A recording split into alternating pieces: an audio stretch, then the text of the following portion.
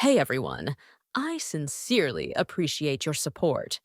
If you enjoy my audiobooks, I would be truly grateful if you could subscribe to the channel.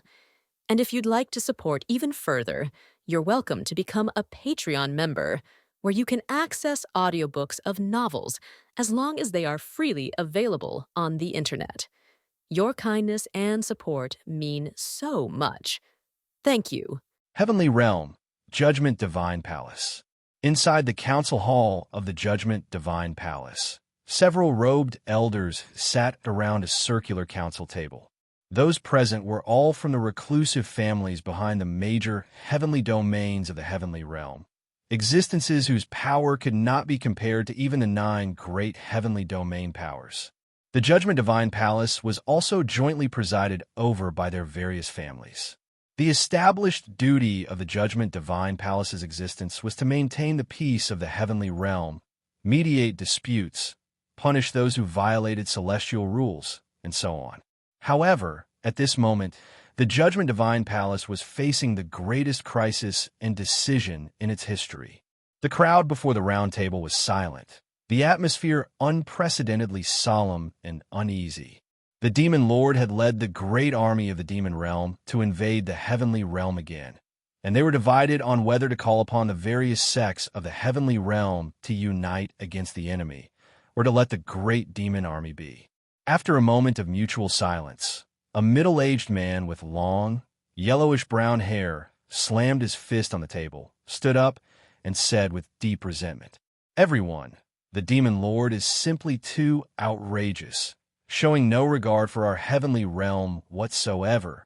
If we continue to allow the filth of the demon realm to run rampant in our heavenly realm, what face will our heavenly realm have left in the 6 realms from now on? That's right. When has our heavenly realm ever suffered such a humiliation? Now that we have all come out of seclusion, is it possible that our heavenly realm's 9 great domains, with all our families and sects joined together, still cannot contend with that Demon Lord? I refuse to believe that all 10,000 sects of our heavenly realm, joined together, cannot defeat that Demon Lord."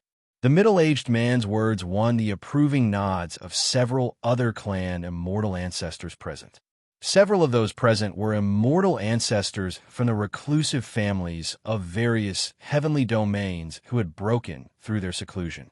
They were greatly puzzled and indignant that the filth of the demon clan was actually able to invade the heavenly realm and plunge the entire realm into panic. What was even more incredible was that in the heavenly realm today, there wasn't even anyone who dared to answer the challenge of the demon clan. Since when had their heavenly realm become so cowardly? Back in the day, when they were young, the heavenly demon wars were always about their heavenly realm invading the demon realm and winning fame throughout the 6 realms. They had only been in seclusion for less than 1,000 years, and the heavenly realm had already been reduced to being chased and beaten by the demon realm. Looking at the several families who were eager to challenge the Demon Lord, a man sitting at the head of the round table slowly raised his arm. The man's disposition was calm and reserved, his appearance handsome. He seemed young, but was in fact the one who presided over the Judgment Divine Palace. He was also the immortal ancestor of the Tianshu clan, the reclusive family of the Heavenly Realm's central heavenly domain, Tianshu Xiao. Seeing Tianshu Xiao's signal, the crowd, which had been filled with righteous indignation, instantly quieted down and turned their gazes towards him. If those present were the strongest reclusive families of the major heavenly domains, then the Tianshu clan was not only the strongest reclusive family of the central heavenly domain, but also the strongest reclusive family in the entire heavenly realm. Therefore, the Tianshu clan was in charge of the Judgment Divine Palace and also held the most authority. After pondering for a moment, Tianshu Xiao said calmly, "Everyone, I understand your determination to defend the honor of the heavenly realm, but the matter of going to war with the demon realm and making an enemy of the Demon Lord is not to be discussed further. Bees, why? Are we to just let that bunch of demon realm filth run rampant in our heavenly realm?" Hearing these words from Tianshu Xiao, the middle-aged man angrily slammed the table, stood up and demanded. The others also looked at Tianshu Xiao, baffled. The Tianshu clan was the #1 reclusive family in the heavenly realm, their strength beyond doubt, yet their Tianshu immortal ancestor was the first to show cowardice. Tianshu Xiao placed his hands before him, fingers intertwined, momentarily unsure of how to explain to the crowd. Those present did not know why the Demon Clan had suddenly and proactively withdrawn during the Heavenly Demon War over 100 years ago. They naturally assumed that the demon realm was powerless to fight on and had been successfully repelled by their heavenly realm. To this day, many people in the heavenly realm still think the same. However, the truth was that the divine realm had intervened, and after fighting with the demon lord for several months, the demon lord felt bored and only then was willing to proactively withdraw to the demon realm. The heavenly demon war at that time was presided over by him from the Judgment Divine Palace. This matter was also something that sword god Jien Xin from the divine realm informed him of later. He repeatedly emphasized that their heavenly realm must not provoke the demon lord again in the future. In order to protect the heavenly realm's reputation, this matter was not announced to the public. Within the heavenly realm, he was the only one who knew. Therefore, he was extremely clear on just how powerful and terrifying that demon lord's abilities were. Tianshu Xiao let out a deep sigh and explained to the crowd with a solemn expression. Everyone, even if you and I and everyone else present were to join forces, we would not be that demon lord's opponent. To make an enemy of the demon lord will surely lead only to annihilation. Just now, the two lords from the divine realm have already sent a sound transmission telling us to simply not provoke the demon lord. The crowd. Hearing these words, the crowd was instantly shocked beyond words. These were words spoken from the mouth of Tianshu Xiao. Tianshu Xiao had long been publicly acknowledged in the heavenly realm as a person who had stepped into the transcendent immortal realm and achieved godhood. It was only for the sake of protecting the heavenly realm that he had not chosen to ascend to the upper realm. And now, even two lords from the divine realm were telling them not to provoke the demon lord. Hearing this, the crowd had no choice but to reconsider whether they should make an enemy of the demon lord. Exorcising demons and defending the Dao is the duty of our immortal clan. Yet now, all of you present are cowardly towards the filth of the demon clan just to preserve yourselves. How pathetic! If it is inconvenient for the lords of the divine realm to interfere, then let me. I like to see just what kind of heaven-defying abilities that demon lord has that makes you all so fearful. The middle-aged man who had initially advocated for declaring war on the demon clan let out a cold snort, feeling extremely indignant at the silence and hesitation of those present. Ancestor Nyeri, I know you are thinking of our heavenly realm's well-being, but do not be impulsive. Although the demon lord has led his great army to invade our heavenly realm on this trip, according to the reports from the major heavenly domains, as long as one does not proactively provoke the demon clan, they have not been slaughtering people at will. I have already received news that the cause seems to be that someone from our heavenly realm provoked the demon lord, and he has only come for that party. Once the matter is over, the great demon army should withdraw back to the demon realm on its own. Tianshu Xiao advised Nyeri Zhuiyao. The Nyeri clan was the reclusive family of the Western Wasteland heavenly domain. Their strength was not weak in the heavenly realm, and he did not want to see the Nyeri clan disappear from the heavenly realm in vain for provoking the demon lord. After all, Nyeri Zhuiyao was also an expert half a step into the transcendent immortal realm. However, Nyeri Zhuiyao did not appreciate Tianshu Xiao's good intentions and stubbornly insisted on going to war with the demon clan. Regardless of the reason, as long as my Nyeri clan still exists, the filth of the demon clan has no right to set foot in my heavenly realm. Even if my immortal clan were to attack the demon clan, that would be only right and proper. Mere demonic filth, daring to step on the heads of my immortal clan. I will absolutely not tolerate the demon clan harming a single person of my immortal clan. Nyeri Zhuiyao's impassioned and rousing words were inspiring, and they once again won the approving nods of several people present. In the hearts of the crowd, the filth of the demon clan was, after all, a tier lower than their immortal clan. Tianshu Xiao, seeing that he could not persuade the other party, couldn't help but sigh again to himself. This bunch of old fellows really won't shed a tear until they see the coffin. Do they really have to see the terrifying aspect of the demon lord before they regret it? Or should I tell them the truth about the heavenly demon war from over 100 years ago? Just as Tianshu Xiao was hesitating in his heart on whether to tell everyone the truth, a person suddenly slammed open the great doors and shouted, pointing behind him with a face full of panic and terror. "Lord Tianshu Xiao, this is bad. The demon lord has descended upon the Dao Immortal Clan. The Dao Immortal Clan's territory has been turned into a fiery purgatory, and their tens of thousands of disciples have all been annihilated. And now, the demon lord is heading towards the Judgment Divine Palace." What? Hearing this news, Tianshu Xiao was so shocked he shot up from his seat. The demon lord was coming to the Judgment Divine Palace. He had never been this nervous in his entire life. The immortal ancestors of the other great families also all showed their shock, their gazes turning to Tianshu Xiao in unspoken agreement. Didn't he say the demon lord was only here to handle a private matter? Why was he coming to their Judgment Divine Palace? To think the one who provoked the demon lord was actually the Dao Immortal Clan. The entire Dao Immortal Clan being wiped out without a single survivor. This was definitely major news that would shake the heavenly realm. They never expected that the demon lord would come up to the heavenly realm and directly annihilate the entire Dao Immortal Clan. Tianshu Xiao couldn't figure it out. The Dao Immortal Clan, like them, belonged to the reclusive families of the heavenly realm. How could they have provoked the demon lord? After annihilating the Dao Immortal Clan, what was his purpose in coming to the Judgment Divine Palace?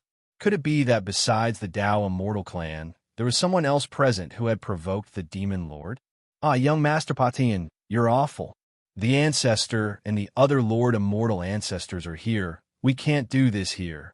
Just as Tianshu Xiao was pondering the demon lord's intentions, a wanton moan attracted the attention of everyone present.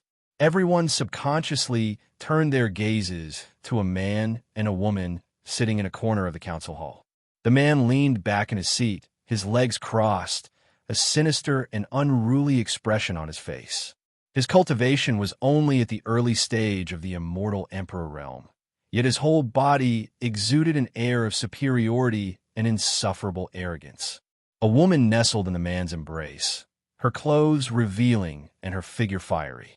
Her immortal skirt was half covering, half revealing, and the two snowy peaks on her chest that seemed ready to burst out were pressed tightly against the man's body. The man was also completely uninhibited, right in front of the immortal ancestors of the various great families. He reached his hand into the woman's half-covered tube top and played around wantonly. The council hall of the Judgment Divine Palace was such a sacred and solemn place, yet such an unsightly, vulgar, and jarring act was being committed. If it had been anyone else, Tianshu Xiao would have long since slapped these two to death. But these two before him, he truly could not touch. The man was the only son of a certain great personage from the divine realm, and the woman was the daughter of the current head of the Nieri clan, the great-great-great-granddaughter of Nieri Zhiao, Nieri Huiao. Recently, Nieri Huiao had hooked up with Patian and had greatly won his favor and affection. Towards Patian, this young master who had come down from the divine realm, Tianshu Xiao did not have the slightest liking. Not only did he not have the slightest disposition of an immortal seeking the Tao, but on the contrary, he was immersed in debauchery all day, freely womanizing throughout the heavenly realm. In the past few decades, he had already secretly drugged and harmed many female cultivators from prominent clans. If not for his background, with his early-stage immortal emperor cultivation, he probably would have died 10,000 times over already. The most infuriating part was that he still had to protect this young master and could not let the slightest thing happen to him in the heavenly realm. Normally, Just looking at him was an eyesore, and now he was even committing such a lewd act inside the council hall, as if they didn't even exist. Just as Tianshu Xiao was about to scold Pa Tian, the words stopped at his lips. Wait a minute. Over 10 years ago, in order to curry favor with Pa Tian, the Dao Immortal clan had him stay with them and entertained him lavishly. It was said that he had taken a fancy to an empress, and it just so happened that this woman was connected to the Dao Immortal clan. He wanted to force her to become his cultivation partner. That empress had quite a beautiful reputation in the heavenly realm. What was her name again? Luo Ruiying. Yes, it was her. The girl from the Luo Shan Palace. He remembered that when the Demon Lord had previously forced his way into the heavenly realm, he had also gone to the heavenly Dao Imperial Palace to inquire about this woman. At the time, the Demon Lord came and went quickly. He didn't even have time to ask a single question. The Dao Immortal clan didn't offer any explanation either, so the matter was left unresolved. It wasn't until later that the Dao Immortal clan asked their immortal ancestor to come out of seclusion and led the clan's main force to the lower realm in violation of the heavenly realm's rules, after which there was no more news. Now, connecting everything together, Tianshu Xiao suddenly seemed to have understood something. He grabbed the messenger, seized him by the collar, and said, "Tell me every single detail of what happened." The other great immortal ancestors from the other families didn't understand why Tianshu Xiao had suddenly become so panicked and urgent. For a moment, they didn't dare to interrupt. The man who delivered the message told Tianshu Xiao all about how the Demon Lord had tortured and killed several Dao Immortal Clan disciples, and how he had humiliated the clan head, Dao Xian Changjue, forcing him to bow his head and admit his fault to Luo Ruiying. When he heard that a woman had appeared by the Demon Lord's side, holding a little girl in her arms, Tianshu Xiao instantly understood everything. That woman was very likely the Luo Shan Empress. The Demon Lord had led the entire demon realm here to get justice for the Luo Shan Empress. It was just that he couldn't figure out how the Luo Shan Empress and the Demon Lord could have this kind of relationship. But this point was not important right now. What was important was that the Demon Lord was leading his great army straight to the Judgment Divine Palace, and he was absolutely coming for Pa Tian. At this moment, Tianshu Xiao's heart was filled with endless regret. If he had discovered the relationship between the Luo Shan Empress and the Demon Lord earlier, and had reigned in the Dao Immortal Clan a bit, perhaps things would not have developed to this point. Looking at Pa Tian, who still had an unconcerned, hang it high above attitude, without the slightest sense of crisis or guilt, Tianshu Xiao was suddenly overcome with anger. Judging by his expression, he absolutely knew why the Demon Lord had ascended to the heavenly realm, yet he hadn't said anything, hadn't told him. The Dao Immortal Clan's path to its current destruction was absolutely inseparable from him, and yet he was still here, seeking pleasure. Even the group of guards and the two Dao protectors, Gu Xian and Sheng Ling, who should have been following him, had not appeared recently. He must have done something else in private. Pa Tian, the Demon Lord has come to my Judgment Divine Palace because of you, hasn't he? Tianshu Xiao could no longer tolerate it and roared at Pa Tian. The other great family immortal ancestors present were instantly stunned. Tianshu Xiao actually dared to scold Pa Tian. Hearing Tianshu Xiao's roar, Pa Tian was stunned for a moment, then gave a disdainful smile. He slowly withdrew his caressing hand, stood up, and leisurely walked to the round table. He said with a completely unconcerned and arrogant expression, "That's right. The Demon Lord probably did come up to find me. But so what? This extremely arrogant appearance of potions made even the other great families present frown deeply, greatly displeased. Tianshu Xiao desperately suppressed the flames of anger in his heart and demanded, "You clearly knew the Demon Lord was coming for you. So why didn't you say anything? Do you have any idea that the Dao Immortal Clan has already been annihilated? The Dao Immortal Clan being annihilated, that's what they deserved. They couldn't even handle the one small matter I asked of them. They deserved to die. Even if that Demon Lord hadn't acted, I would have had someone make the Dao Immortal Clan disappear. They truly are a bunch of useless trash, Patian said dismissively, a look of disgust on his face. His words were filled with dissatisfaction and blame towards the Dao Immortal Clan. Tianshu Xiao was so angry he clenched his fist tightly, the veins on his hands bulging. This animal, he really wanted to slap him to death. That was tens of thousands of lives from the Dao Immortal Clan.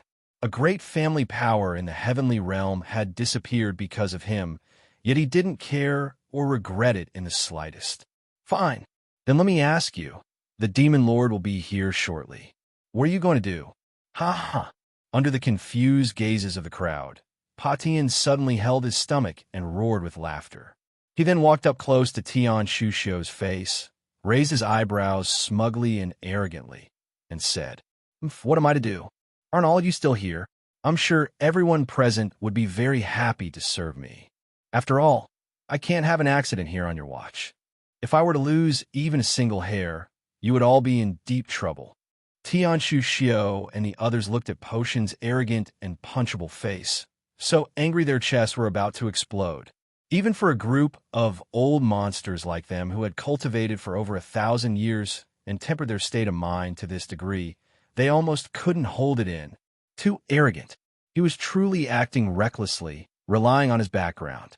The infuriating part was, just as he said, they really didn't dare to let any mishap befall Patian here. Unlike the anger of the other great families, Nieri Zhuiyao was all smiles. He beat his chest and boldly guaranteed to Patian, "Young Lord Patian, rest assured, with me here, I definitely will not let that Demon Lord touch a single hair on your head. My Nieri clan will devote its full strength to protecting you, young Lord Patian. We will absolutely do a job that will satisfy you even more than the Dao Immortal Clan did." Looking at Nieri Zhuiyao's fawning and solicitous appearance, the others present all lightly furrowed their brows.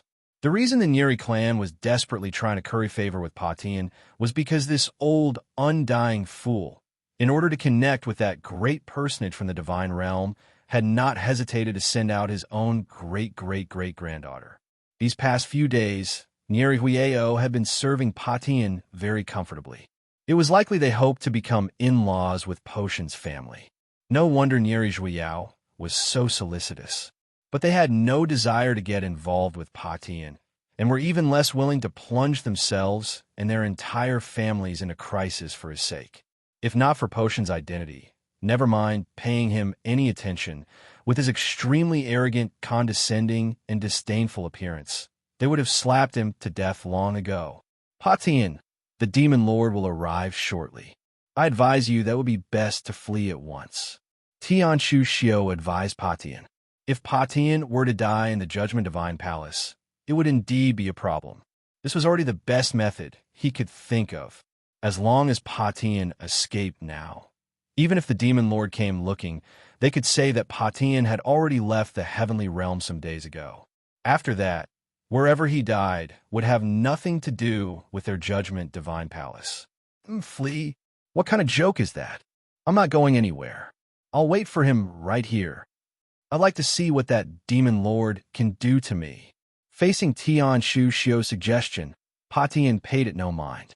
He plopped himself straight down into the seat that should have belonged to the Dao Immortal Clan and propped his legs directly onto the round table. That unruly expression of his was as arrogant as it could possibly be. Clap, clap, clap. Nieri Zhuiyao, at the side, took the opportunity to start clapping, praising him. As expected of young Lord Patian, such spirit and courage are unparalleled in this world. This courage alone already surpasses that of countless people in the heavenly realm. In the future, you will surely have the bearing of a transcendent immortal. Looking down upon the 6 realms, the crowd, listening to Nieri Zhuiyao's stream of rainbow farts towards Patian, Tianshu Xiao and the others were left speechless and silent. Patian had been cultivating for over 700 years at least, yet was only at the early stage of the immortal emperor realm. One could only say he had a little talent, but not much, in the heavenly realm. While you couldn't say that the chosen ones with talent superior to his were as numerous as ox hair, they were still countless? As the only son of a great, transcendent, immortal power from the divine realm, such talent could be said to be very poor. If he didn't have that great personage's token on him, they would have even suspected at one point if Patian was really that personage's child. Patian was very pleased with Nieri Zhuyao's words. He stuck his nose in the air and, with an insufferably arrogant look, beckoned to Nieri Zhuyiao. Nieri Zhuyiao swayed her graceful figure and reclined into Potion's embrace, looking like a delicate bird snuggling up to a person. He really had no intention of running away at all. Tianshu Xiao frowned tightly, instantly caught in a dilemma. The demon lord would probably arrive shortly, yet Patian still had no intention of escaping and wouldn't listen to his advice at all. What was he to do? Just at this moment, everyone inside the Judgment Divine Palace sensed a thick, terrifying demonic spiritual energy approaching. He's here. The immortal ancestors of the various great families all turned their gazes to Tianshu Xiao, as if asking for his opinion. At this moment, even if they didn't attack the demon clan had already pressed down upon their Judgment Divine Palace. Before Tianshu Xiao could make a decision, the great doors of the Judgment Divine Palace were blasted to pieces with a roar. Several of the palace guards responsible for standing watch outside the Judgment Divine Palace had been turned into two withered, rotting, desiccated corpses and were thrown directly at the crowd's feet. Shurguitian stepped in slowly, leaning on his cane with his stooped body, his other hand still gripping another guard's face. His withered, bone-like palm was suffused with a gloomy green aura. The guard held in his hand struggled in pain under the erosion of the gloomy green aura, his entire body corroding and withering bit by bit. In the blink of an eye, he had withered and shriveled, losing all signs of life. Yi Tianshan also slowly stepped into the Judgment Divine Palace, likewise holding a guard's head in his hand. The light of demon annihilation flared in his hand. A beam of light directly blasted the guard's head, piercing through the dome of the Judgment Divine Palace's ceiling. The headless guard's corpse was tossed onto the floor of the Judgment Divine Palace. Too arrogant. Simply too arrogant. The Judgment Divine Palace was such a sacred and solemn place. It was being trampled on and insulted by the demon clan like this. Do they really think there's no one in our heavenly realm that were so easy to bully? The hearts of the people in the Judgment Divine Palace were shaken with rage.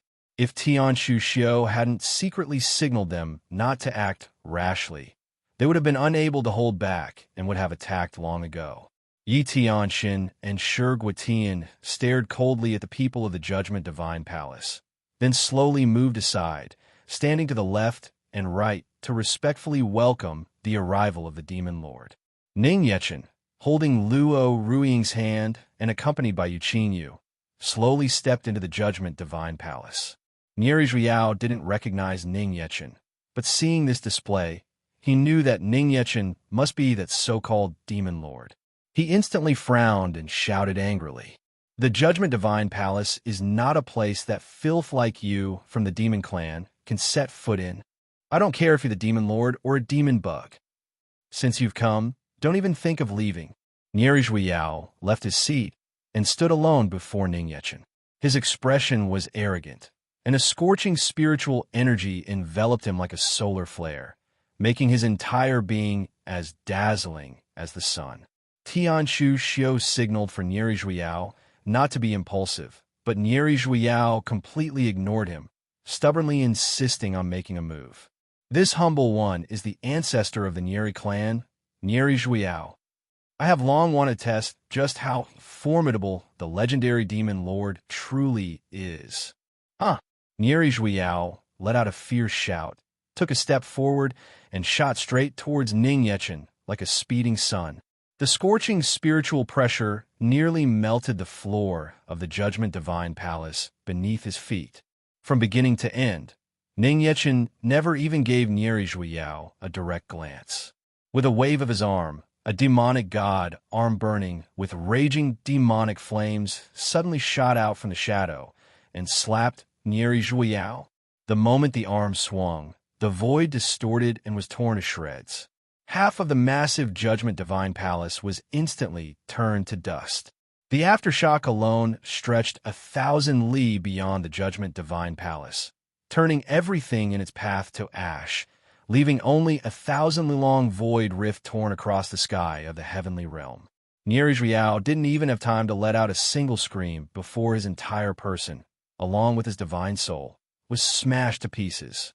The remaining people in the Judgment Divine Palace were instantly so scared they were dumbfounded, their mouths hanging open for a long, long time.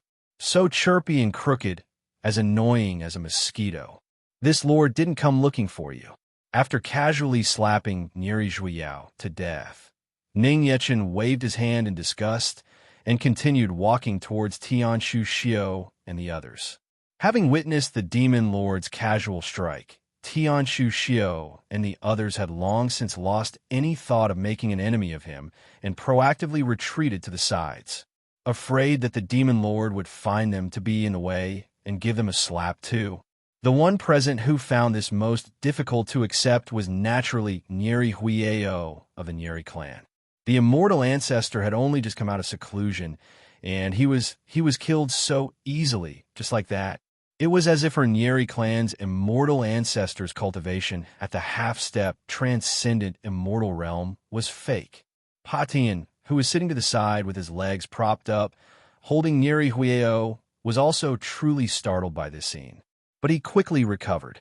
Not only did he not show the slightest bit of regret for Nieri Zhuiao's death, but on the contrary, he began to applaud. Clap, clap, clap.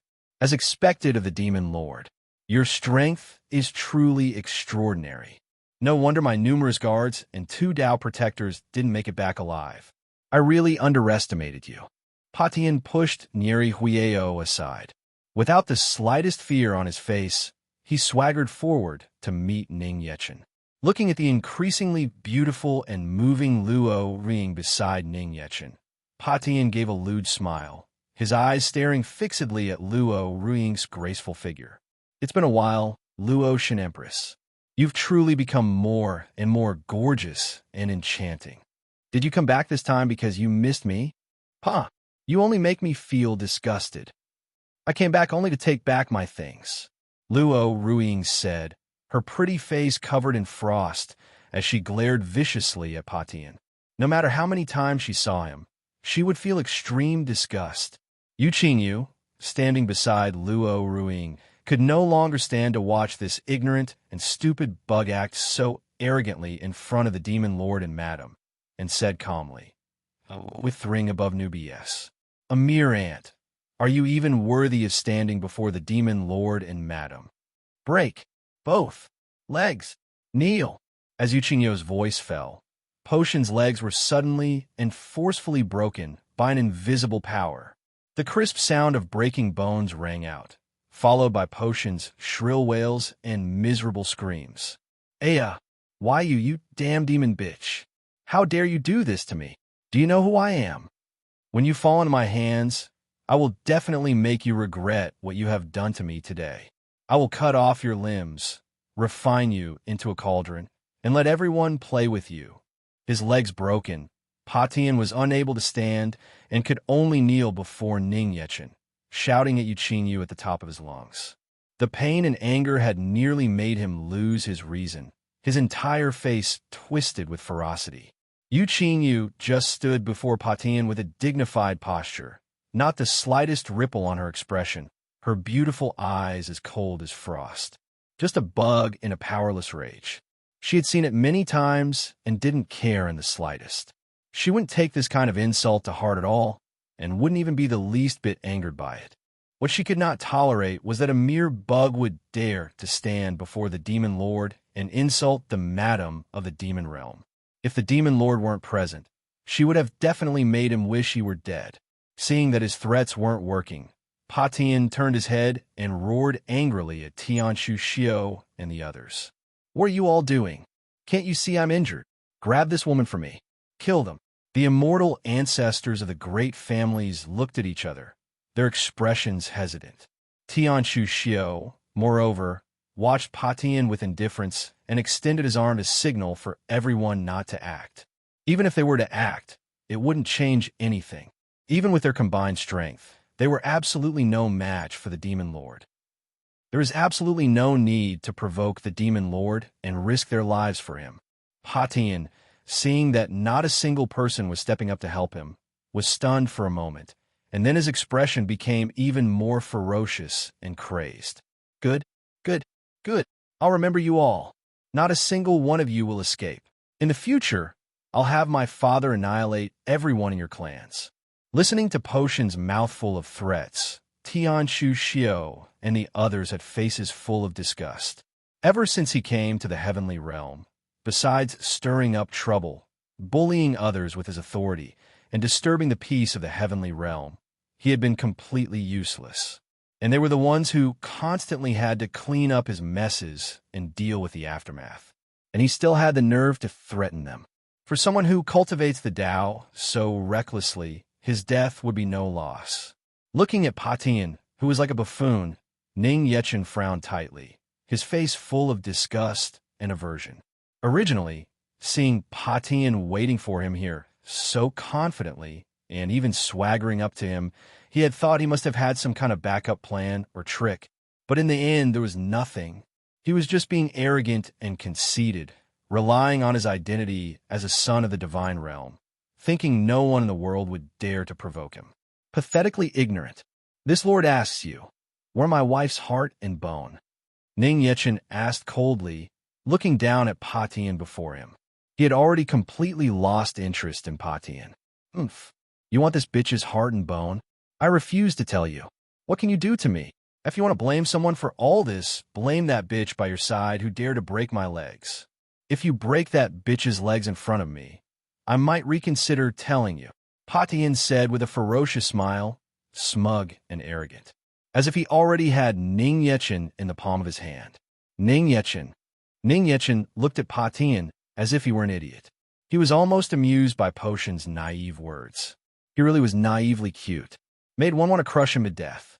Ning Yechen lifted his hand and, with a light clench in midair, directly crushed all the bones in one of Potion's arms. Not the kind that were crushed quickly and directly, but ground down bit by bit. And my hand! My hand!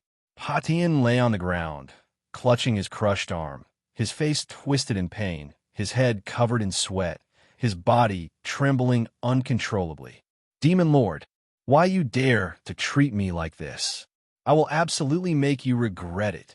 I will play with your woman in front of you, and I won't even let that little bastard go. You'll never find out where this bitch's heart and bone are. After the pain subsided slightly, Patian lifted his head and roared like a madman, his face ferocious. Ning Yechen's expression turned ice-cold. In an instant, an awe-inspiring, killing intent swept over everyone present. With one hand, he directly crushed Potion's lower body. What he could not tolerate the most was the humiliation of his wife and child. Sob, Aya. Patian clutched his bleeding lower body, tears streaming from his eyes in pain. The hatred in his heart for Ning Yechen reached its peak, and he gazed at him with a venomous glare. Demon Lord, so what if you torture me even more? Do you dare to kill me? My father is the divine realm's god of destruction, Paxian. Ning Yechen lifted his foot and brought it down, stomping Potion's head into the floor of the Judgment Divine Palace with a face full of disdain. He said calmly, "This lord knows." "So what? Why, you know my father?" Patian asked with a terrified expression, his head pinned underfoot, as if to ask, "Since you know who my father is, how do you still dare to make a move on me?" Ning Yechen grabbed Potion's hair with one hand, dragged him into midair, and drawing close to his face, said coldly, "No one could save you today. Even if your father came personally, he couldn't protect you. This lord has spoken." The only reason he hadn't killed Patian yet was because he absolutely did not want him to die too easily, too simply. Otherwise, given the insults he had just continuously hurled at his wife and child, even dying 10,000 times would not be enough. Patian realized that Ning Yechen seemed to truly not fear his father at all. His heart instantly began to truly panic, and his face was written with terror. The greatest pillar of his confidence and arrogance was his father's identity. But Ning Yechen wasn't afraid at all. Pa Tian, his face tear-streaked, turned his head to look at Tianshu Xiao and the others behind him and began a plead. Save me, Senior Tiansh. I know I was wrong. Tianshu Xiao and the others knew that Pa Tian had brought this entirely upon himself. But looking at his pitiful appearance as he begged bitterly, they couldn't help but feel a stir of compassion. Of course, the main reason was their worry that if they just watched Pa Tian die in the Judgment Divine Palace, it would damage the reputation of the Heavenly Realm's Judgment Divine Palace. Tianshu Xiao hesitated for a moment. Just as he took a step forward, about to try and negotiate with Ning Yechen to see if Potion's life could be spared, Ning Yechen had already turned his ice-cold eyes on them and was the first to speak. You are all people from the great reclusive families of the Heavenly Realm. This Lord is telling you, whoever speaks dies, and your entire clan along with you will disappear from the Heavenly Realm, just like the Dao Immortal Clan. The crowd, everyone present was instantly and completely intimidated by Ning Yechen's terrifying aura, and they secretly swallowed. The step that Tianshu Xiao had taken, he silently retracted. At this point, it was no longer something they could interfere in.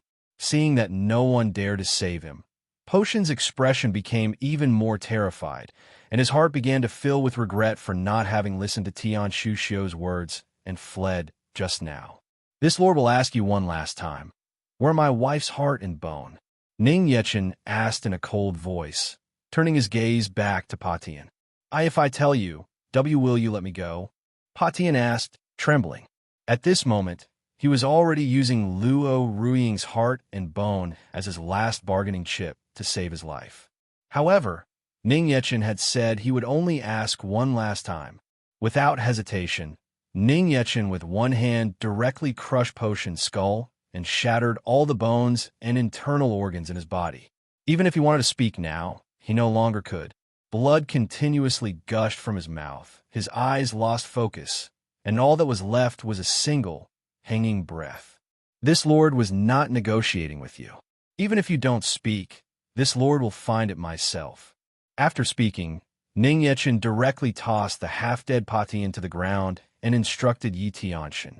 Throw him into the execution palace. Tell Tianxing to entertain him well. It doesn't matter if he dies, but you must entertain him with the best you have. This was the first time Ning Yechen felt that not abolishing the execution palace back then was a wise choice. He could have burned Pa Tian to ash right here, but that would be letting him off too easily. It was far better to send him to the execution palace and let a professional give him an unforgettable experience. Yes, Demon Lord. Yi Tianxun bowed and accepted the order, dragging the half-dead Pa Tian away on the spot. After Yi Tianxun had dragged Pa Tian away, Ning Yechen gave another cold order to Yu Qingyu.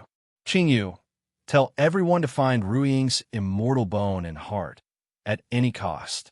Even if it means digging out the hearts of everyone in the heavenly realm and pulling out all their immortal bones, I don't care. Hearing this, Tianshu Xiao and the others were instantly startled. The coldness and killing intent in the Demon Lord's words did not seem like a joke at all. He's going to slaughter the entire heavenly realm. Right now, the great army of the demon realm had descended and was on standby in all 9 great domains of the heavenly realm. If this really happened, the entire heavenly realm would probably be turned into a purgatory of fire. Husband, Luo Ruiying was also startled by Ning Yechen's words. She tugged his arm, wanting to try and persuade him. Ning Yechen's expression was serious as he reached out his hand to stop Luo Ruiying.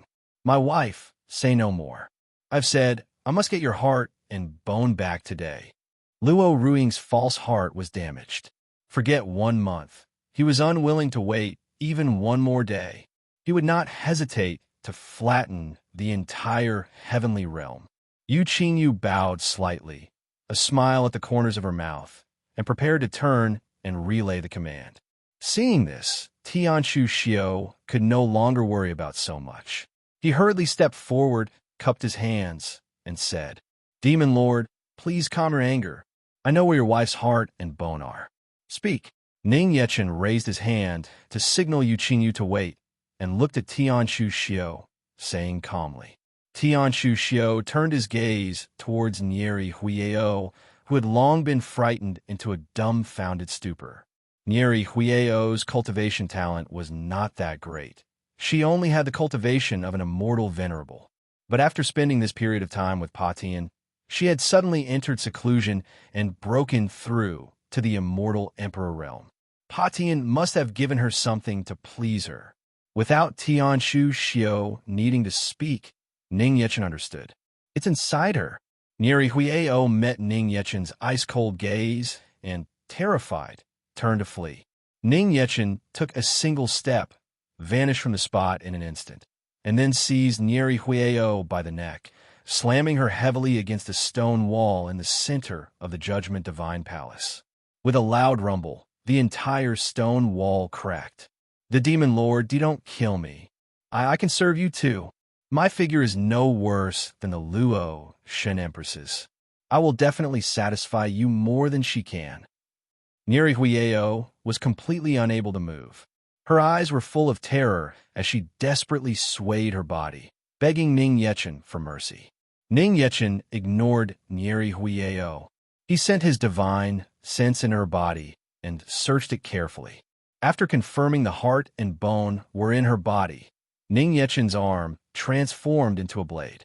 Without mercy, he directly pierced through Nieri Huiao's chest and took out a section of immortal bone that was like ice and jade, and a vigorously beating, dazzlingly radiant, exquisite glazed heart. Her chest pierced, having lost the heart and bone. Nieri Huiao spat up blood, her face full of disbelief that Ning Yechen had really just forcefully dug out her heart and bone. I am telling you, no one in the world can compare to her. And another thing, my wife's things are not for a woman like you to defile. After speaking, Ning Yechen turned and walked away, holding the heart and bone. Nieri Huiao lay on the ground, feeling her life force fade, her body gradually turning cold, as she desperately extended her arm to try and stop him. Her own original heart and bone had been discarded by her when she replaced them with Luo Ruing's. Having lost this immortal bone and exquisite glazed heart, not only would her cultivation regress, but she couldn't even be sure of keeping her life. But what did this have to do with Ning Yechen? He couldn't care less. Not killing her directly was already his greatest act of mercy. Ning Yechen arrived before Luo Ruing, levitating the heart and bone. He carefully placed them in her chest.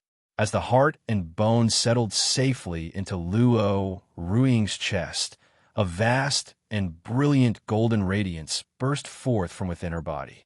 Her body involuntarily floated into midair.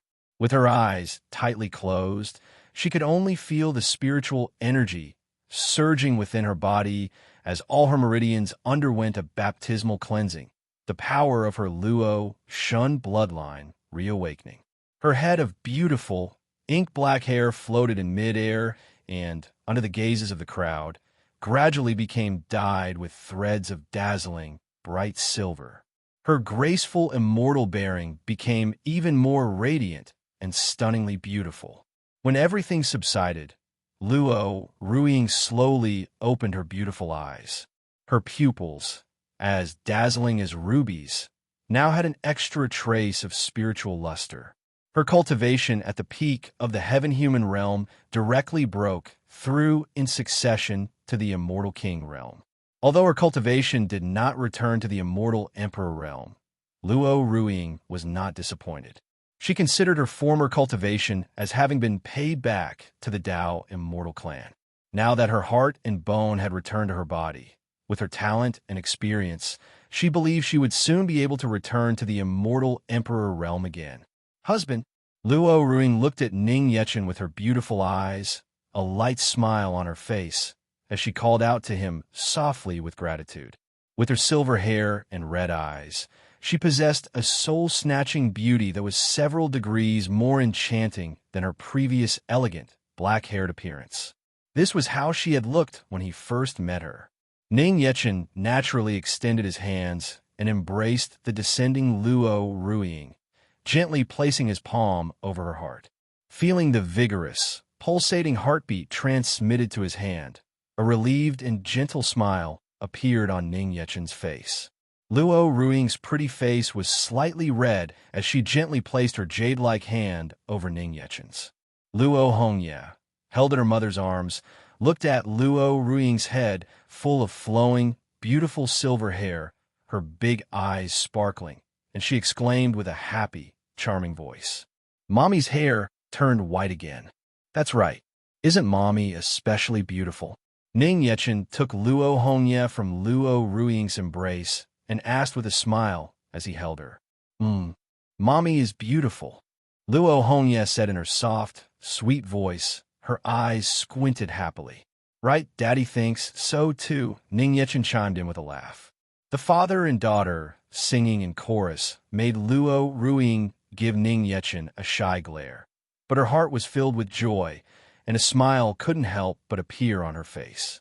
Alphabet, Yu Qingyu, Yi Tian Shun, and the other members of the demon clan watched from the side with gratified smiles on their faces.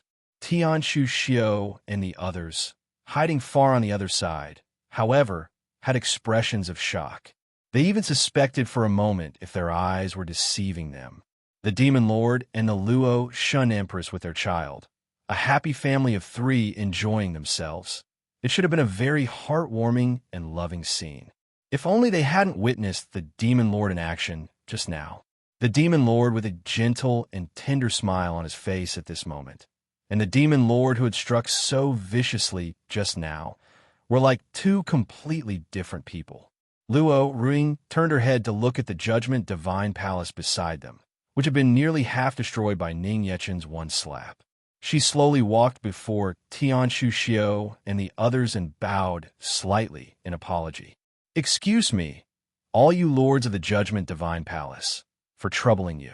My husband, he did not do it intentionally. It's all right, it's all right. Luo Shin Empress, you are too polite. The Judgment Divine Palace has stood for several thousand years and has long been old and decayed. We have long wanted to renovate it. It's no trouble at all. That's right, that's right. The Demon Lord demolished it well. A good demolition indeed. Tianshu Xiao and the others were scared to death. How could they dare to accept Luo Ruiying's bow of apology? As she bowed to apologize, the group all flashed to the sides to avoid it. The Luo Ruiying of today was no longer just an empress of a domain in the heavenly realm. She was the Demon Lord's wife, the first madam of the demon realm. In other words, her status in the demon realm was second only to the Demon Lord. Even if Ning Yechen were not present, with a single word from her, she could have the great demon army devote its full strength to flattening the heavenly realm for her. With the status laid out before them, how could they dare to act arrogantly towards Luo Ruiying? What's more, that god of slaughter was still watching them from the side. Luo Ruiying lifted her head and found no one before her. Tianshu Xiao and the others had hidden at the sides in fear. She could only give a helpless smile. She knew they were all afraid of Ning Yechen. This was also the first time she had ever seen the immortal ancestors of the great families of the heavenly realm's Judgment Divine Palace so frightened. Congratulations to the Demon Lord for retrieving the madam's heart and bone. May I ask the Demon Lord, is there anything else you require our service for? Tianshu Xiao asked politely, cupping his hands towards Ning Yechen. On the surface, it was just flattery, but in reality, it was a veiled inquiry as to whether the matter was resolved and if the heavenly realm could return a peace. Ning Yechen naturally understood the meaning behind Tianshu Xiao's words and said calmly, "This lord only came on this trip to vent the anger for my wife and child. Now that the matter is resolved, the demon clan will withdraw back to the demon realm." Hearing Ning Yechen's words, Tianshu Xiao and the others instantly breathed a sigh of relief in their hearts.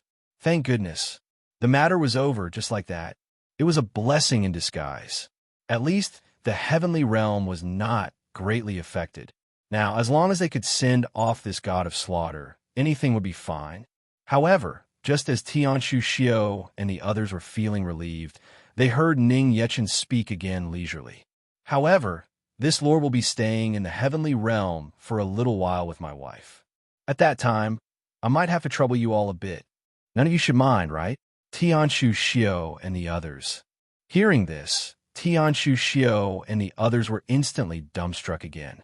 The joy and relief in their hearts vanished without a trace. They only felt their world turn upside down. It's over. This god of slaughter is going to stay in the heavenly realm. This is simply a horror story.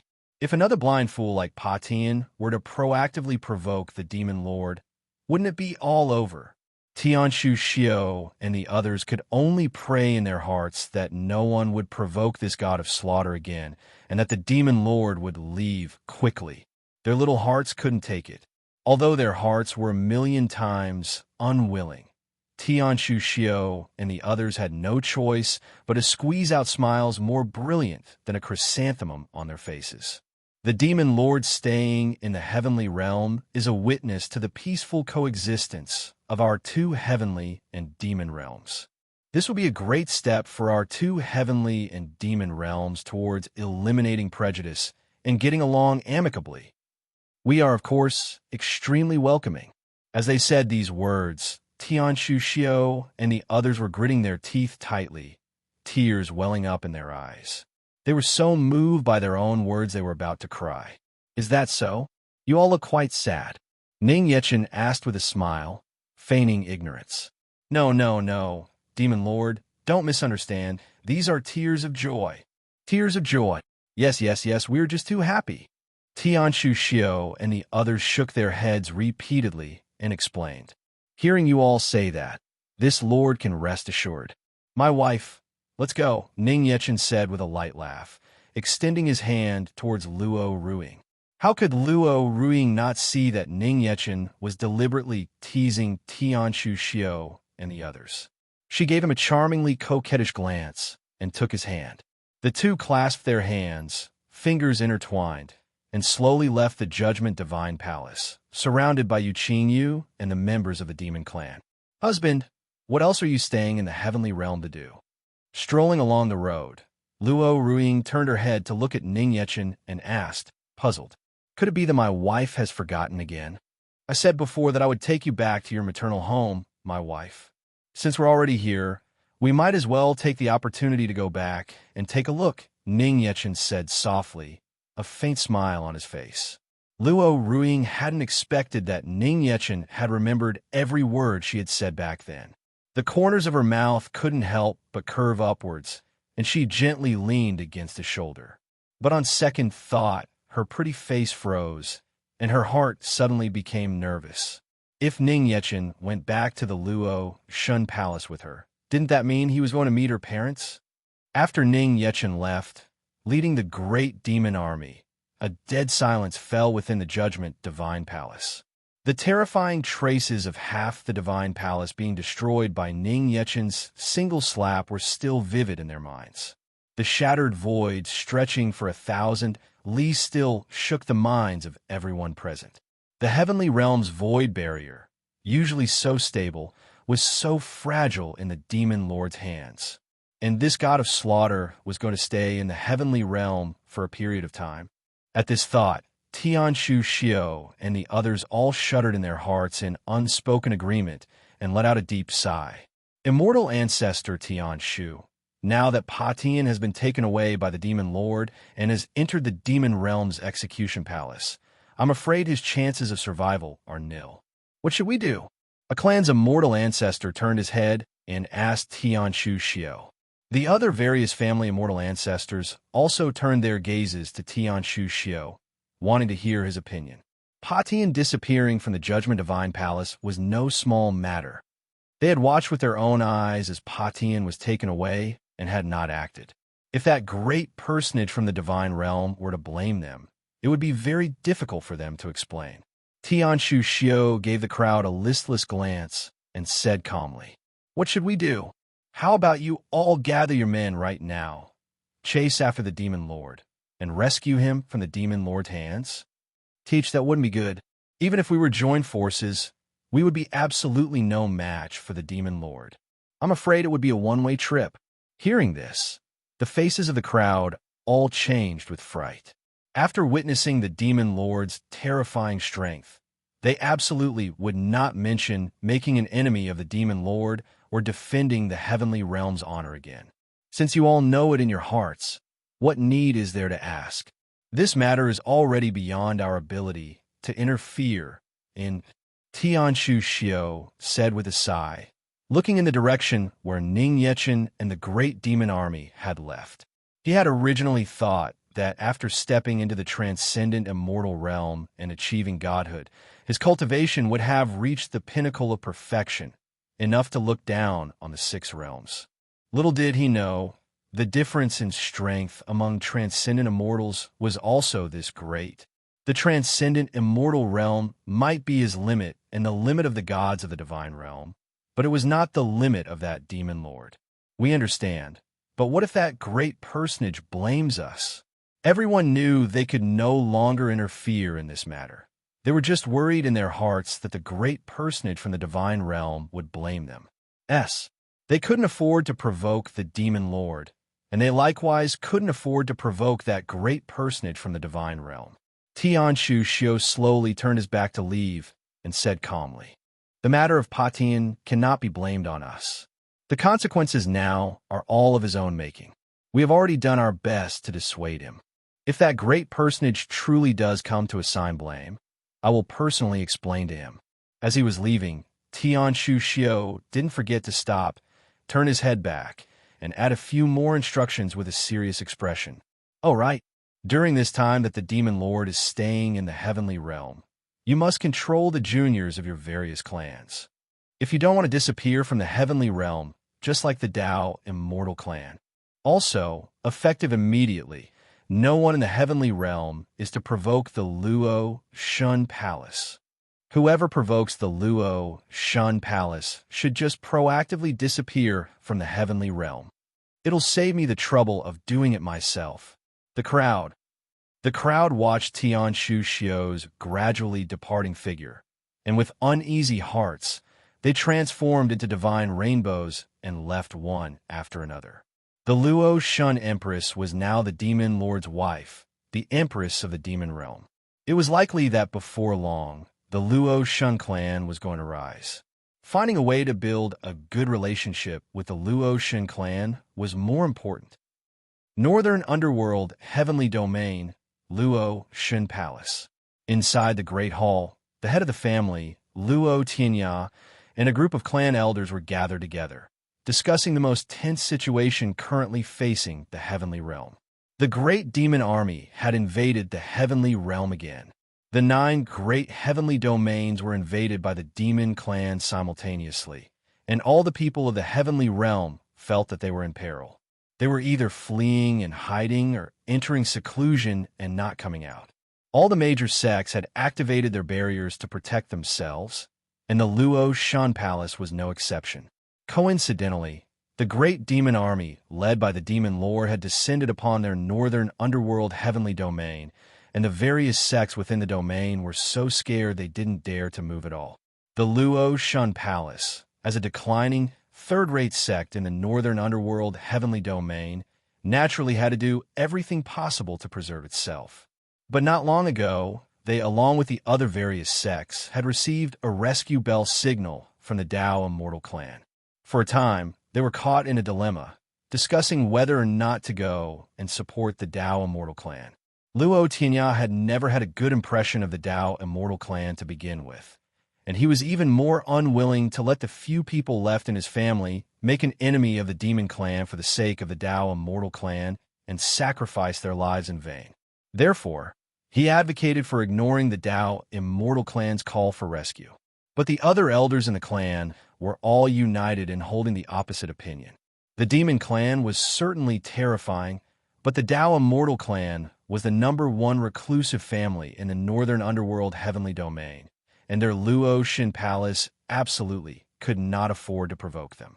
If they didn't go to provide support this time, the Dao Immortal Clan would surely blame them afterwards, and the entire Luo Shun Palace would be unable to withstand their wrath.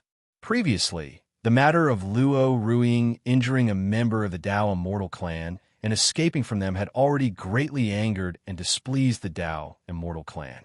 Now, if they didn't atone for this and proactively curry favor with the Dao Immortal Clan, the Luotian Palace would likely be unable to maintain its footing in the northern underworld heavenly domain. This was the proposition of a group of family elders led by the Great Elder, Luo Tianshan. At first glance, it was another speech about thinking for the good of the clan, but in reality, it was just these fellows trying to curry favor with the Dao Immortal Clan and offer up their services, completely disregarding the lives of the clan's younger generation of disciples. Luo Tianya already felt extreme disgust and disdain for the ugly faces of Luo Tianshan and the other elders. He didn't even want to sit here with them for another minute. Everyone, the Demon Clan's strength today is not what it used to be. Among the various sects in the heavenly realm, almost no one dares to confront them. Moreover, it's not as if you elders are unaware of the current situation of our Luotian Palace. The young disciples are still growing. They are the future of our clan. How can we let them take such risks so easily? Regarding the matter of supporting the Dao Immortal Clan, my Luotian Palace has the will, but not the strength. The elders need not mention this again. Luo Tianya's expression turned cold as he refused in the stern, non-negotiable tone of a clan head. Clan head, it is you who is placing the Luotian Palace in peril. How powerful is the Dao Immortal Clan? Even the 9 great powers of the heavenly domains cannot compare with them. The mere Demon Clan has absolutely no chance of doing anything to the Dao Immortal Clan. If our Luotian Palace does not show our resolve to be in the same boat at this moment, when the Dao Immortal Clan blames us afterward, it will be a disaster for our Luotian Palace. The other sects have not yet provided support, so our Luotian Palace should be the first to stand out and assist the Dao Immortal Clan in resisting the Demon Clan. By doing so, we can surely win the favor and gratitude of the Dao Immortal Clan, and our Luotian Palace will have a place in the northern underworld heavenly domain in the future. Hearing this, Luo Tianshan frowned tightly, slammed his hand on the table, and stood up and rebuked Luo Tianya with righteous words. The other few elders also nodded one after another in agreement, feeling that what Luo Tianshan said was very reasonable. Just at this moment, the great doors of the hall were suddenly pushed open, and an angry, feminine shout was heard. "Oomph! You bunch of old bastards who cling to life and fear death. Isn't this all just to curry favor with the Dao Immortal Clan? Since you all want to support the Dao Immortal Clan so much, then you should go yourselves. All you can do is sit here and say pretty words. Asking you to actually go would be like asking for your lives. I'm afraid you wouldn't even dare to take a single step outside the sex gate." Luo Ruxin, who had been hiding outside the door eavesdropping, could no longer listen and stepped into the great hall. With her hands on her hips, she let loose a torrent of abuse at Luo Tianshan and the others. She was already very dissatisfied when they sent her older sister away before, and now they want to harm the other disciples of the clan. Being exposed to their faces like this by a junior, Luo Tianshan and the others' old faces flushed red with anger. Why you wretched girl, to be so disrespectful to the clan's elders. You have no sense of decorum at all. Who allowed you to come in? This is simply lawless. Clan law. Punish her by clan law. Clan head, your daughter is disregarding the clan rules like this. What has become of our decorum? Do you not intend to discipline her? Luo Tianshan stood up and, pointing at Luo Ruxin, held Luo Tianya accountable. Ruxin, do not be impolite. Those seated here are all clan elders. You are not allowed to be so disrespectful of seniority. Quickly apologize to the elders and admit your mistake.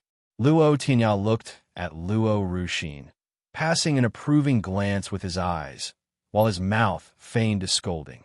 Luo Ruxin winked playfully at Luo Tianya, then made a silly face at Luo Tianshan and the others, sticking out her tongue. Blame! Apologizing to this bunch of old fellows was impossible. Why you? You'll be the death of me. Luo Tianshan was so angry the finger he pointed at Luo Ruxin was trembling. If you are not severely punished today, do our clan rules even exist?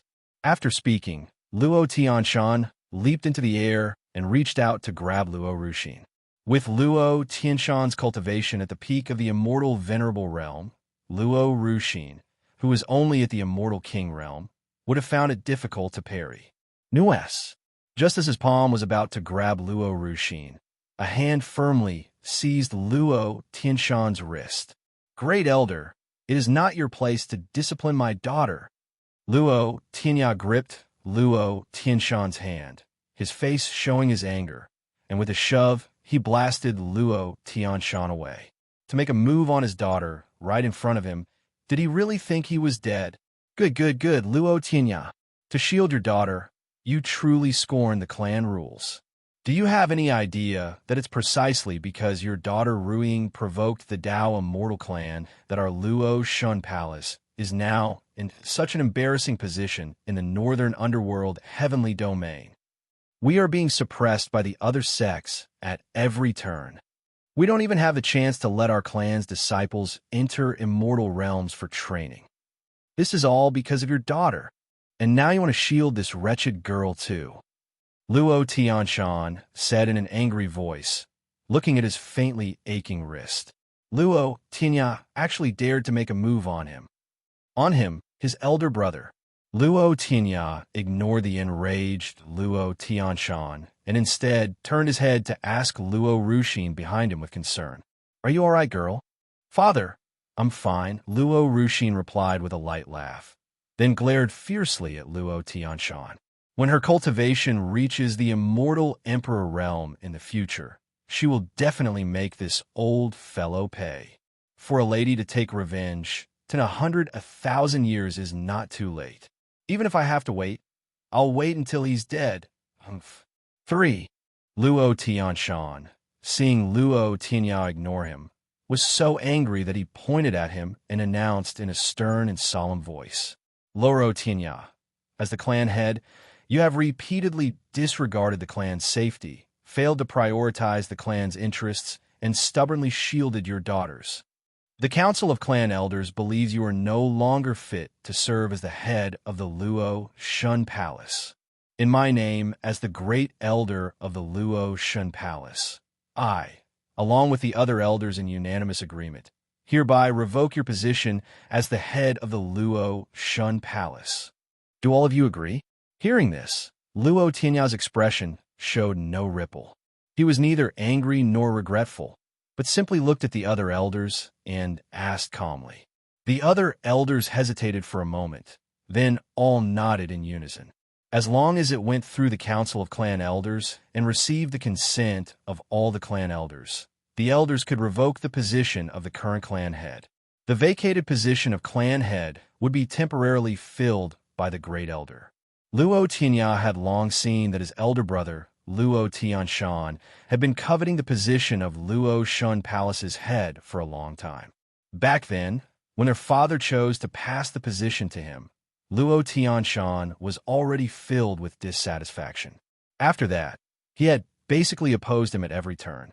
This time, he had finally managed to win over the other elders and seize the opportunity to pull him down from the position of clan head. Perfect.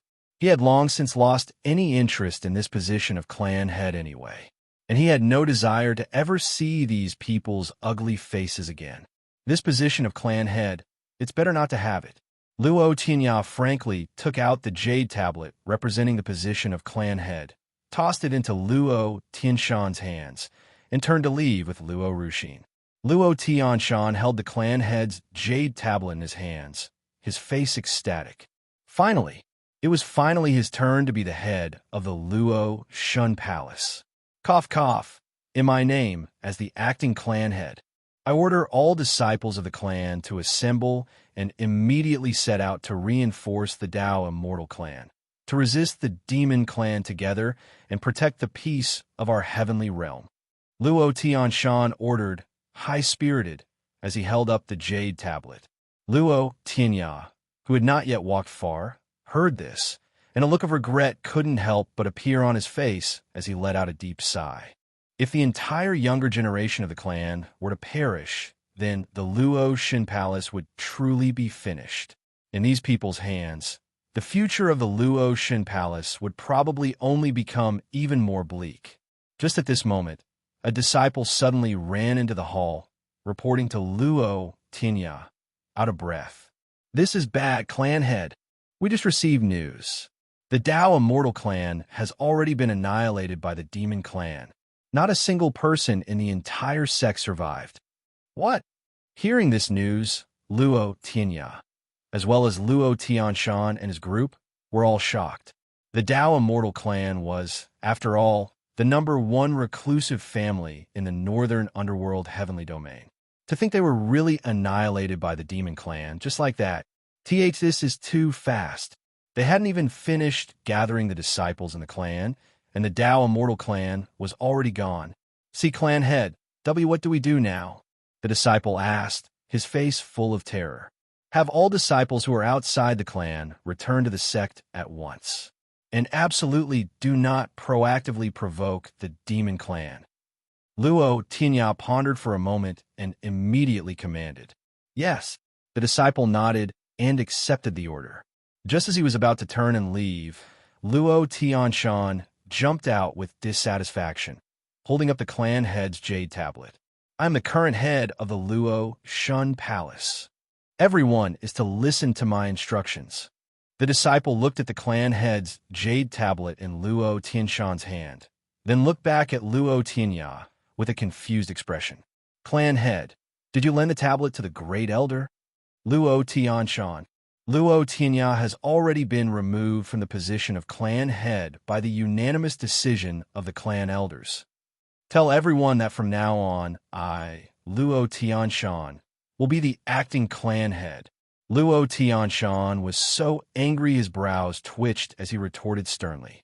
The clan head's jade tablet was clearly in his hands, yet the disciple was still calling Luo Tianya clan head.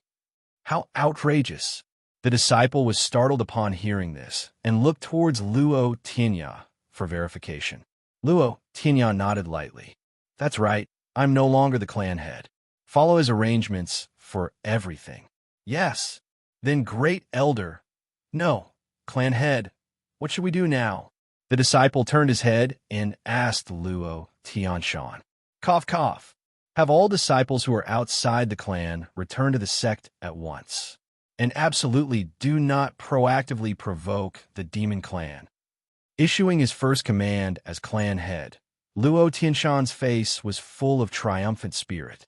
After clearing his throat twice, he repeated the exact words Luo Tianya had just said. "Yes." The disciple nodded and accepted the order again. As he turned to leave, he muttered under his breath, "It seems it's the same whether I ask the Great Elder or not." Hearing Luo Tianshan's command, Luo Tianya was finally able to set his mind at ease. Since the Dao Immortal Clan had already been annihilated, sending the clan's disciples over now would just be seeking their own deaths. Fortunately, Luo Tianshan wasn't that stupid. After that disciple left, another disciple hurriedly ran before Luo Tianya and said, pointing in the direction of the Luo Shin Palace's main gate with a face full of joy, "Clan head, the eldest miss has returned." At the gate of the Luo Shun Palace sect, Ning Yechen, holding Luo Hongye and Luo Ruiying, accompanied by Yu Qingyu, descended into the territory of the Luo Shin Palace. The great demon army had mostly returned to the demon realm, while Yi Tianshin and the others remained outside the Luo Shin Palace, waiting. Too many people had come, and Ning Yechen was worried about frightening the people of the Luo Shin Palace. The moment they entered the Luo Shun Palace's territory, Yu Qingyu began to size up every nook and cranny with a scrutinizing gaze. So this was the place where Madame once lived. It was in the heavenly realm, after all. The environment and scenery were acceptable, just a little small. Luo Ruiying stepped into the Luo Shun Palace again after a long absence. Looking at the familiar scenery before her, her heart was filled with the joy of returning home. But at this moment, compared to the joy, what she felt more was nervousness and unease. She hadn't been home for a long time, and the moment she returned, she had brought her husband and secretly brought her child back. That would have been one thing. It could be considered just bringing her husband and child back to her maternal home for a visit after getting secretly married. But Ning Yechen's identity was the Demon Lord. For a moment, she couldn't imagine how she would face her parents in a little while, or how she would explain it to them. Would they be able to accept it? Luo Ruiying lowered her head. Her pretty face flushed red, and she pursed her red lips, her expression extremely conflicted and hesitant. "Husband, how about we come again next time?" Luo Ruiying said, lifting her eyes to look at Ning Yechen. "My wife, since we're already here, let's go home and see." Didn't my wife really want to come back and see? If you feel it's inconvenient to bring this husband along, this husband can stay away for the time being. When my wife wants to go back, this husband will come and get you," Ning Yechen said with a gentle, light smile. He knew that his identity as the Demon Lord might put Luo Ruiying in a difficult position, so he didn't mind waiting outside. "That's not what I meant." Hearing this, Luo Ruiying tightened her grip on Ning Yechen's hand and explained with a somewhat panicked expression. She was just worried that her family would be unable to accept Ning Yechen's identity as the Demon Lord, which would make him feel unhappy. She didn't want Ning Yechen to misunderstand her and think that she was ashamed to bring him home. Luo Ruiying's cheeks were flushed red, her beautiful eyes revealing her earnestness. She gripped Ning Yechen's hand tightly and proactively led him towards the inner Luo Shen Palace. "Husband, since we're here, let's go in together. I can take this opportunity to introduce you to my parents." Ning Yechen was her acknowledged husband, Luo Hongye's father, and she had already given herself to him. At this point, there was nothing to hesitate about. Sooner or later, she would have to explain everything to her family. It was better to just take him home together today. Ning Yechen actually knew that Luo Ruiying was just being considerate of his feelings, but seeing her nervous and explanatory appearance as she proactively pulled him towards the Luo Shen Palace.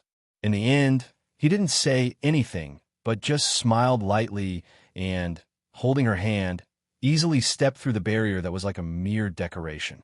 A disciple standing at the sect gate saw Ning Yechen and the others slowly approaching from a distance. He immediately drew the spirit sword from his waist and demanded, "Who are you?" With the great demon army having invaded the heavenly realm, the entire realm was now in a state of high alert. Seeing someone easily break through the barrier, he was naturally extremely nervous. "It's me. I've returned." Luo Ruiying took a step forward and said softly to the disciple. That disciple's eyes narrowed slightly. The moment he saw Luo Ruiying's beautiful, silvery white hair and her gentle, kind, and exquisitely beautiful face, he was so shocked his mouth fell open. "The eldest miss, it's really you've returned?" The other few disciples beside him also recognized Luo Ruiying and couldn't help but show their joy. This head of bright silver hair, this exquisitely beautiful figure, it's definitely her. In the entire heavenly realm, only the eldest miss of their Luo Shen clan had this flowing, bright silver hair. It really is the eldest miss. The eldest miss is back. Quickly go and inform the clan head and the madam." Seeing Luo Ruiying return, everyone in the Luo Shen Palace was extremely happy. Back in the Luo Shen Palace, Luo Ruiying was not only the clan's peerless genius, seen once in 1,000 years, but also the eldest miss who everyone admired and respected. If anyone in the clan needed her help, she would assist them with all her strength without reservation and was incomparably gentle and kind to everyone. There was almost no one in the clan who disliked their eldest miss. Seeing her familiar family members again, Luo Ruiying also couldn't help but reveal a light smile as she led Ning Yechen into the Luo Shen Palace's main gate. The disciple at the gate hurriedly sheathed his spirit sword, scratched his head, and apologized. "My apologies, eldest Mississippi. I almost thought the demon clan had arrived. You gave me a scare." Luo Ruiying glanced from side to side at Ning Yechen and Yuqingyu, for a moment truly not knowing how to reply. In fact, he wasn't wrong. The demon clan had indeed arrived, Eldest miss, actually, now might not be a very suitable time for you to return. Another disciple walked before Luo Ruiying and said with a serious expression. Why? Luo Ruiying asked with a puzzled look. Eldest miss, you may not know, but people from the Dao Immortal clan came to our home looking for you before. The Great Elder and the others are blaming you for provoking the Dao Immortal clan, which has caused the Luo Shun Palace to be suppressed at every turn. They're about to capture you now, the disciple explained in a whisper, his hand shielding his mouth. Hearing this, Ning Yechen's brows had already secretly furrowed slightly. Someone else dares to bully his wife. It's all right. I will personally explain the matter of the Dao Immortal clan to the elders. Now that the Dao Immortal clan have been annihilated, the major clans of the northern underworld heavenly domain would probably no longer make things difficult for her Luotian palace. Luo Ruiying felt that this matter was not a big deal and could be resolved with just an explanation.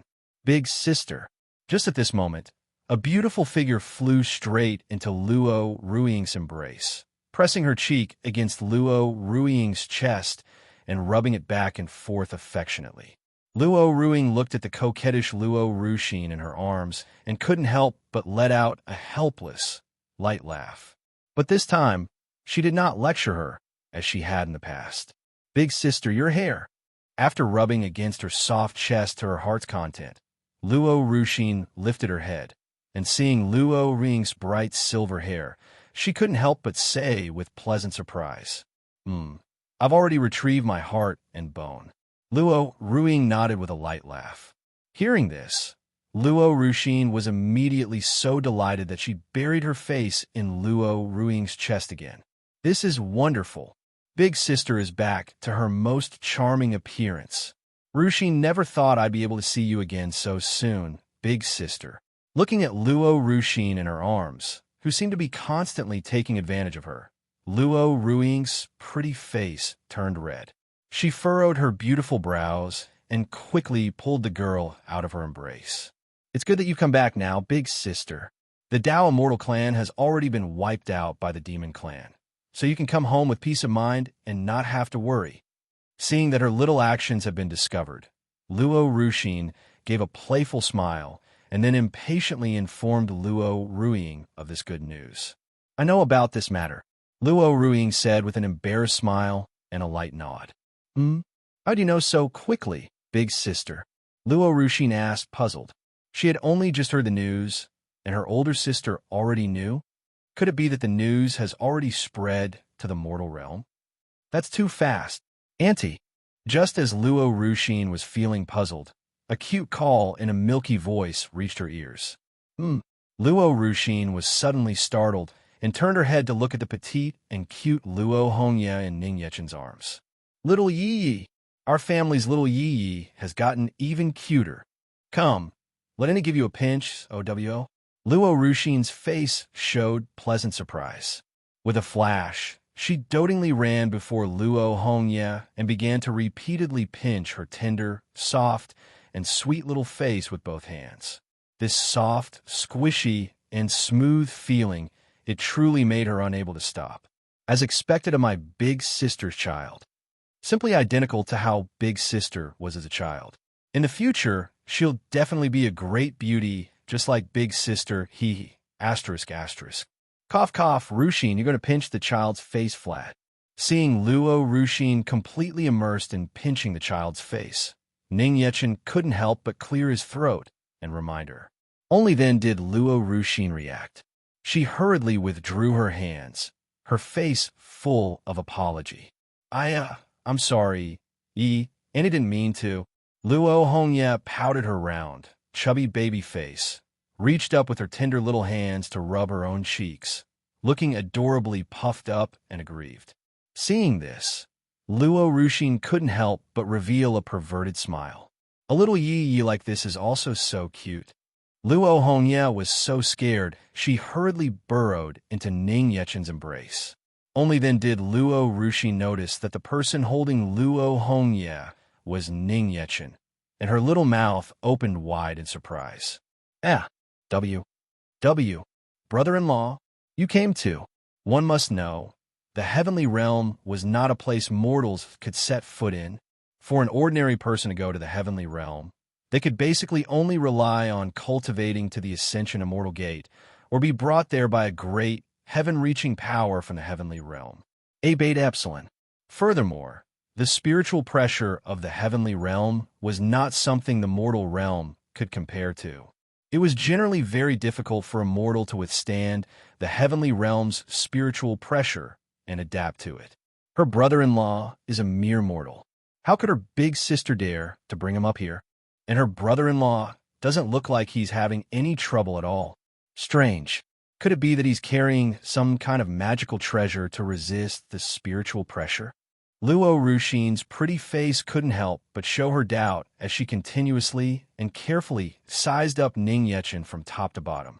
Ning Yechen was a little speechless that Luo Ruxin was only just now noticing him, but he still revealed a faint smile and asked in return, "What? Am I not welcome? How could that be? Brother-in-law, you are my big sister's husband, the son-in-law of our Luo Shun Palace. On behalf of the Luo Shun Palace, a warm welcome." Luo Ruxin placed a hand on her chest and bowed, making an inviting gesture. She guessed that her big sister had specially returned to the Luo Shun Palace this time, and had even specifically brought along her mortal brother-in-law and their child, surely to inform their parents of this exciting good news. I wonder what kind of expressions father and mother will have when they see brother-in-law and the child in a little while. Luo Ruxin was already impatient in her heart to see the shocked and startled expressions on her parents' faces. For this moment, she had been holding back and not telling anyone this news. It was about to kill her, holding it in, Ruiying.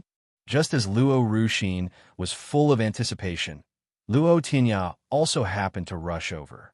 Seeing his eldest daughter, for whom he had longed day and night, Luo Tinya's eyes instantly welled with tears, and the old tears almost began to stream down his face. Ever since learning that Luo Ruiying had disappeared to the lower realm, he had been worried at every moment. If Luo Ruxin hadn't told him that Luo Ruiying was fine, he would have been unable to stop himself from personally going to the lower realm to search for her. "Father, I've come back." Luo Ruiying took a leap, her figure light and graceful as she landed before Luo Tinya, revealing a faint smile and calling out softly, "It's good that you're back. It's good that you're back." Luo Tinya was all smiles as he carefully sized up Luo Ruiying. His face, which had been filled with joy, suddenly hardened, and he asked in a cold voice that revealed his killing intent, "Ruiying, your cultivation?" He discovered that Luo Ruiying's current cultivation was only at the Immortal King realm. Back then, the title of the newly risen Immortal Emperor, the favored daughter of the heavens, the Luo Shen Empress, had resounded throughout the heavenly realm. Yet now, she had fallen from the Immortal Emperor realm to the Immortal King realm. He couldn't imagine what she had gone through. Just who was it? Luo Tinya angrily clenched his fists. "Father, I already proactively scattered and returned my cultivation to the Dao Immortal Clan. But you don't need to worry. Although my cultivation has regressed a little, it's no great hindrance," Luo Ruiying explained with a casual, light laugh. She didn't mind a regression in her cultivation. In order not to make Luo Tinya worry, she also didn't mention the matter of her having lost her heart and bone. Hearing that Luo Ruiying had voluntarily scattered her cultivation, although Luo Tinya felt immense regret in his heart, he didn't say anything more. No matter what decision his daughter made, he would support it. Besides, the Dao Immortal Clan had already been annihilated now. As long as he could see his own daughter was safe and sound, the great stone hanging in his heart was finally set down. Having not seen her for a long time, his daughter had gained a bit more of a mature and dignified temperament. She had some of the gentle and virtuous feeling of her mother, a face that could topple cities and nations, a peerless immortal bearing, a lovely visage that had not lost the majesty of an empress, yet revealed a gentle, jade-like temperament. He wondered which brat would be the lucky one in the future. Luo Ruxin revealed a playful, mischievous smile, quietly drew close to Luo Tianya and Luo Ruiying, and said stealthily, "Father, big sister didn't come back alone this time, you know. She brought brother-in-law and the child back with her. Ah! Luo Tianyao was shocked, looking at Luo Ruiying with a face full of disbelief, as if asking, is this true? This news was truly too shocking for him. Even more shocking than learning that the Dao Immortal clan had been annihilated. He had just been thinking about which brat would get lucky, but it turned out his precious daughter was already married. She even had a child. Luo Ruiying, her face flushed red, lowered her eyes slightly, and gave a barely perceptible nod. Luo Tianya's mood instantly became somewhat complex and heavy. After not seeing her for 200 or 300 years, he never thought that his precious daughter would already be a married woman, and even have a child. He had happily become a grandfather. Although he was a bit too shocked for a moment, Luo Tianya calmed himself slightly and quickly accepted the fact. After such a long time, it wasn't strange that she would be married and have a child. Besides, she already had child. Even if he didn't accept it, he had to. Ruiying, since you are married, that is a joyous occasion. This father is happy for you. Luo Tianya forced a smile onto his face and said through gritted teeth, I wonder which family's young. Master the other party is? This father wants to meet him personally. Accepting the facts was one thing, but that didn't mean he accepted this son-in-law he had never met. He wanted to see just which family's pig had rooted up his family's cabbage. He knew his precious eldest daughter best. She was gentle and kind-hearted, treated others well, had been single-mindedly focused on cultivating for the clan since she was young, had very little contact with men, and was naive about the ways of the world. Although she later became an empress of a domain, he heard she was also busy with cultivation and managing her territory, so she was inevitably somewhat ignorant when it came to matters of the heart, making it difficult for her to distinguish a beast in human clothing. In the heavenly realm, the number of people who coveted his daughter's beauty and talent and wanted to become her cultivation partner had been countless since she was young. What he worried about most was that some scoundrel had taken advantage of his absence, seized upon this weakness of his daughter's, deceived her feelings, and then tricked her out of her body. He must personally vet him and test whether the other party was truly sincere towards his daughter. If the other party was not sincere, even at the risk of being resented by Luo Ruiying, he would definitely annihilate that scoundrel with a single palm strike. Hearing that Luo Tianyao wanted to meet Ning Yechen, Luo Ruiying shyly turned her head slightly and called out softly to Ning Yechen, who was not far away. Husband, why you, come over here for a moment. Hearing Luo Ruiying's call, Ning Yechen, holding Luo Hongye, slowly walked step by step before Luo Tianya and stood beside Luo Ruiying. Father, he is my husband. Luo Ruiying introduced him to Luo Tianya. Her cheeks flushed red as she proactively took Ning Yechen's hand. Luo Tianya's eyes narrowed slightly as he stared intently at Ning Yechen. Why does this person seem so familiar? He seems to have seen him somewhere before. Pondering. Puzzled. Oh. Frightened. W. After repeatedly sizing him up, Luo Tianya gradually recalled Ning Yechen's identity, and his face became incomparably terrified. This man, isn't he the demon lord who secretly visited him that night? My heavens! The demon lord is actually his daughter's husband, his son-in-law. Luo Tianya suddenly felt the world spin and his heart stop. His legs gave out on the spot, and he sat down on the ground in fright. Impossible. Absolutely impossible. He must have been mistaken. Father? Father, why you? What's wrong? Luo Ruiying and Luo Ruxin, seeing Luo Tianya suddenly fall, hurriedly ran to his side to help him up and asked with worry.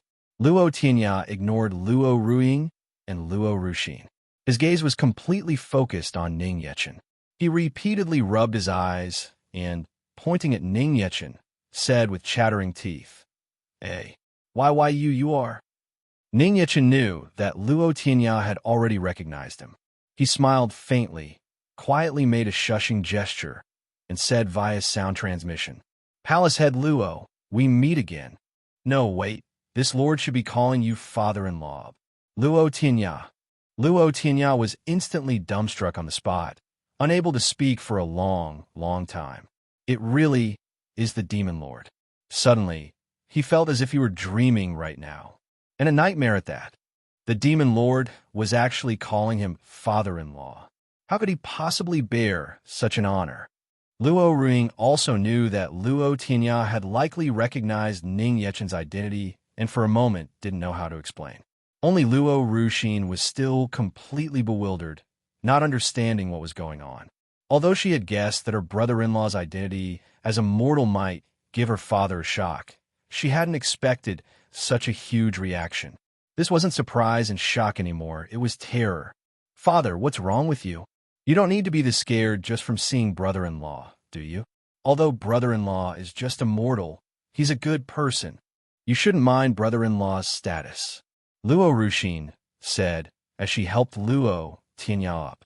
She was also a little worried in her heart that her old father wouldn't be able to accept her brother-in-law's mortal status. Now that she had already accepted Ning Yechen's identity as her brother-in-law, she was naturally speaking on his side. "Immortal?" Luo Tianya stood up, wiped the cold sweat from his forehead, and looked at Luo Ruxin beside him with a bewildered expression. "How was this immortal? This is a god of slaughter who makes the 6 realms tremble at the mere mention of his name."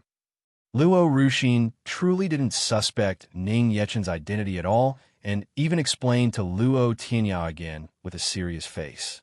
"That's right, brother-in-law is just a mere mortal, but he is very good to big sister and the child." Luo Tianya opened his mouth, but then hesitated to speak, remembering the shushing gesture Ning Yechen had just made. In the end, he didn't say anything and forced the words back down. The Demon Lord seemed to deliberately not want Luo Ruxin to know his identity yet, so it was better for him to just obediently keep his mouth shut. "Father, I know you may find it somewhat difficult to accept Yechen's status, but he is my husband and Yie's father. I ask that you please not mind." Luo Ruing expressed her resolve to Luo Tianya with a solemn and serious expression. Luo Tianya was shocked by Luo Ruing's serious and solemn demeanor. He could see that his daughter truly and sincerely liked the Demon Lord. Looking at the joined hands of Ning Yechen and Luo Ruing and the cute little girl held in Ning Yechen's arms, Luo Tianya let out a sigh, nodded, and said, "This father understands." At this point, what else could he say? Even if Luo Ruing hadn't pleaded with him, he wouldn't have dared to say a single no. That was the Demon Lord. Does he still want the Luo Shun Palace to exist? Forget annihilating the Demon Lord. With a flick of his finger, the Demon Lord could make him and the Luo Shun Palace disappear. Seeing Luo Tianya nod in agreement, Luo Ruing's nervous heart finally relaxed, and an exquisitely beautiful, light smile appeared on her face. "Thank you, Father." Her biggest fear was that her father would be unable to accept Ning Yechen's identity as the Demon Lord. As long as she persuaded her father with her mother's personality, she wouldn't have to worry at all about that side. Luo Tianya turned his head to look at Ning Yechen before him, opened his mouth, and for a moment didn't know how to address him. Call him Demon Lord? That would expose his identity, which wouldn't be right. Call him son-in-law? He couldn't bring himself to say it. Ning Yechen saw Luo Tianya's difficulty and said with a polite, light laugh, "Father-in-law, if you don't mind, you could just call me Yechen." This father-in-law made Luo Tianya shudder, goosebumps popping up all over. No matter how he heard it, it sounded awkward. If others in the heavenly realm were to find out about this, it would be a huge deal. Cough, cough. "Yechen, welcome to my Luo Shun Palace." Luo Tianya turned to the side and, trembling with fear, bowed to make an inviting gesture. This was the first time in his life he had proactively invited a member of the demon clan into the Luo Shun Palace. And the other party was even the most terrifying demon lord. He felt as if he were leading a wolf into his house. "Father, you're being way too polite. Brother-in-law is our own family from now on. It's fine to be a little more casual." Luo Ruxin, seeing Luo Tianya trembling slightly and even bowing to Ning Yechen with such a polite posture, didn't know whether to laugh or cry. Why is father so nervous and polite upon seeing brother-in-law? Is it because he's big sister's husband? It should be brother-in-law who's nervous, right? Luo Ruxin couldn't figure it out. That's right, father-in-law need not be so polite. Ning Yichen also said with a light laugh. When others were polite and respectful to him, he never thought anything of it. But Luo Tianyao was his father-in-law. By all reason, there was no need for him to be so polite. All right, then, please come in. Being told this by Ning Yichen, Luo Tianyao, on the contrary, became even more nervous and wiped the cold sweat from his forehead. Facing the demon lord, it was very difficult not to be polite. Ning Yichen knew that Luo Tianyao might find this hard to accept for a little while and didn't insist, walking slowly towards the hall while holding Luo Hongye. Before he could even step onto the great hall's jade steps, a fierce shout suddenly rang out. Luo Ruing, you still know how to come back. Luo Tianshan, leading a group of elders and clan disciples, leaped and landed, blocking the front of the great hall. Elder Tianshan, what is the meaning of this? Luo Ruing, not understanding, furrowed her beautiful brows and stepped forward to ask, what is the meaning of this? Don't you know what you've done? You made a move against the Dao Immortal Clan, incurring their dissatisfaction and wrath, implicating the family and nearly causing it to fall into a bottomless abyss. And now you've even brought unrelated people into our Luo Shun Palace without permission. Luo Tianshan pointed at Luo Ruing and rebuked her with self-righteous words.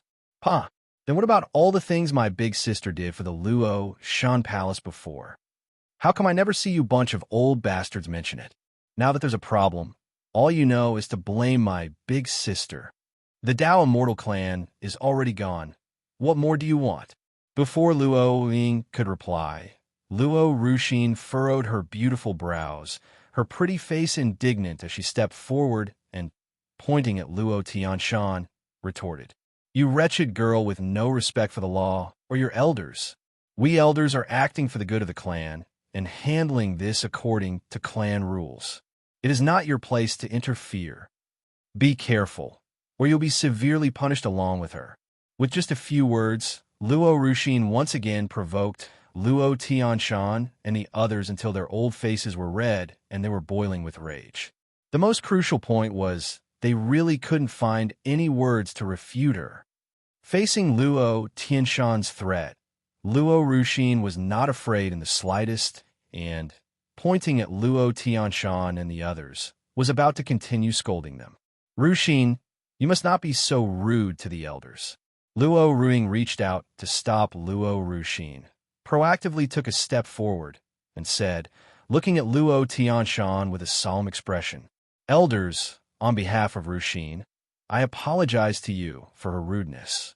As for the matter of the Dao Immortal Clan, it was indeed Ruing's fault, and it has implicated the Luo Shun Palace. If the great elder wishes to blame or punish me, Ruing will accept it all. But Yichen is my husband, absolutely not some unrelated person. Luo Ruing, who had always been courteous and respectful to the clan's elders, had for the first time refuted his words so sternly and solemnly. Luo Tianshan and the others couldn't help but be stunned with surprise. After not seeing her for a long time, the once incomparably well-behaved and docile Luo Ruing had now also become quite a bit more assertive. What surprised them even more was that Luo Ruing had actually gotten married. Luo Tianshan and the others couldn't help but focus their scrutinizing gazes on Ning Yichen. This young man was indeed handsome, with a graceful bearing and an awe-inspiring temperament. To be able to remain so calm and unhurried while facing the stares of several immortal venerable level elders was also praiseworthy. It was just that they couldn't sense any spiritual energy fluctuations from his body and couldn't see this person's cultivation level at all. Could he be some reclusive master from the heavenly realm? Or was he carrying some magical treasure that concealed his spiritual energy aura? Not knowing Ning Yechen's background, Luo Tianshan and the others found it difficult to make a move against him for the moment. This humble one is Luo Tianshan of the Luo Shin Palace. May I be so bold as to ask which family and which sect of the heavenly realm this young master is from? Luo Tianshan greeted Ning Yechen politely, cupping his hands. Great Elder, don't misunderstand. I'm not a person of the heavenly realm.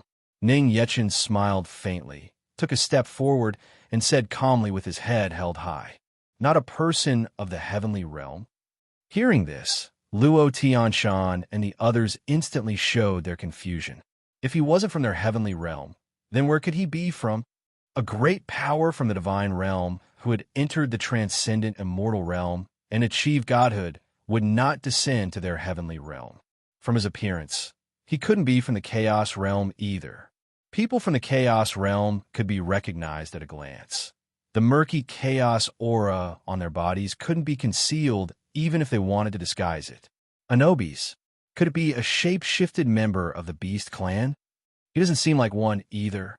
Could it be the Demon clan? Luo Tianshan mentally sifted through the possibilities. When he suspected that Ning Yechen was from the Demon clan, his eyes widened as he stared at him. After a period of careful observation, he shook his head to himself again, immediately abandoning this bold idea. How could he possibly be from the Demon clan? The Immortal and Demon clans, since ancient times, have been divided between good and evil and have been hostile to each other. Although both celestial and demonic spiritual energy are pure spirits of heaven and earth, they are incompatible. Since ancient times, there has never been a legend of an immortal and a demon becoming cultivation partners and conceiving a child. How could he have come up with such an unrealistic guess? The first thing to do is to rule out this guess. Since he is neither a person of the heavenly realm nor of the other various realms, then the only remaining possibility is that he is a person from the mortal realm. He had previously heard the Dao Immortal clan say that Luo Ruiying had fled to the mortal world of the mortal realm. That must be it. If I know, you are immortal from the mortal realm. A mere mortal ant from the mortal realm dares to set foot in the heavenly realm, and is even less worthy of becoming the son-in-law of my Luo Shun Palace. After guessing Ning Yechen's identity, Luo Tianshan's face instantly turned cold, his attitude doing a 180-degree turn. A mere mortal, daring to latch onto a connection with their Luo Shun Palace. Truly delusional to think he could cling to the thigh of their Luo Shun Palace. Without even weighing his own worth, he has no self-awareness at all. Ruiying, as the favored daughter of the heavens of our Luo Shun Palace, you are the hope and future of the clan. Yet you have married such a vulgar mortal without permission. This is simply a disgrace to the reputation of my Luo Shun Palace. You bring shame upon our clan. You should think more for the sake of the clan, not indulge in your own selfish, romantic feelings. Him, my Luo Shun Palace, will absolutely not recognize, Luo Tianshan said, pointing at Ning Yechen and scolding Luo Ruiying with a cold face.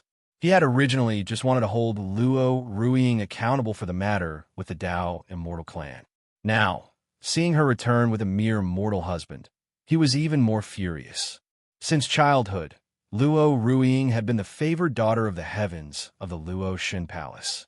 Her talent was peerless, and she had the reputation of being the reincarnation of the Luo Shun's daughter. Throughout the heavenly realm, who knows how many great sects and noble families wanted to curry favor with their Luo Shun Palace. The young masters from immortal clans who came to their door with betrothal gifts to request becoming her cultivation partner were countless. Picking any one of them would have been of great benefit to the future development of the Luo Shun Palace. Yet she had returned without permission with a husband and child, an immortal who was completely useless to the clan at that. No matter what, he had to break them up today. Even if their Luo Shun Palace had declined, it was still a third-rate clan in the northern underworld heavenly domain. How could a mere mortal become the son-in-law of his Luo Shun Palace? Great Elder, who my husband is not for you to control. He is my husband, and therefore he is a person of my Luo Shun Palace. This point is beyond doubt and does not require your approval, Great Elder. Luo Ruiying rarely got angry with the people in her family. But this time, she retorted to Luo Tianshan with a cold face, furrowed brows, and a sharp voice. She actually really wanted to directly explain Ning Yechen's identity to his face, but at this moment, they were already surrounded by the clan disciples of the Luo Shan Palace. She was afraid that if she said it, she would scare them into scattering and fleeing. Luo Ruxin also stood by Ning Yechen's side and spoke up for Luo Ruiying. Oomph. So what if brother-in-law is immortal? As long as big sister likes him, that's all that matters. Brother-in-law is a good person. I don't care if you approve or not. Anyway, father and I approve. After speaking, Luo Ruxin secretly gave a thumbs up and a reassuring look to Ning Yechen and whispered at his side. Don't be scared, brother-in-law. With me and father here, that old fellow won't dare to do anything to you. I've got you back. Oh, equals W. Ning Yechen. Ning Yechen didn't know whether to laugh or cry, but he nodded gratefully. He never thought that one day he would be told by an immortal king-level sister-in-law that she's got his back. That's enough. Tianshan, say no more. Luo Tianya, seeing that Luo Tianshan had misunderstood Ning Yechen's identity and mistaken him for a mere ordinary mortal, was so nervous he was drenched in sweat and hurriedly interrupted him with an angry roar. He then continuously made faces at him, signaling him not to speak recklessly. It didn't matter if he himself was courting death, but he couldn't drag down the entire Luo Shan clan. If they angered the Demon Lord, who knew if the entire Luo Shan palace would be enough for a single one of his slaps? Luo Tianshan was greatly displeased at being roared at by Luo Tianya. He completely ignored Luo Tianya's hints and warnings and confidently took out the clan head's jade tablet from his waist. Oomph. So what if your family approves? I am the current head of the Luo Shan clan. As long as I do not approve, he will never be the son-in-law of my Luo Shan clan. Luo Tianshan held the clan head's jade tablet high in his hand, his expression smug and self-satisfied. At this moment, he could finally enjoy the power that came with being the clan head. Everything in the Luo Shan palace had to obey him. Luo Ruiying, seeing the clan head's jade tablet in Luo Tianshan's hands, looked at Luo Tianya with surprise. Luo Tianya had no choice but to tell Luo Ruiying what had happened in the clan's great hall earlier. Now that he had handed over the clan head's jade tablet, he was no longer the head of the Luo Shan palace. But at this moment, he was already regretting handing over the clan head's jade tablet so soon. It wasn't that he was attached to the position of clan head, but that he was very worried Luo Tianshan would act recklessly with the tablet. Like now, and just as expected, the thing Luo Tianya worried about most happened. Luo Tianshan, holding the tablet, pointed at Ning Yechen and ordered, "In my name as the head of the Luo Shan clan, I order the expulsion of this ignorant mortal." Hearing the command issued by Luo Tianshan, Luo Tianya was so scared his face changed color. He looked at Luo Tianshan with an expression that said, "Are you insane? He's the Demon Lord. How do you dare?" Luo Tianshan, seeing Luo Tianya's terrified, ghost-like expression, thought he had successfully intimidated him and couldn't help but become even more smug. With a great wave of his hand, he ordered, "Attack!" Several disciples standing behind Luo Tianshan swiftly flew out, attacking Ning Yechen directly. Oomph. I'd like to see who dares to touch my brother-in-law. Luo Ruxin stood protectively in front of Ning Yechen, her beautiful brows furrowed, her jade-like nose tilted up, a fierce look on her face. She had said she would have her brother-in-law's back, and she would definitely do as she said. Sorry, brother-in-law. If a real fight breaks out in a moment, find a chance to leave with big sister. Luo Ruxin drew the spirit sword from her waist and, with a serious expression, instructed Ning Yechen behind her in a whisper without turning her head. Now that Luo Tianshan held the clan head's jade tablet and could command the disciples of the Luo Shan palace, plus with the several elders, with just her and her father Luo Tianya's strength, they really might not be able to protect him. Besides, A duel between immortal venerables would surely have world-shaking momentum. If a mortal were to be even slightly touched by it, they would be turned to fly ash. Don't worry, a fight won't break out. Ning Yechen stood as still as a mountain behind Luo Ruxin and said reassuringly, "They're about to attack right now. How can brother-in-law still be so optimistic and confident? If something were to happen, big sister would be heartbroken." Seeing Ning Yechen showing no sense of crisis and having no intention of escaping, Luo Ruxin couldn't help but feel worried. But at this moment, she had no time to worry about Ning Yechen and prepare to face the several disciples who were about to attack. She could only do her best to protect her big sister and brother-in-law. Looking at the battle-ready Luo Ruxin, Ning Yechen smiled faintly at the corners of his mouth.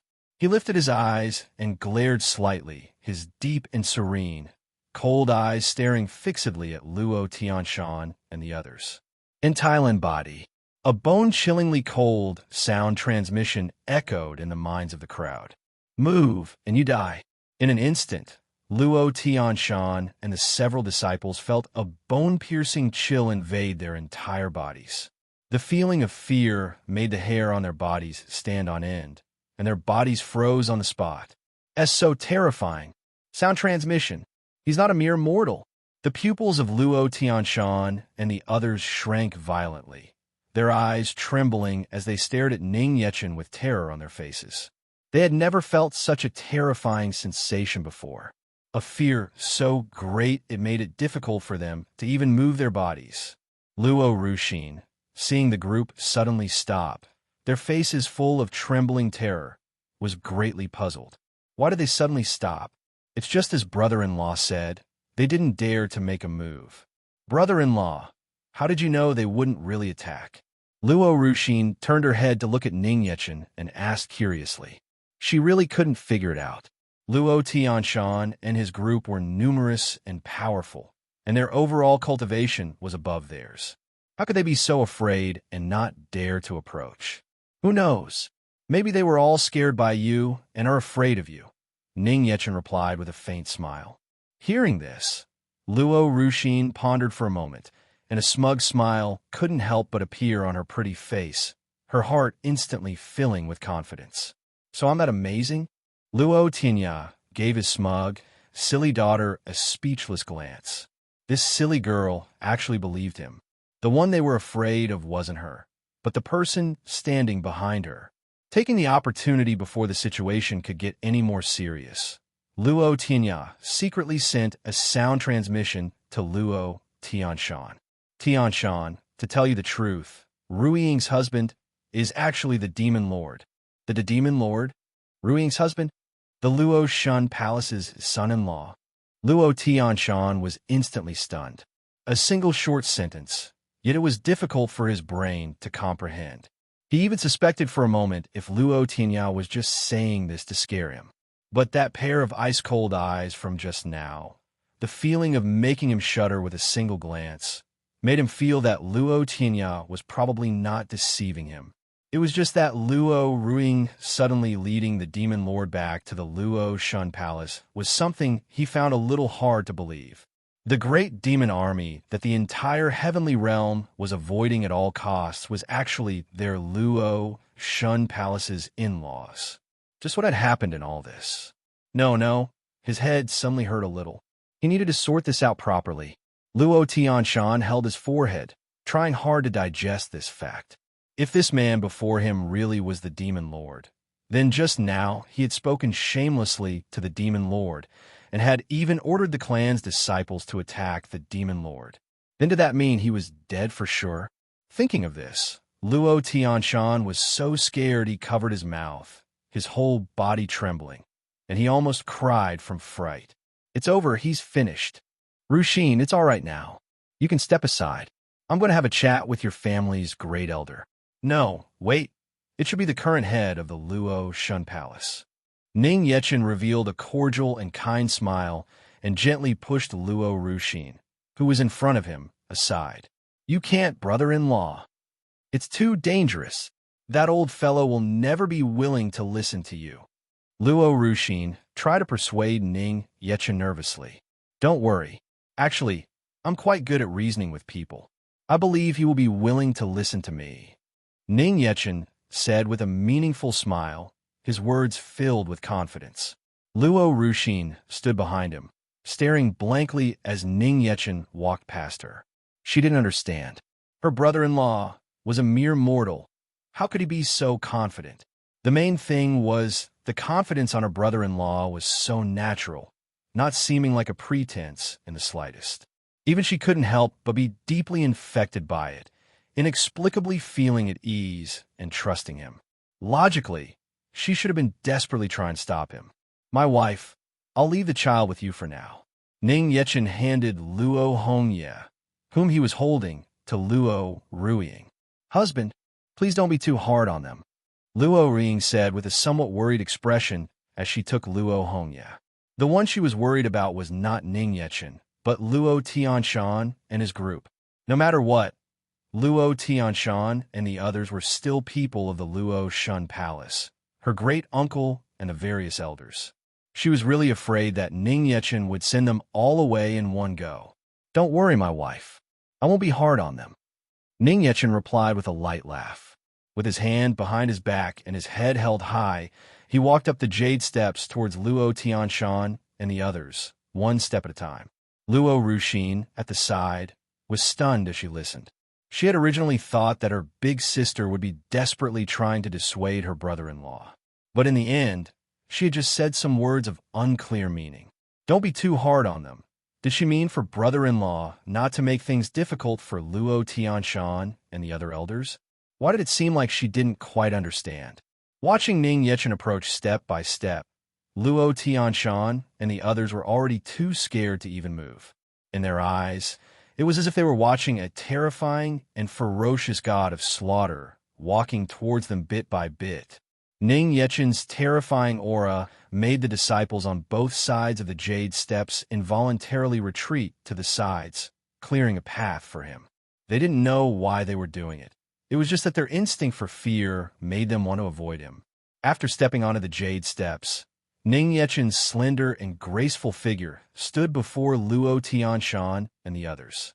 He revealed a gentle, light smile and said softly, "Elders, allow this humble one to reintroduce myself. This humble one is Ruiying's husband, Ning Yechen. You may not have heard of my name. Perhaps you'll recognize me if I change my title. It seems you people of the heavenly realm like to call this Lord Yi Machin, Luo Tianshan, and the others. He really is the genuine demon lord." The origin of the name Yi Machin was initially just the demon lord's self-proclaimed title. Later, wherever the demon lord went, the great demon army that followed was enough to blot out the sun, plunging heaven and earth into an endless night, as if the eternal night of the demon realm itself had descended. Afterwards, it gradually evolved into the most representative and terrifying honorific title for the demon lord. Besides the demon lord himself, who else would dare to call themselves by the name of Yi Machin? At this moment, Ning Yechen stood before Luo Tianshan and the others. He wasn't exerting any pressure, yet he made them feel suffocated and terrified. With the demon lord's strength, erasing the few of them was a matter of a mere wave of his hand. "So you're my wife's great-uncle, the current head of the Luo Shin Palace?" Ning Yechen greeted Luo Tianshan cordially. "Why, yes, it is," Luo Tianshan replied, trembling. For some reason, seeing the kind and cordial smile on Ning Yechen's face, he on the contrary became even more afraid. In his impression, the demon lord was not such a cordial and gentle person. "I have a question I'd like to ask you. If one wanted to change the head of the Luo Shun Palace, besides a unanimous decision by the Council of Elders to remove the clan head, are there any other methods?" Ning Yechen asked with a smile. Luo Tianshan didn't know why Ning Yechen was suddenly asking this, but he still answered honestly. Besides a unanimous agreement by the Council of Elders to revoke the clan head's position, there's also the option for the current clan head to proactively announce their abdication. Are there any other methods? Hearing this, Ning Yechen thought for a moment as if lost in thought and continued to ask. He wasn't very satisfied with either of these two methods. Luo Tianshan pondered for a moment and continued to answer. Besides these two methods, there's only one last scenario. If the current clan head were to unfortunately have an accidental immortal demise, the position of clan head would be temporarily assumed by the clan's great elder. And what if the clan's great elder also unfortunately had an accidental death? Hearing this method, Ning Yechen's eyes lit up, and he pressed the question. An ominous premonition inexplicably rose in Luo Tianshan's heart. If the clan's great elder were to also unfortunately die, then the clan's second elder would temporarily assume the position of clan head. Oh, then what if all the clan's elders had an accidental death? Ning Yechen asked with a beaming smile. The corners of his mouth turned up slightly. Luo Tianshan and the others. Luo Tianshan and the others swallowed their saliva and replied, trembling with fear. If that were to really happen, then a new clan head would be chosen by a unanimous decision of everyone in the clan. So that's how it is. This method is good. I like this method. Compared to the previous two methods, this one seems a little simpler. Hearing Luo Tianshan's answer, Ning Yechen gazed at him and the other elders, a meaningful and creepy smile appearing on his handsome face. At this moment, Luo Tianshan and the others felt as if they had just been sentenced to death on the spot. How could they not understand the meaning behind Ning Yechen's words? The demon lord wanted Luo Tianshan to get off the throne of the Luo Shen Palace. Luo Tianshan and the others wanted to cry, but had no tears, feeling only a chill throughout their bodies. In truth, if the demon lord had just asked, how would he have dared not to proactively give up the position of clan head? Or if he had asked the other elders, they would have also been very happy to unanimously agree to remove Luo Tianshan from the position of clan head. But in the end, in the demon lord's eyes, was it easier to just act directly rather than trying to persuade them? The demon lord, actually, I and the other elders have unanimously agreed that it is most suitable for the Luo Shun Palace to continue to have Tianya serve as the clan head. Coincidentally, my body has suddenly become unwell today, making it truly difficult for me to be the head of the Luo Shun Palace. This position of Luo Shun Palace's head should be returned to Tianya. Luo Tianshan held up the jade tablet with both hands and bowed a full 90 degrees, prostrating himself before Ning Yechen to show his sincerity. Before the demon lord acted personally, it was better for him to obediently and proactively hand over the position of clan head. Perhaps then he would still have a sliver of a chance to live. It was just that the clan head's jade tablet he had just obtained hadn't even warmed his hands yet, and in a flash, he had to obediently hand it over again. Luo Tianshan felt a bitterness in his heart that he couldn't express. After scheming and winning people over for several hundred years, in the end, he had obtained the position of clan head, but hadn't even had a chance to sit on the throne before he had to hand it over again. In all his schemes and calculations, he had never calculated that the demon lord would return with the identity of the Luo Shun Palace's son-in-law. However, compared to the huge disappointment in his heart, what he was more worried about now was whether he could even keep his life. Even if he proactively and obediently handed over the clan head's jade tablet, he had, after all, offended the demon lord. The group of clan elders behind Luo Tianshan also bowed fearfully and chimed in. Yes, in our hearts, we all actually support Tianya as the clan head. Tinya's contributions to the Luo Shun Palace as clan head are plain for all to see. The position of head of the Luo Shun Palace can belong to no one but Tianya. Is that so? Do you elders really think so? You absolutely must not force yourselves. Acting like this will make it seem as if I am coercing you. I, as a person, actually don't like to coerce others at all. Ning Yechen said with a faint smile, his eyes narrowed slightly. Luo Tianshan and the others. Not at all, not at all. Not forced in the slightest. We are being completely sincere, with not a shred of falsehood. Luo Tianshan and the others said, wringing their hands with embarrassed smiles. He then hurriedly called over the disciples at the side and scolded them sternly. What are you all still standing there dazed for? Don't you know that our Luo Shun Palace's eldest miss and Lord's son-in-law have returned? Quick, quick, hurry up and form a line to welcome them. Huh? The group of disciples had looks of confusion and bewilderment. This change in attitude was a bit too fast, too seamless, as expected of the experienced elders. Remembering Ning Yechen's terrifying aura from just now, the disciples didn't dare to be slow, and they hurriedly formed lines on both sides in a welcoming procession. Very good. Father-in-law, I've already talked it over for you.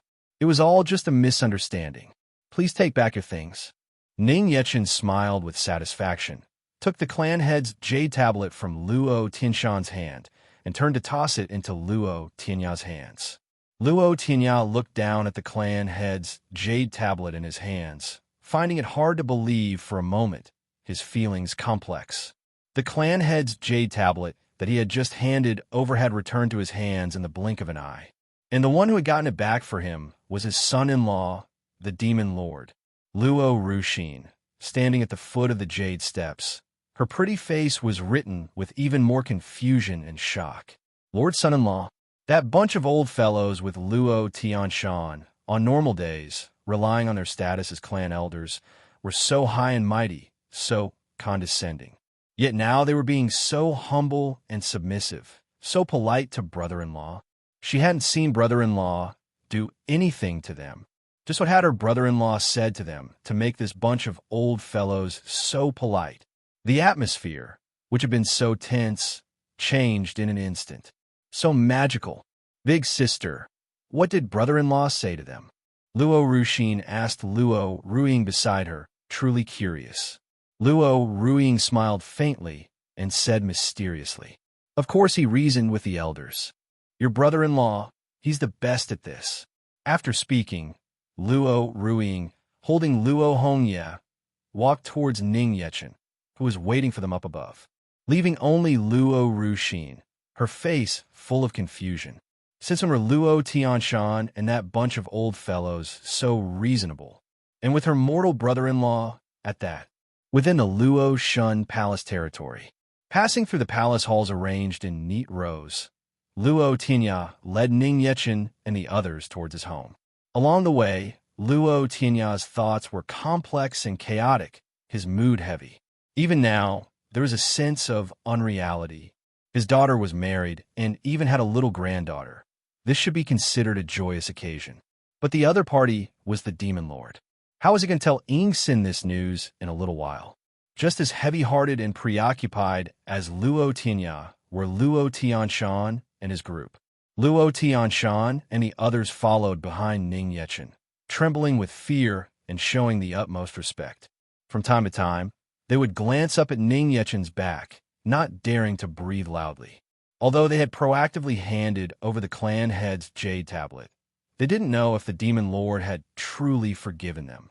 They were afraid the Demon Lord might casually find some reason or excuse, say their breathing was too loud for him, and just backhand them to death. As long as the Demon Lord didn't speak, they didn't dare to leave.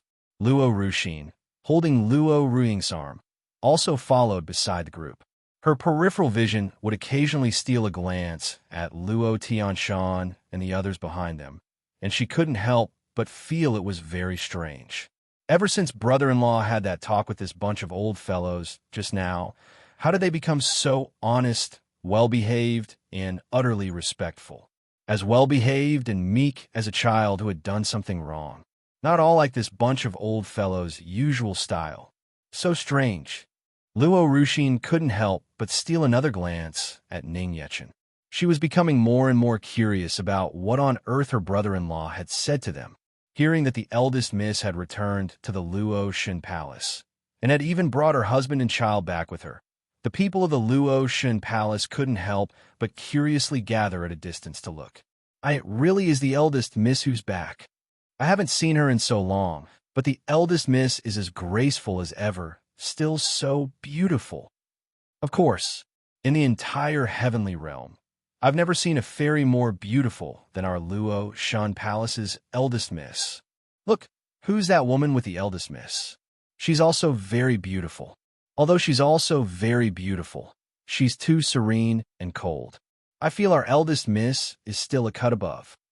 Seeing the exquisitely beautiful and graceful figures and appearances of Luo Ruiying and Yuqingyu, the people of the Luo Shan Palace made no effort to hide their feelings and praised them one after another. Nigerian Nairobi. Some of the new disciples, who had only ever heard of Luo Ruiying's titles as the favored daughter of the heavens and the Luo Shan Empress, were even more stunned by her beauty. As for the original disciples, they held their heads high, their faces full of pride. In a heavenly realm, to be able to witness the world-toppling beauty of their Luo Shan clan's goddess was a tremendous honor. Look, that man whose hand the eldest miss is holding. He must be her husband. Could it be that he is the son-in-law who will marry into our Luo Shan palace? The little girl he's holding is so cute. She must be the eldest miss's daughter. The eldest miss is really married and has a child. Our Luo Shan palace's eldest miss, sob sob sob. I can't accept it. Besides being a little handsome, what's so great about that guy? He doesn't look very strong either. I wonder if his cultivation is even as high as mine. How can he be worthy of our Luo Shan palace's eldest miss? But why do I feel like I've seen him somewhere before? Seeing Luo Ruiying intimately holding Ning Yechen's hand as they walked, a group of male disciples from the Luo Shan palace bit down hard on their clothes, tears streaming from their eyes. The eldest miss was the goddess of the heavenly realm in the hearts of countless among them. Their white moonlight, this hateful man actually dared to defile their goddess. The female disciples, also watching from the side, looked at the group of male disciples, who seemed to be collectively heartbroken, with faces full of speechless contempt. You men are really just driven by selfishness. Can't you see how loving the eldest miss and the young master are? The young master and the eldest miss are a talented man and a beautiful woman, a match made in heaven. Is there any room for you to object? The clan head and the elders haven't said anything. So what are you all making a fuss about? Why don't you look in a mirror? Do you have a young master's looks and temperament? The male disciples, attacked and scorned by the group of female disciples, the male disciples all fell into a shamed silence, unable to refute. Ning Yechen took in all the discussions and whispers of the Luo Shan palace members around him. A knowing smile couldn't help but form on his lips. He released Luo Ruiying's hand, which had been holding tightly, and instead wrapped his arm around her slender waist. Luo Ruiying was suddenly leaning against Ning Yechen's side. She was startled for a moment, then couldn't help but blush, giving him a shy glare. So many family members are watching.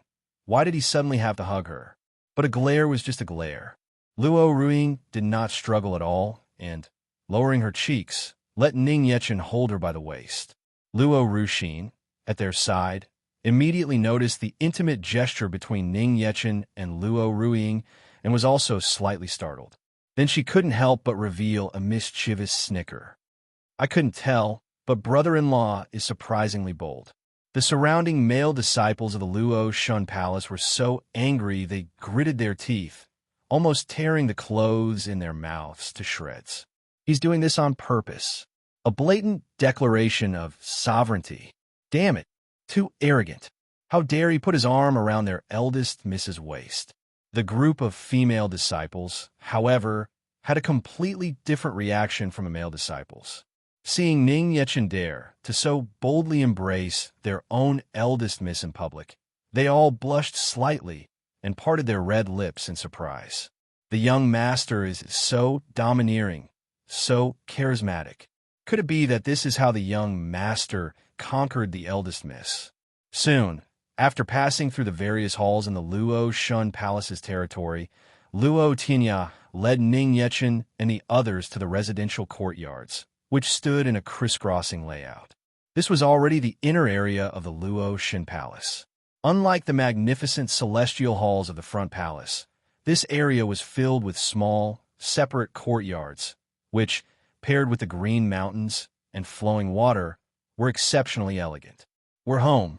Luo Ruing looked at the home where she had grown up, a nostalgic look appearing in her beautiful eyes. Ning Yechen was holding Luo Ruing's hand and preparing to enter the residence when he discovered Luo Tianshan and his group still sticking to them from behind like dogskin plaster. He couldn't help but stop, turn around, and with a slight frown, say calmly, "The elders are truly so hospitable, following us all the way here.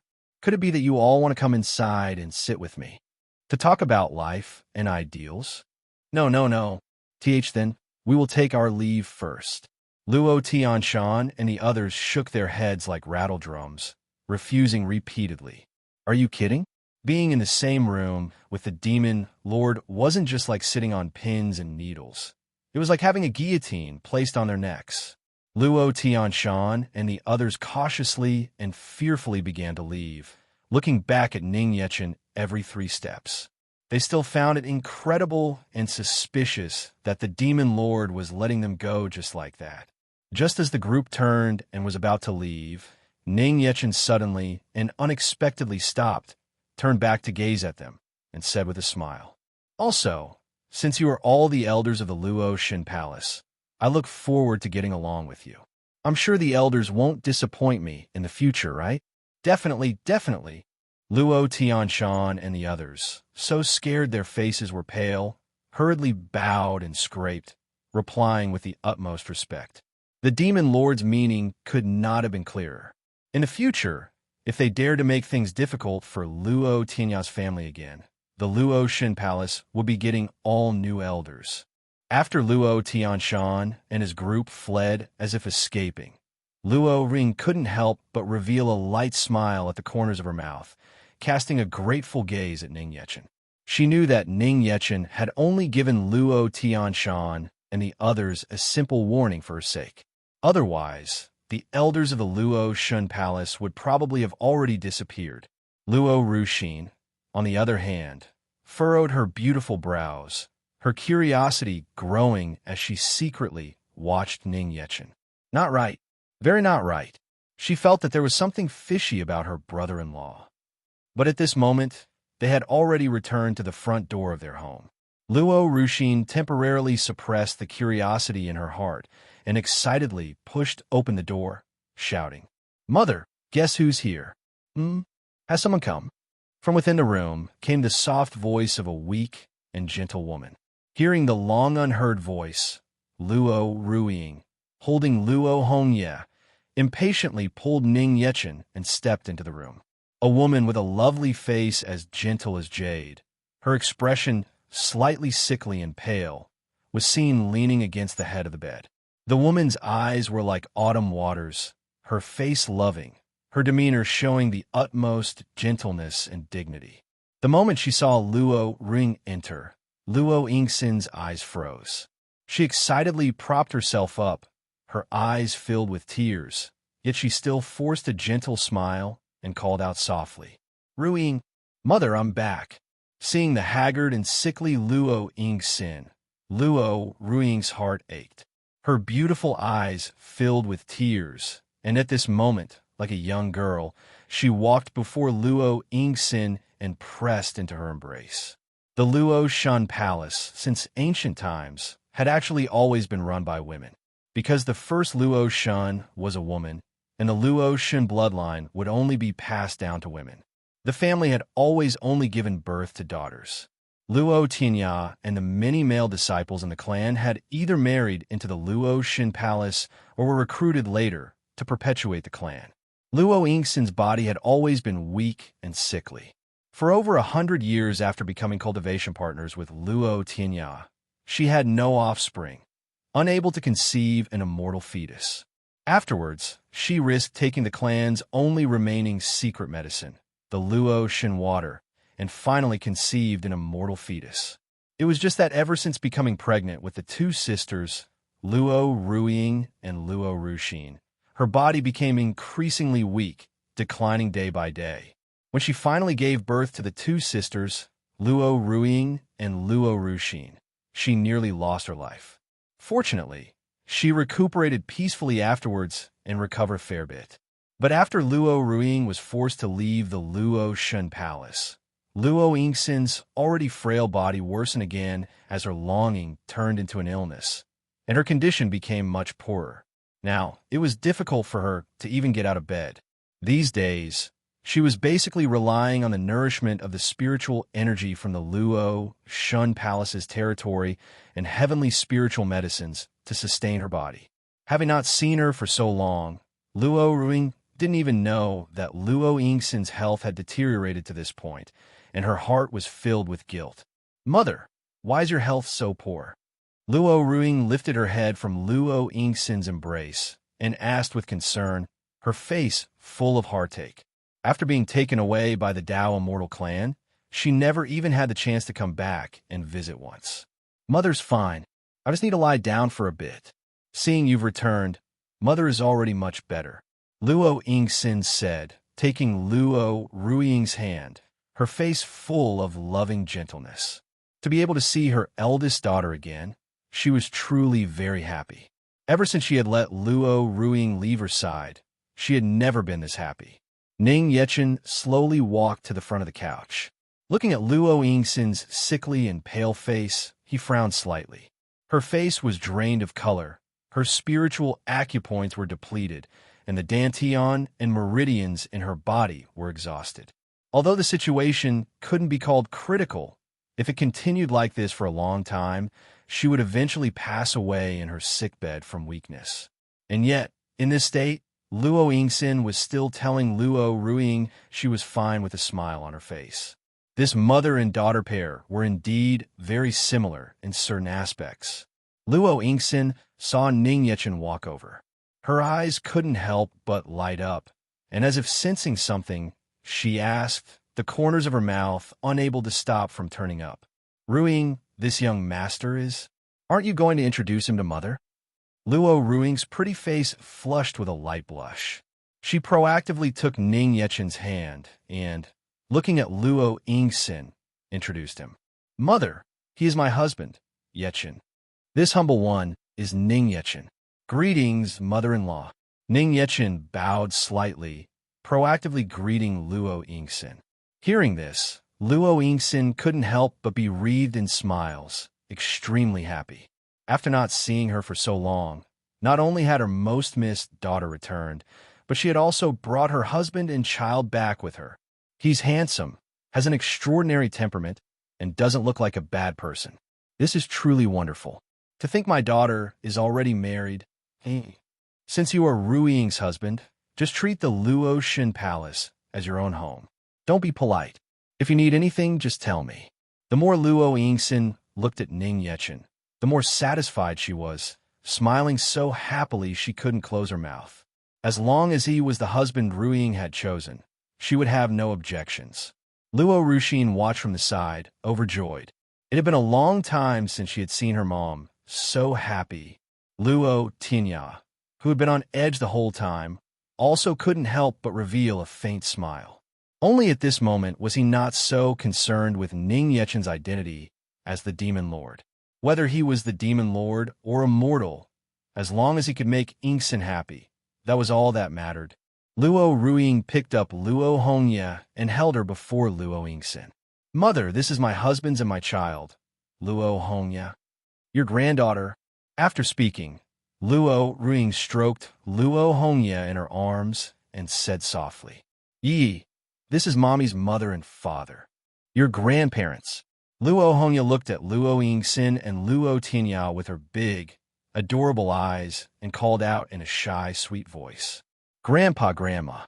Because it was her first time meeting Luo Tinya and Luo Yingxin, Luo Hongye seemed a little timid. But this timid and cute appearance was all the more endearing. Hearing this grandpa and grandma, the hearts of both Luo Tinya and Luo Yingxin instantly melted. This child is so pretty and cute, and so well-behaved and lovable. "I'll let Grandma give you a hug, okay?"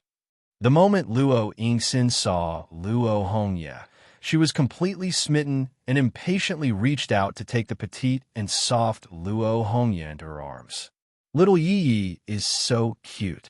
Just like Ruiying and Ruixin when they were little, Luo Yingxin carefully held Luo Hongye, looking her up and down, her face full of loving affection, unwilling to even let go. Luo Tinya also couldn't help but walk to the bedside and draw close to Luo Hongye. Just now, he had been so worried about the demon lord that he hadn't had a chance to properly and carefully look at his granddaughter. Now, looking up close, he was instantly conquered by the child's cute and delicate appearance.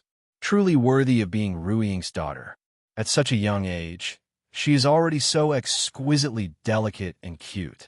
Luo Yingxin's face was full of kind and doting love. She gently stroked the small, smooth head of Luo Hongye in her arms. Her touch was skillful and gentle, and it instantly made Luo Hongye squint her eyes and lie peacefully in her embrace. Gazing at the gradually falling asleep Luo Hongye in her arms, Luo Yingxin once again had the feeling of having just given birth to Luo Ruiying and Luo Ruxin and holding them. After coaxing Luo Hongye to sleep, Luo Yingxin lifted her head, and only then did she notice Yuqingyu, who had been following by Ning Yechen and Luo Ruiying's side. Seeing Yuqingyu, whose serene and exquisite beauty and dignified and elegant temperament were not the least bit inferior to Luo Ruiying's, Luo Yingxin couldn't help but show a slight surprise.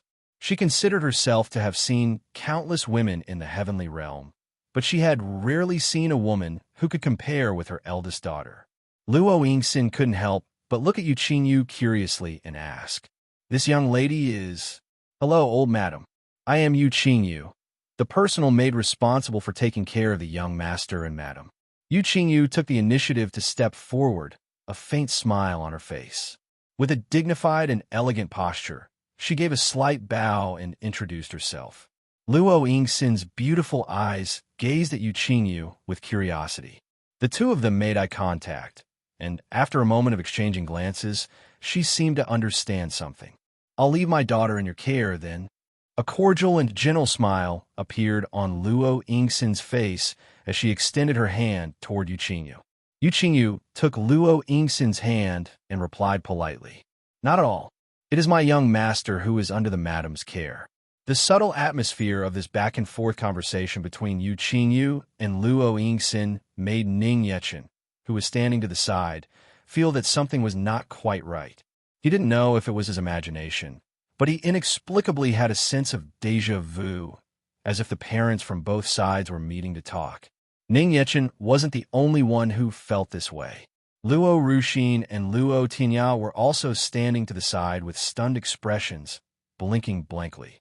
Based on Ning Yechen's identity, Luo Tinya deduced that Yuqingyu must be the legendary word spirit god of death, who is said to have cruelly slaughtered tens of thousands of immortals in the immortal realm with a single utterance. She had always stayed by the demon lord's side, serving in the role of a maid. He had only heard of her terrifying reputation before. Now, seeing her in person for the first time, he was surprised to find that she didn't seem as fearsome as the legends claimed. She constantly maintained an elegant posture, a deferential and courteous demeanor, and a modest and gentle smile on her face.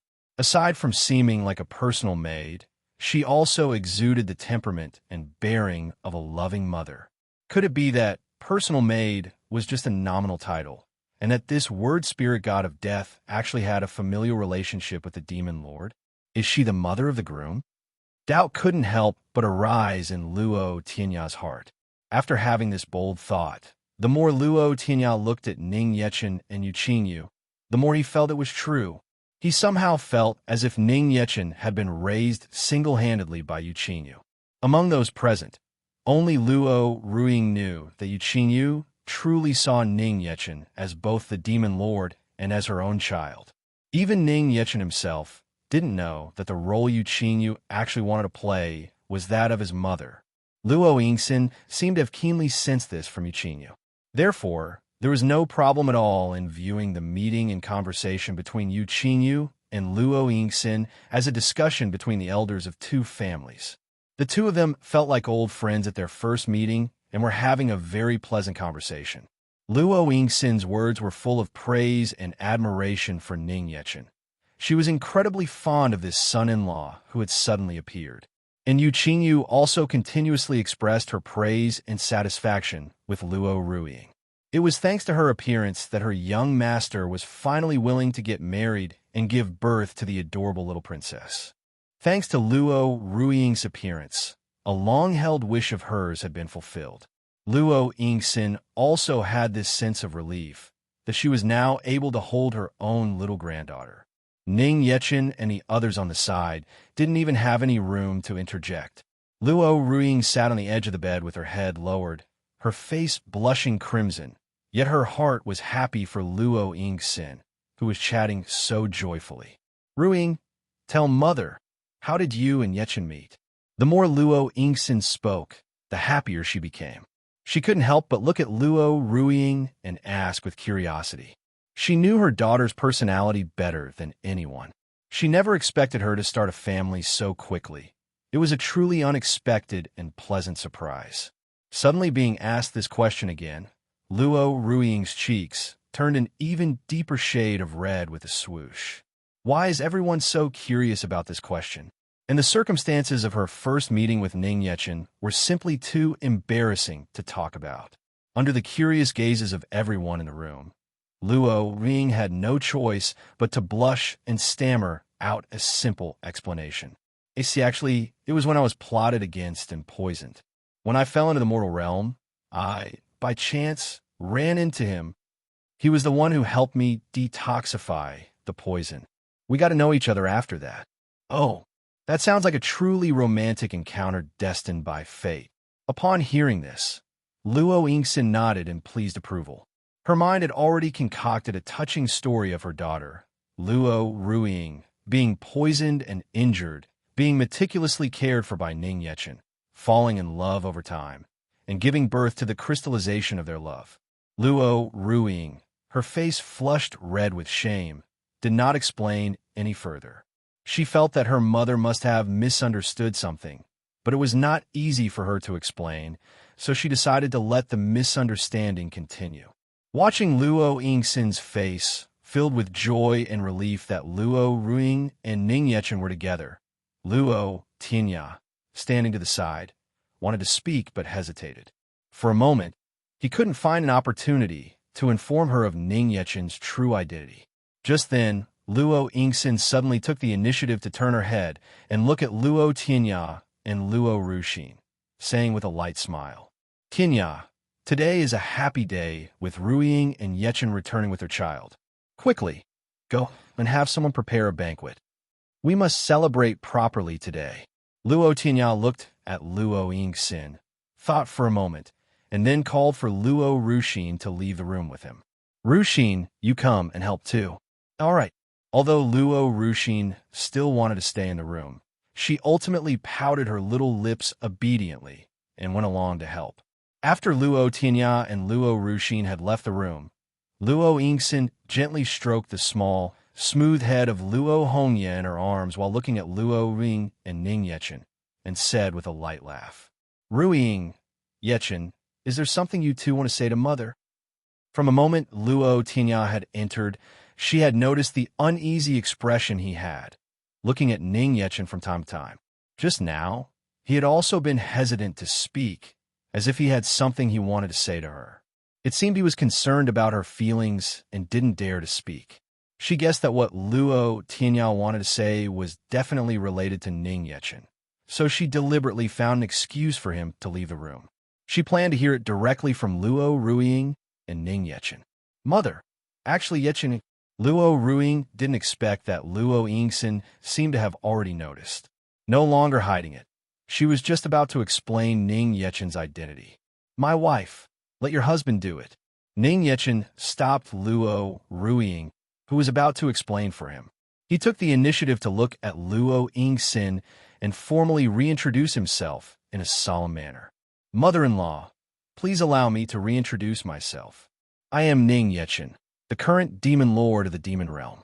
It was more sincere to confess such a matter himself. Hiding it from Luo Ruixin was to see when that little sister-in-law would discover his identity. From the very beginning, he never intended to hide it from Luo Yingxin, who was Luo Ruiying's mother. Demon Lord, Hearing Ning Yechen's identity as the Demon Lord, Luo Yingxin was slightly stunned for a moment, her beautiful eyes widening, but she quickly recovered her usual expression. So that's how it is. No wonder she had always felt that although Ning Yechen had not a trace of spiritual energy on him, he had a magnificent bearing, a kind of completely transcendent temperament that was above them all. And no wonder Luo Tianya had been so apprehensive and fearful. So the son-in-law her precious daughter brought back is the supreme ruler of the demon realm. Truly incredible. My precious daughter is truly amazing. Luo Ruiying watched Luo Yingxin with a nervous expression. Although she knew very well that her mother was a discerning and reasonable person, Ning Yechen's identity as the Demon Lord was, after all, very special. She was worried about whether Luo Yingxin could truly accept Ning Yechen's identity. Besides, her health was poor at the mother end. So, she was also worried if learning of Ning Yechen's identity as the Demon Lord would anger her to the point of harm. Mother-in-law, besides accompanying Ruiying back today, I'm also here to speak frankly with you and father-in-law. I hope that the two of you can entrust Ruiying to me with peace of mind. Ning Yechen said with a solemn expression, cupping his hands and bowing sincerely. Yu Qingyu at the side was surprised, her beautiful eyes widening slightly, and then she silently raised the corners of her mouth in a gratified smile. The Demon Lord really does love the madam a great deal. Ever since she had known Ning Yechen, he had faced countless powerful enemies in the demon realm, demon lords of previous generations, and experienced innumerable life and death struggles, yet no one had ever been able to make him bow his back once or treat them so politely. Not even that bunch of high and mighty gods from the divine realm were worthy. Seeing Ning Yechen being so sincere for her sake, Luo Ruiying was deeply moved. She also stood up, came to Ning Yechen's side, and took his arm. Mother, your daughter has already given herself to him, body and soul. I hope you can give us your blessing. Looking at Luo Ruiying and Ning Yechen standing together before her, Luo Yingxin covered her mouth in surprise, then couldn't help but smile with gratification and began to speak leisurely. You too. When did mother ever say I wouldn't approve of you? Since Yechen is the husband you have chosen, and he has called me mother-in-law, then from now on, he is the son-in-law of my Luo Shun Palace. When Ning Yechen entered the room and called her mother-in-law, she had already acknowledged his identity as her son-in-law. And now, to see him bow for Luo Ruiying's sake, to express his sincere feelings. For a demon lord of his generation to do this for her daughter was enough to explain everything. Even putting aside Ning Yechen's identity as the Demon Lord, even if he were just an ordinary demon clan cultivator, or even a mortal, she would not have minded. As long as it was someone Luo Ruiying loved, and seeing that she was happy, she didn't care. Thank you, mother. Hearing Luo Yingxin's reply, Luo Ruiying happily threw herself into her embrace. Both her dad and mother had accepted Ning Yechen. The worry in her heart was finally set aside. Luo Yingxin gently stroked Luo Ruiying's beautiful silver hair, then turned her head to look at Ning Yechen and asked with a gentle expression, Yechen, I will only ask you one question. Will you fail my daughter? In this life, I will not fail her. Ning Yechen replied in a solemn voice without the slightest hesitation, his eyes fixed on Luo Yingxin. Luo Ruiying, listening to these words, her lovely face buried in Luo Yingxin's embrace, was pink with shyness. Her heart felt as if a silk string had been lightly plucked, a wave of joyful palpitation. Good. Receiving a satisfactory reply, Luo Yingxin revealed a smile and nodded repeatedly with satisfaction. She beckoned Ning Yechen to her side and took his hand, placing it over Luo Ruiying's. Your words are enough. Cough. Perhaps because she was too happy and had spoken more than usual today, Luo Yingxin, whose body was already unwell, couldn't help but cover her mouth and cough several times. Mother, are you all right? Luo Ruiying hurriedly drew near and asked with concern. I'm fine. Mother is just too happy, that's all. Luo Yingxin's pale cheeks still showed a joyous smile as she signaled for Luo Ruiying and Ning Yechen not to worry. "Mother-in-law, your health does not seem to be good. Would you allow me to take a look?" Ning Yechen said, frowning slightly. "Mother-in-law, you say. If it's all right, I would be even happier to hear you call me mother." Luo Yingxin said with a light laugh. Ning Yechen was stunned for a motherant, then also revealed a smile and called out, "Mother!" He hadn't expected that at a time like this, Luo Yingxin would not only be completely unconcerned about her own health, but would instead be concerned about hearing him change his form of address. After hearing Ning Yechen call her mother, Luo Yingxin's face appeared even more joyful, and she presented her arm before Ning Yechen. Ning Yechen took Luo Yingxin's pulse, sent his divine sense into it, and began to carefully examine her body. Luo Ruiying watched nervously from the side. After a motherant, Ning Yechen slowly released her hand, his brow lightly furrowed from beginning to end. Generally, anything that could make him furrow his brow was absolutely no simple matter. "Husband, how is it?" Luo Ruiying asked urgently and worriedly. Her meridians are all withered, her spiritual acupoints are depleted, her sea of spirit is exhausted, and her immortal body has been overdrawn excessively, causing her body to be unable to gather spiritual energy. Ning Yechen slowly stated Luo Yingxin's symptoms. Perhaps because she had been in this state for too long, the situation was a little more serious than he had imagined. In Luo Yingxin's current state, even getting out of bed would be difficult. Luo Yingxin had long been aware of her body's current condition. Her expression showed not the slightest surprise or ripple, and she remained gentle and calm. Luo Tianya had long ago found many immortal doctors for her who were skilled in medicine and alchemy. What every one of them had said was basically the same as what Ning Yechen had said.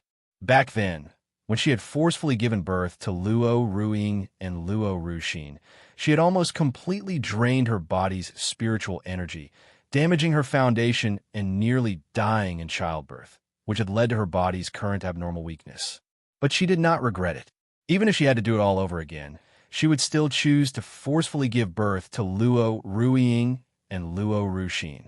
"Husband, is there a way for mother to recover?" Luo Ruiying asked, looking at Ning Yechen with a face full of worry and anticipation. If even Ning Yechen had no solution, then she really wouldn't know what to do. "Don't worry, my wife. As long as I nourish her entire body with spiritual energy every day, I can at least allow mother's body to recover a little and no longer worsen.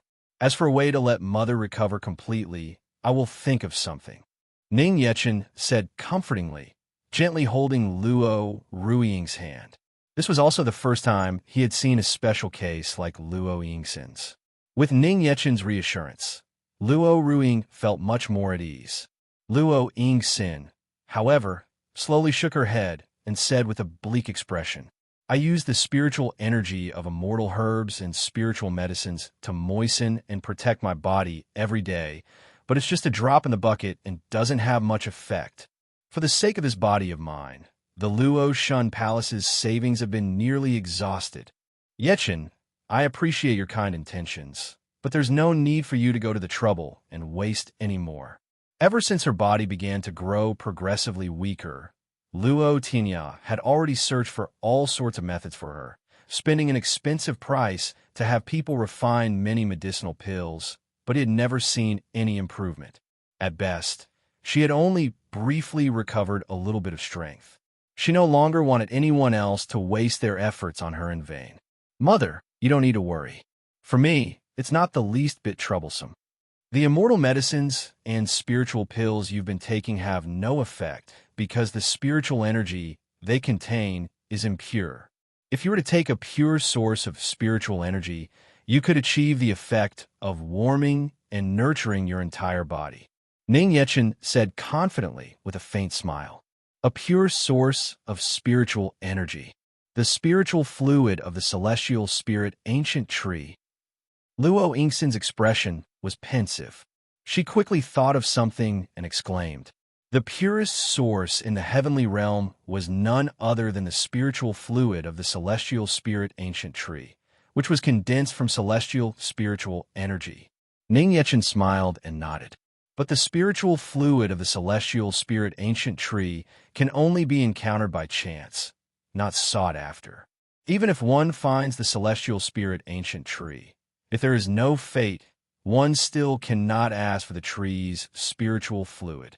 Luo Yingxin shook her head again, explaining to Ning Yechen. Ning Yechen, however, just gave a faint, roguishly charming smile. Don't worry, mother. I just so happen to have quite a faithful connection with the celestial spirit ancient tree, and I know her. She will definitely be very happy too. After Ning Yechen said he had a way to obtain the celestial spirit tree sap from the celestial spirit ancient tree, he paced a step and, in an instant, transformed into a divine rainbow and disappeared into the sky. To brew the medicine for Luo Yingxin, Luo Ruiying and Yu Qingyu also temporarily left the room. Inside the room, the returned Luo Tinya was left sitting by the bedside, watching over Luo Yingxin. Luo Yingxin lay on the bed, gently holding the soundly asleep Luo Hongye in her arms, her face full of motherly love and doting affection. Seeing Luo Yingxin so happy, Luo Tinya couldn't help but reveal a gratified smile. However, his lightly furrowed brow still did not escape Luo Yingxin's eyes. What's wrong?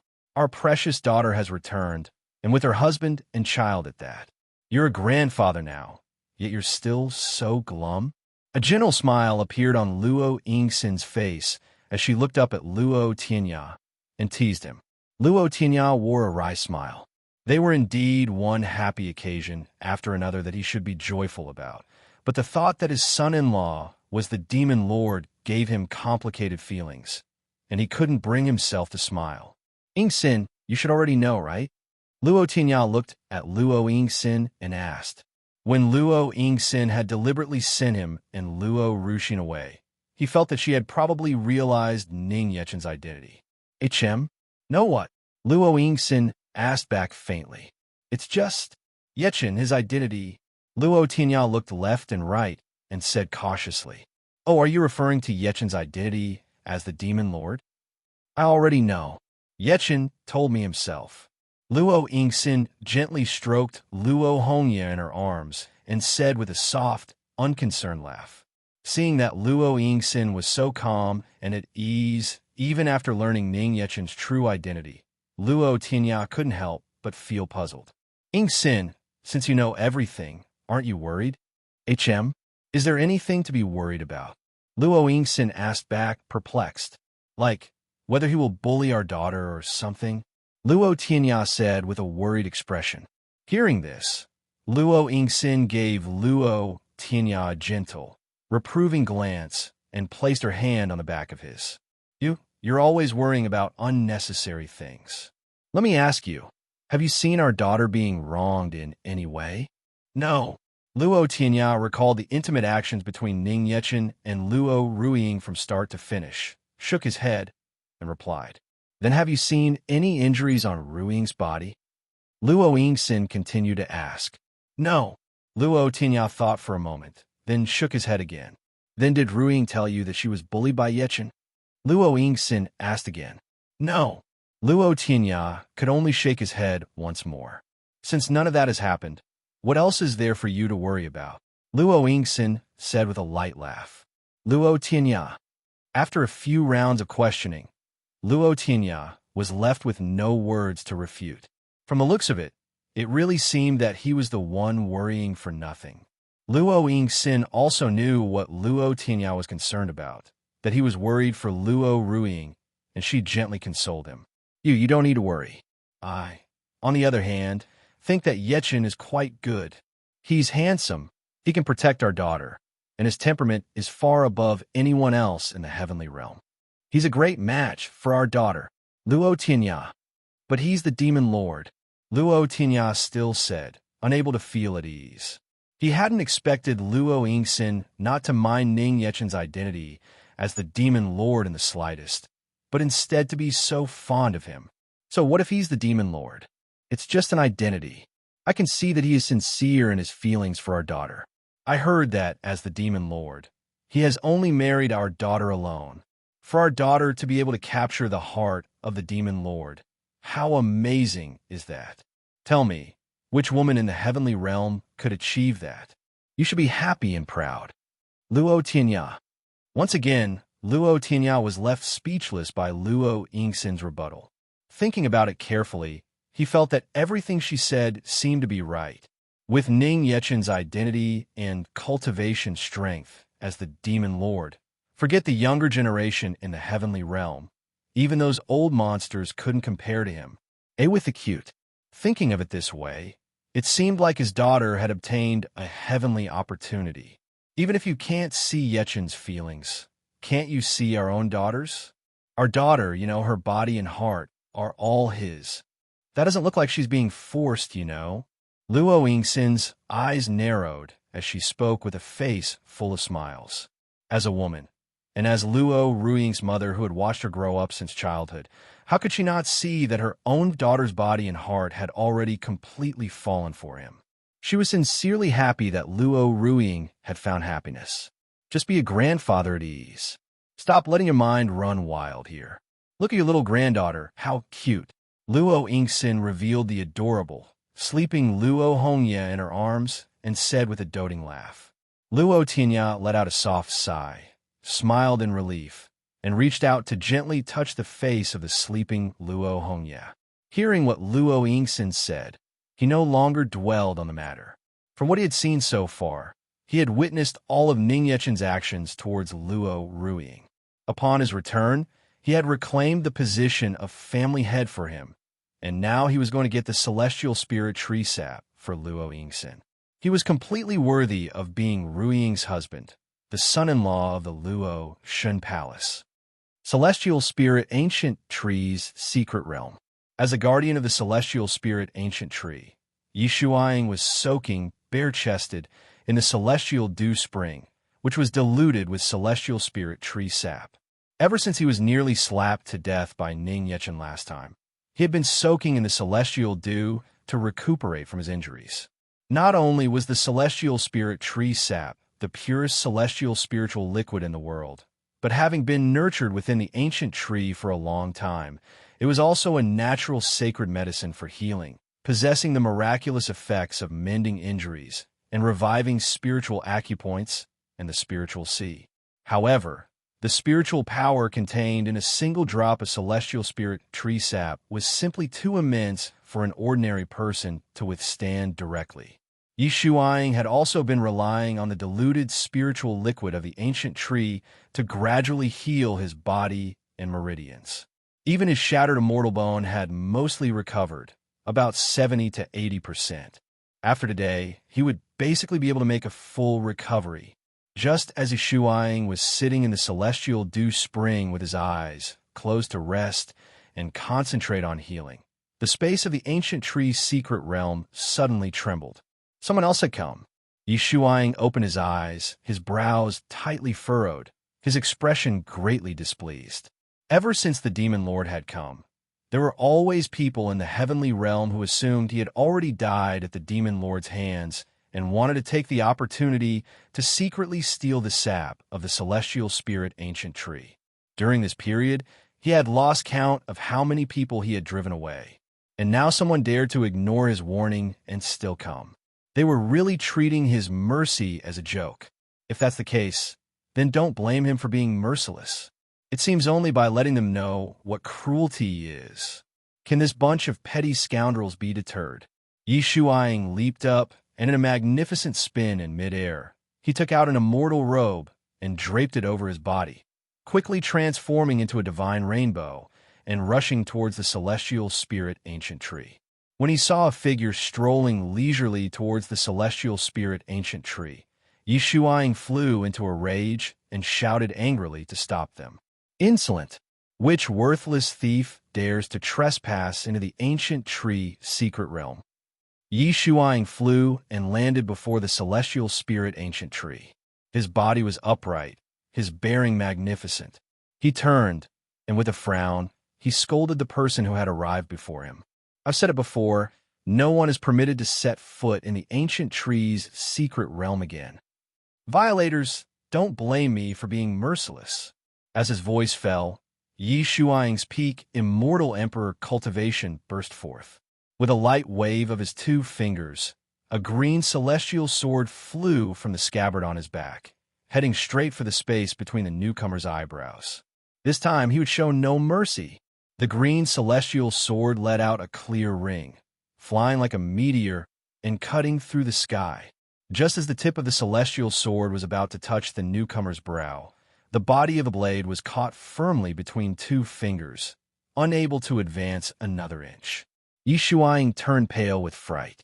With his cultivation and strength, the flying sword he had unleashed with all his might had actually been caught so easily by the other party. Yi Shuang focused his eyes, and his shocked expression gradually transformed into one of terror, his face instantly turning much paler. The Demon Lord? Oh, it seems you still recognize this Lord. To dare to make a move on this Lord, it seems you have a lot of guts. A roguishly charming smile appeared at the corners of Ning Yechen's mouth. He lightly snapped the celestial sword caught between his fingers and casually turned it to ash. Yi Shuang, Undersir. Seeing that the other party was Ning Yechen, Yi Shuang felt a chill spread through his body and froze on the spot in a daze. At this moment, his heart was filled with incomparable regret. He wanted to cry, but had no tears. Why did the person who came this time have to be the Demon Lord again? Why, of all times, did he not check the other party's identity first this time? Why was he so unlucky?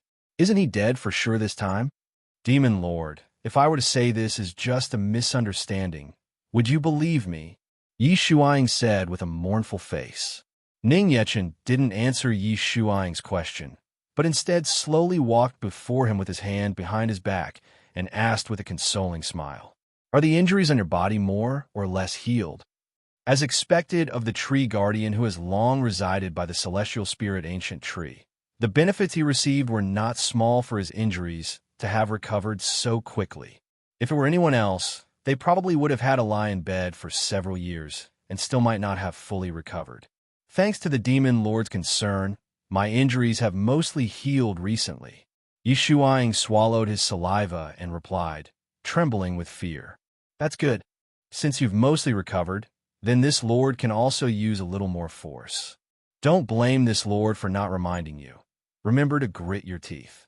Ning Yechen revealed a harmless, brilliant, and sunny smile and gave a very thoughtful reminder. Yi Shuang, Demon Lord, please, you must be merciful and go a little lighter. Yi Shuang, with tears streaming down his face, silently circulated his celestial spiritual energy to protect his body, closed his eyes, and gritted his teeth tightly. In his heart, he had already prepared his last words. Goodbye, world. Goodbye, heavenly realm. If my divine soul is not extinguished and I have a next life, I will never be a tree guardian again. Seeing that Yi Shuang was ready, Ning Yechen casually flicked his sleeve. An immense force instantly and forcefully distorted the void of the secret realm before him, sending Yi Shuang flying for several hundred li. The ancient tree's secret realm trembled and shook, and on the side where Yi Shuang had been, a deep and endless trench was left behind. Yi Shuang lay in the deep trench, spitting up blood, his clothes in tatters, covered in wounds.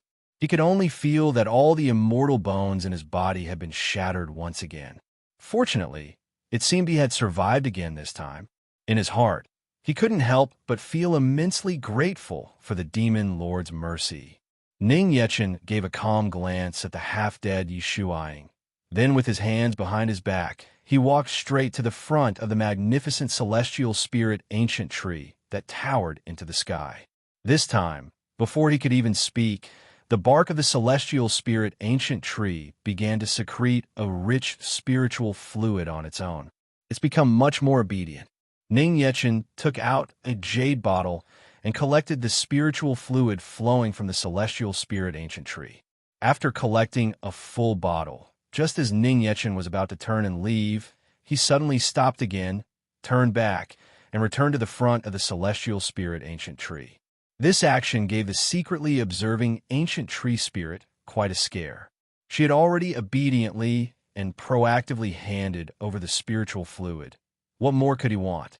Did he really want to drain her until not a single drop was left? Ancient tree spirit, this lord has something to ask you. Ning Yechen said calmly, standing before the celestial spirit ancient tree. What is it? An ethereal and soul-cleansing female voice came from within the celestial spirit ancient tree. Ning Yechen then informed the celestial spirit ancient tree of Luo Yingxin's condition and asked if she knew of any medicine that could cure it. The celestial spirit ancient tree had existed in the world since the birth of the heavenly realm. It had stood in the heavenly realm for hundreds of thousands of years to become the miraculous secret realm it was today. Its roots spread throughout the foundation of the heavenly realm, nurturing the spirits of all things between heaven and earth. One could say that all the immortal herbs and spiritual medicines of the heavenly realm depended on her to grow, and the spiritual fluid from her body had the miraculous effects of curing all illnesses and improving spiritual meridians. Even a single green leaf from the tree was an extremely rare and precious immortal medicine in the world. With such a long accumulation of years, perhaps she also had some understanding of Luo Yingxin's strange physical condition. The celestial spirit ancient tree had not expected that Ning Yechen was asking for her advice. After listening carefully to his words, she pondered seriously for a moment and replied via sound transmission. The condition you speak of, Demon Lord, is something I have also heard of from a long time ago. A woman from the heavenly realm, after giving birth to a child, was drained of all her spiritual energy and even became physically weak and exhausted. But her child possessed exceptional cultivation talent. This may be because the talent of the child she was carrying was too astonishing, and the gap in talent between mother and child was too large. As a result, when nurturing the immortal fetus, her body's spiritual energy was insufficient, leading to her overdrawing her body and damaging her entire foundation. Hearing this, Ning Yechen's expression was pensive. The celestial spirit ancient tree's answer was largely the same as what he had guessed. He had heard that his wife had become the youngest empress of her generation in the heavenly realm in just under 400 years. Such talent could be considered quite monstrous. No wonder Luo Yingxin's body became so weak in order to give birth to Luo Ruiying. Damaged meridians could still be recovered through recuperation, but a depleted and exhausted Dantian sea of spirit, to the point of nearly overdrawing one's life force, had damaged her foundation. This kind of situation was often irreversible. Wanting to recover would be very difficult. Is there a way to completely heal the body? Ning Yechen asked, holding on to a glimmer of hope. I have heard that an immortal medicine called the spirit-calling celestial Ganoderma can reverse the damage to the Dantian sea of spirit and remold the body's spiritual meridians. However, this immortal medicine not only grows in pure spiritual fluid, but also needs to regularly absorb the essence of the sun and moon. It takes 10,000 years to mature. It is extremely rare in the heavenly realm. No, in all the 6 realms. Even if one were to grow, it would quickly be snatched up and eaten by countless cultivators or immortal beasts attracted by its rich spiritual fragrance. It is basically an extinct immortal medicine. The celestial spirit ancient tree replied after pondering for a moment. Even she, who controlled all the spiritual medicines of the heavenly realms heaven and earth, had not seen one for a very long time, taking 10,000 years to mature, and with such harsh growing conditions. Hearing this, Ning Yechen frowned lightly. However, he still committed the name of this spirit-calling celestial Ganoderma to memory. At least he knew there was a medicine that could cure it. That made things much easier. Ning Yechen no longer hesitated.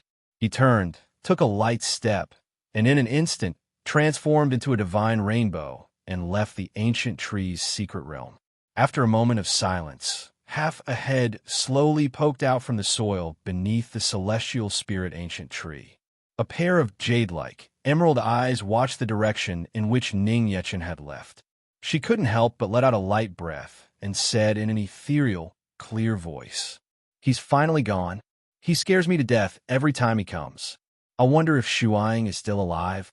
After confirming that Ning Yechen had truly left the ancient tree's secret realm, the ancient tree spirit crawled out from the soil completely naked, revealing her incarnation as the manifested spirit of the celestial spirit ancient tree.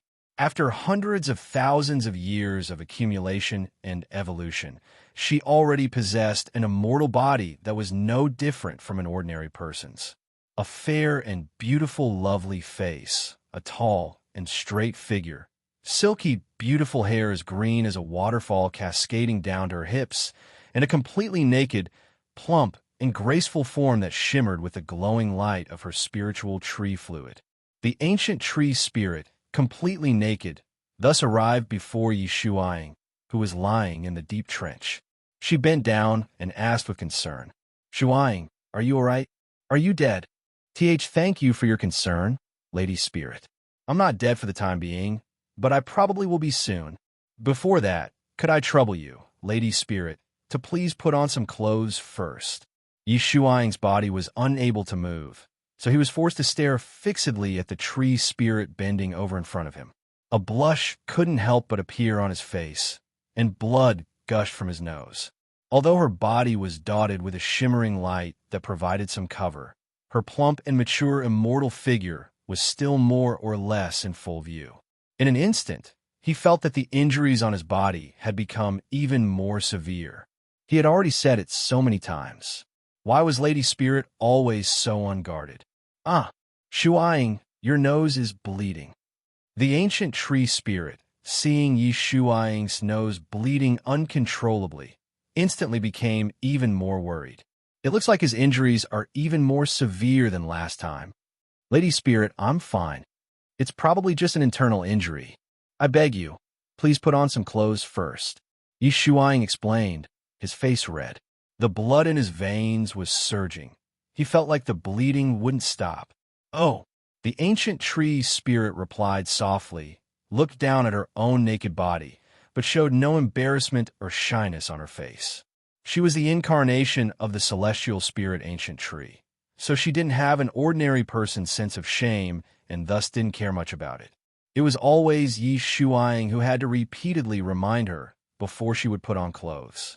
The ancient tree spirit stood on the spot with her arms open, and from the soil at her feet, countless vines and green leaves instantly grew and wrapped around her naked body. When the vines receded, she was already draped in a vibrant green and red celestial dress. Shuang, wait a moment, I'll heal you right away. The ancient tree spirit waved her hands, and the rich celestial spiritual energy of heaven and earth in the ancient tree's secret realm condensed around Yi Shuang. Vines also grew from beneath him, enveloping his heavily injured body. Omicron Biepsilon. Thank you, Lady Spirit. Feeling the warm currents flowing into his body and his injuries slowly recovering bit by bit, Yi Shuang spoke his thanks. Fortunately, he was in the celestial spirit ancient tree's secret realm and had Lady Spirit to treat him in time. Otherwise, he might have already perished last time. It's just that it was hard to guarantee there wouldn't be a next time. This kind of near-death, heavy injury was something he really didn't want to experience again. Lady Spirit, I may not be able to protect you any longer, Yi Shuang said, enduring his pain as he looked at the tree spirit who was healing him. Why you're going to die, Shuang? The ancient tree spirit asked with a sad expression. Yi Shuang, why did Lady Spirit always assume he was going to die every time she opened her mouth? Lady Spirit, I probably won't die for the time being. It's just that I may have to leave your side after this, Yi Shuang said helplessly. His Yi family was not a major sect in the heavenly realm, but they had once received a favor from the ancient tree spirit, and thus had served as the heavenly realm's tree guardians for generations. Each generation, the Yi family would select the child with the most talent and strength and send them to the ancient tree's secret realm to cultivate, becoming the guardian of the celestial spirit ancient tree. It had been like this for generations, a duty they observed for a lifetime. In the end, the tree guardians of every generation either exhausted their lifespan and rested here for eternity, or they abided by their duty as tree guardians and perished while protecting the celestial spirit ancient tree. Although there was a certain amount of danger, and from time to time, some petty scoundrels who coveted the celestial spirit ancient tree would come, it was extremely rare to encounter life-threatening danger. Basically, every tree guardian throughout history had safely guarded the ancient tree's secret realm for tens of thousands of years. But he had only been here for a little over 600 years, and in a short period of time, he had already nearly died twice. It was completely different from the peaceful life of cultivation he had imagined. "You're leaving? Leaving my side?" Hearing that Yishuang planned to leave the ancient tree's secret realm, the ancient tree spirit leaned down low, her face sad, the drooping collar of her dress revealing a flash of bright snow white. The nosebleed Yishuang had just managed to hold back once again couldn't help but gush out, and he turned his crimson face away. You're bleeding again." The ancient tree spirit was greatly alarmed. She placed her palm on Yishuang's forehead and hurriedly circulated her celestial spiritual power again to heal him. "You're being too unfair, Lady Spirit." Yishuang muttered softly, embarrassed, his face red. How could he have the heart to refuse this? Did you say something?" The ancient tree spirit asked, puzzled. Just now, in order to focus on healing Yishuang's injuries, she hadn't clearly heard what he said. "And no, it's nothing, Lady Spirit. I've decided.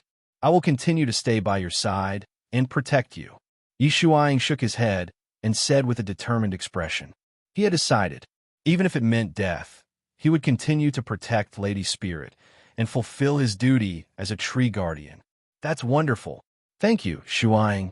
The ancient tree spirit happily threw herself onto Yishuang, hugging him as she spoke. "La Lady Spirit, why you are pressing on me?" Feeling the soft contact on his body, Yishuang's face flushed red, and he didn't know what to do.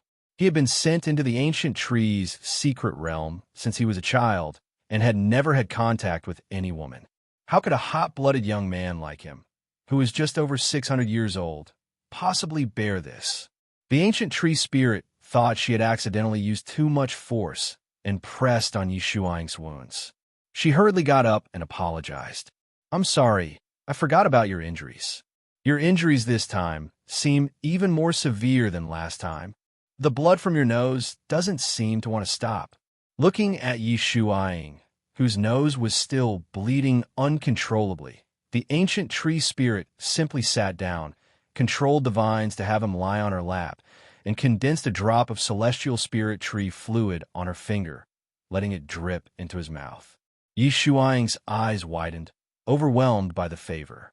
The celestial spirit tree fluid was so precious, yet Lady Spirit had actually, for his sake, offered up a drop of her own sweet fluid.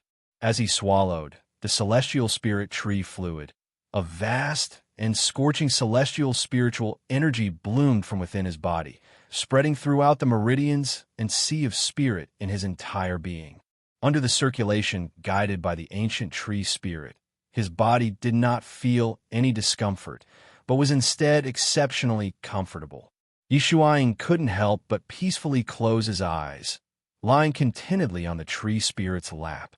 Perhaps it was because he had twice been placed on the verge of death and survived. As his body gradually recovered, he actually felt that his cultivation had improved. Yishuang suddenly felt that getting hit by the demon lord wasn't so bad after all. Even if he were to die, to be able to die in Lady Spirit's arms, he would die without regrets. Luotian Palace, inside the room. Not long after Ning Yechen went out, he returned with a full bottle of the celestial spirit ancient tree's spiritual fluid. Coincidentally, Luo Ruiying had also just finished preparing a medicinal soup and brought it into the room. Ning Yechen took out the jade bottle and gently dripped a single drop into the medicinal soup. The celestial spirit tree fluid fell into the soup. The light black medicinal soup instantly began to glow and gradually became infused with a golden green color, turning into a spiritual medicinal soup. The rich and pure aura of celestial spiritual energy filled the entire room, and the medicinal aroma also became refreshing. Just a single drop had such a miraculous effect. Luo Tianyao watched from the side, dumbfounded, his heart filled with joy. Without a doubt, what Ning Yechen held in his hand was truly the spiritual fluid of the celestial spirit ancient tree, a treasure that countless people in the heavenly realm sought but could not obtain. Yet he had brought back an entire bottle, as expected of the demon lord. How did he persuade the celestial spirit ancient tree to bestow its spiritual fluid? Mother, hurry and drink the medicine. Luo Ruiying sat on the edge of the bed holding the medicine and brought it before Luo Yingxin. Luo Yingxin's beautiful eyes looked with surprise at the crystalline green spiritual fluid before her. She carefully took it in her hands, parted her red lips slightly, and took a light sip. As the mouthful of spiritual fluid entered her stomach, Luo Yingxin couldn't help but widen her beautiful eyes slightly.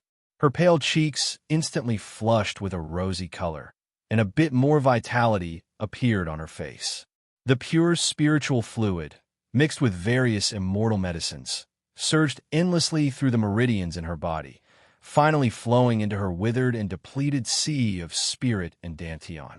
It was as if a long-parched land had, at this moment, received the baptism of a spring rain, revitalized once more. Luo Yingxin closed her beautiful eyes in comfort and contentment. A shimmering glow appeared on her body, and her face was radiant. Luo Ruiying and the others all watched Luo Yingxin with craned necks and hearts full of anticipation. Mother, how do you feel? I feel like I'm already fine. O equals W. Luo Yingxin had recovered her spirits. She made a peace sign and winked playfully at the crowd. The crowd. She was clearly already a grandmother, yet she was still making such a playful and cute pose. For a moment, the crowd didn't know whether to laugh or cry. But seeing Luo Yingxin, whose body had recovered a great deal and who was full of spirit, they were all incomparably happy in their hearts. An empty set beta. Mother. Luo Ruiying and Luo Ruxin joyfully hugged Luo Yingxin together. I've made you worry. Luo Yingxin revealed a gentle, light smile, her hands gently stroking the heads of Luo Ruiying and Luo Ruxin. Ning Yechen stood to the side with his hands behind his back, watching the three of them, mother and daughters, embracing, a gratified look on his face. Just from their appearance, one couldn't even tell they were mother and daughters. They looked more like three sisters. Luo Tina silently stood beside him, his gaze also fixed on the mother and daughters on the couch, and said with sincere gratitude, "Thank you." For Luo Yingxin's recovery, he had pleaded with all the great immortal doctors of the heavenly realm and had nearly emptied the Luo Shun Palace's entire savings. Yet he was still helpless. To be able to see Luo Yingxin regain her former radiance had always been his life's wish. Father-in-law, what are you talking about? It was merely the lift of a hand. Ning Yechen said with a smile.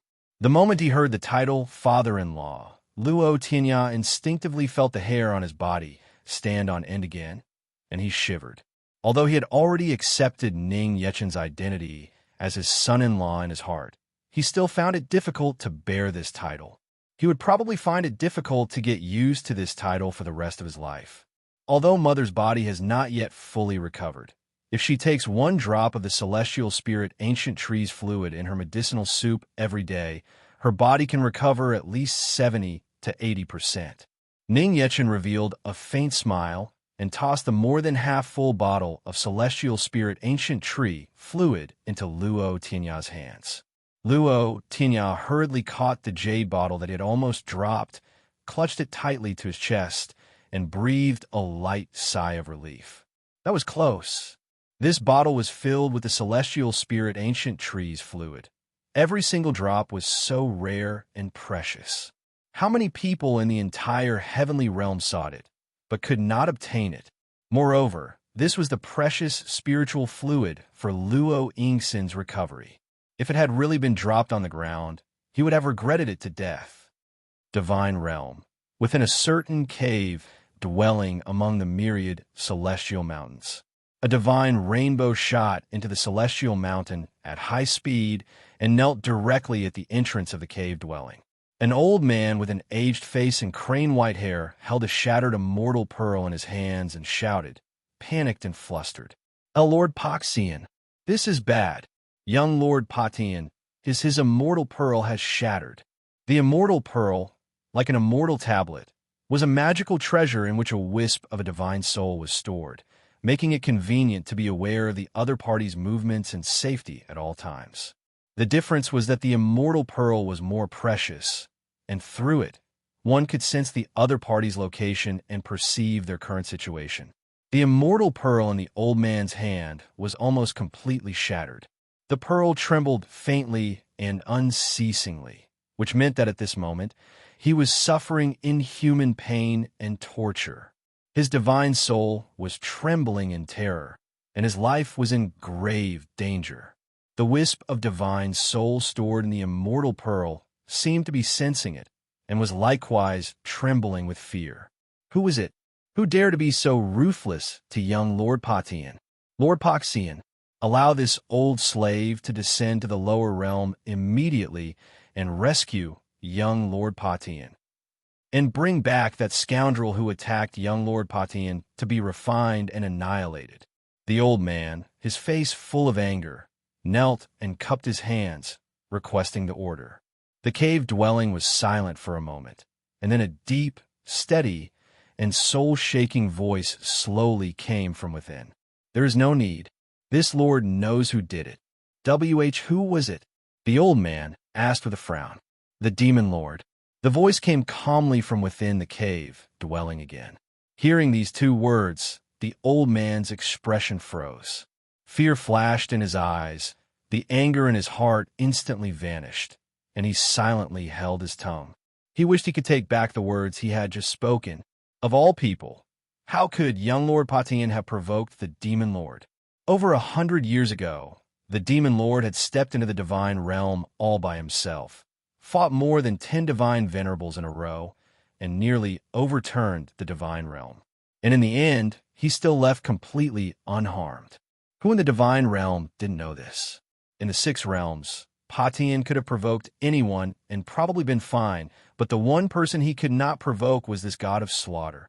Lord Poxian, Tichen, what should be done next? The old man asked, trembling. What about that child? I instructed him to bring back at all costs. Poxian, inside the cave dwelling, ignored the question about Potian and instead asked about a child. The old man didn't dare to be slow and immediately replied. According to your instructions, Lord Poxian, they were conveyed to young Lord Potian long ago. It's just that young Lord Potian has been unable to bring that child back. Truly useless. Hearing that the child had not been brought back after so long, a terrifying spiritual wave instantly burst out from within the cave dwelling. The spreading spiritual wave instantly shattered dozens of the surrounding celestial mountains. The old man was directly sent flying by the spiritual wave, spitting up blood. He hurriedly scrambled up and kowtowed on the ground. Lord Poxian, forgive me. Lord Poxian, forgive me. Back then, upon hearing that an empress in the heavenly realm had given birth to a child possessing demon clan blood, Poxian had instructed Potian to bring that child back to him at all costs. The old man really couldn't figure out in his heart why Lord Poxian, a divine venerable, would be so concerned with a child born to a woman from the heavenly realm. Rumble. With a trembling sound, the stone door of the cave dwelling slowly opened. A figure, bare-chested, towering and sturdy, stepped out. Forget it. It's better if this lord descends to the lower realm personally. Luo Shun Palace, in the bedchamber. After Luo Yingxin recovered her health and spirits, the family joyfully held a rare and lavish banquet in the Luo Shun Palace.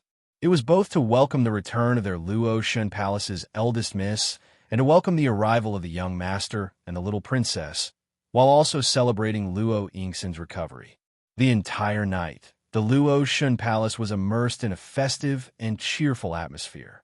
During the banquet, Luo Yingxin, a first-time grandmother, was truly too fond of this petite and cute little granddaughter, Luo Hongya. She held her in her arms almost the entire time, personally feeding and caring for her, unable to put her down. Ning Yechen and Luo Ruiying, seeing how much Luo Yingxin loved the child, simply let the child sleep with her grandparents for the night. Therefore, in the bedchamber tonight, Ning Yechen and Luo Ruiying rarely had a warm and tender moment to themselves. Ning Yechen lay on the soft bed, one arm wrapped around Luo Ruiying's slender and soft waist, the other gently caressing her silky, bright silver hair. Her beautiful hair was as smooth as silk and felt extremely fine and soft to the touch. Luo Ruiying was wearing a cherry-colored, immortal silk nightdress. With her back to Ning Yechen, her delicate body was pressed tightly against his chest, her exquisitely beautiful face tinged with a slight crimson, like a gorgeous flower waiting to bloom. Having just finished bathing, her delicate body emanated a warm aura and was suffused with a faint, refreshing, and enchanting fragrance. "Husband, thank you, really." Luo Ruiying leaned back slightly, nestling in Ning Yechen's embrace, and parted her red lips to speak with gratitude. From the time she met Ning Yechen until now, she had always been receiving his meticulous care. His care when she was injured, his willingness to ascend to the heavenly realm for her, and then helping her father take back the position of clan head, healing her mother's body, and so on. She felt that she had nothing with which to repay him. Was my wife thanking this husband for? Ning Yechen asked, puzzled, drawing close to Luo Ruiying's ear. For all the trouble I've caused you." Feeling the hot breath blowing past her earlobe, Luo Ruiying's cheeks couldn't help but be dyed with a rosy blush. "What are you talking about, my wife? Isn't this what a husband should do? What need is there to thank me? Besides, these small matters are no trouble at all." Hearing this, Ning Yechen couldn't help but reveal a gentle and refined smile, and as if to comfort her, he gently kissed her snow-white, jade-like neck. "Inni." Luo Ruiying's heart throbbed. She turned her head, looking back at Ning Yechen, her red lips trembling slightly, her beautiful eyes rippling with deep affection. Her blushing, shy cheeks, skin whiter than the first snow, ruby-red eyes, and that peerless face as if drawn by an ink brush. Ning Yechen stared in a trance at the beauty in his arms. After a brief moment of gazing at each other, Luo Ruiying proactively tilted up her snow-white, jade-like neck and kissed Ning Yechen's lips. Ning Yechen's arms couldn't help but hug the beauty in his embrace even more tightly as he returned her loving kiss with deep affection. His hands involuntarily slipped into her dress, roaming over every inch of skin on her alluring and graceful, delicate body. He took her smooth, soft skin in his hands, caressing and kneading it wantonly. As their red lips intertwined, Luo Ruiying couldn't help but let out an alluring and charming moan. The two were immersed in comforting and kissing each other. After an unknown amount of time, Ning Yechen was already pressing down on Luo Ruiying's body, his face close to hers, his eyes gazing at her with deep and fiery affection. Luo Ruiying's lovely face was already completely crimson. Her charming eyes were hazy as if veiled by silk, and her crystal clear, alluring red lips were letting out waves of hot, fragrant pants. At the banquet tonight, in the joyous atmosphere, she had made an exception and had a little wine. Although it was just a little sake, her mouth was filled with a faint, sweet aroma of wine. And mixed within her exhaled breaths was an intoxicating fragrance that could mesmerize the soul. Ning Yechen held Luo Ruiying's face in his hands, his fingers lightly brushing across her cheeks, and said with a gentle and serious expression, "My wife, let's have a child." He was not joking. Previously, Luo Ruiying had been pregnant with Luo Hongya alone for 8 long years. If there were next time, he would definitely stay by her side and take good care of her. A child, don't we already have one? Luo Ruiying's cheeks were flushed with shyness. She averted her face slightly, looking as beautiful as a dew-kissed flower. Ning Yechen smiled faintly, touched his forehead to Luo Ruiying's, and gazing in her beautiful eyes from up close, he said softly and seductively, "My dear, what I mean is, let's have another child." "And another child?" Hearing this, Luo Ruiying was so shy that her red lips and silver teeth couldn't stop trembling. Husband, say children aren't that easy to have.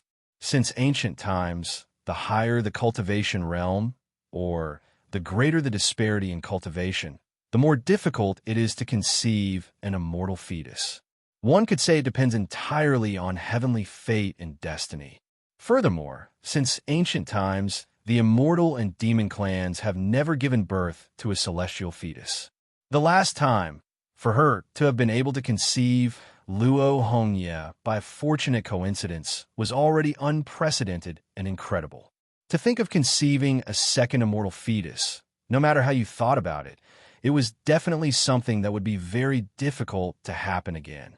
Ning Yechen also knew this well, but since she was able to conceive the first child, then that meant a second one was also entirely possible. Don't worry, my wife. I will work hard, Ning Yechen said, looking at Luo Ruiying full of confidence. W work hard? What does that mean? Hearing this, Luo Ruiying, on the contrary, became even more scared and worried in her heart, a trace of terror in her bewildered, lovely face. With a delayed reaction, as if she understood something, Luo Ruiying was so scared she shook her head repeatedly. Husband, no. We have to get up early tomorrow.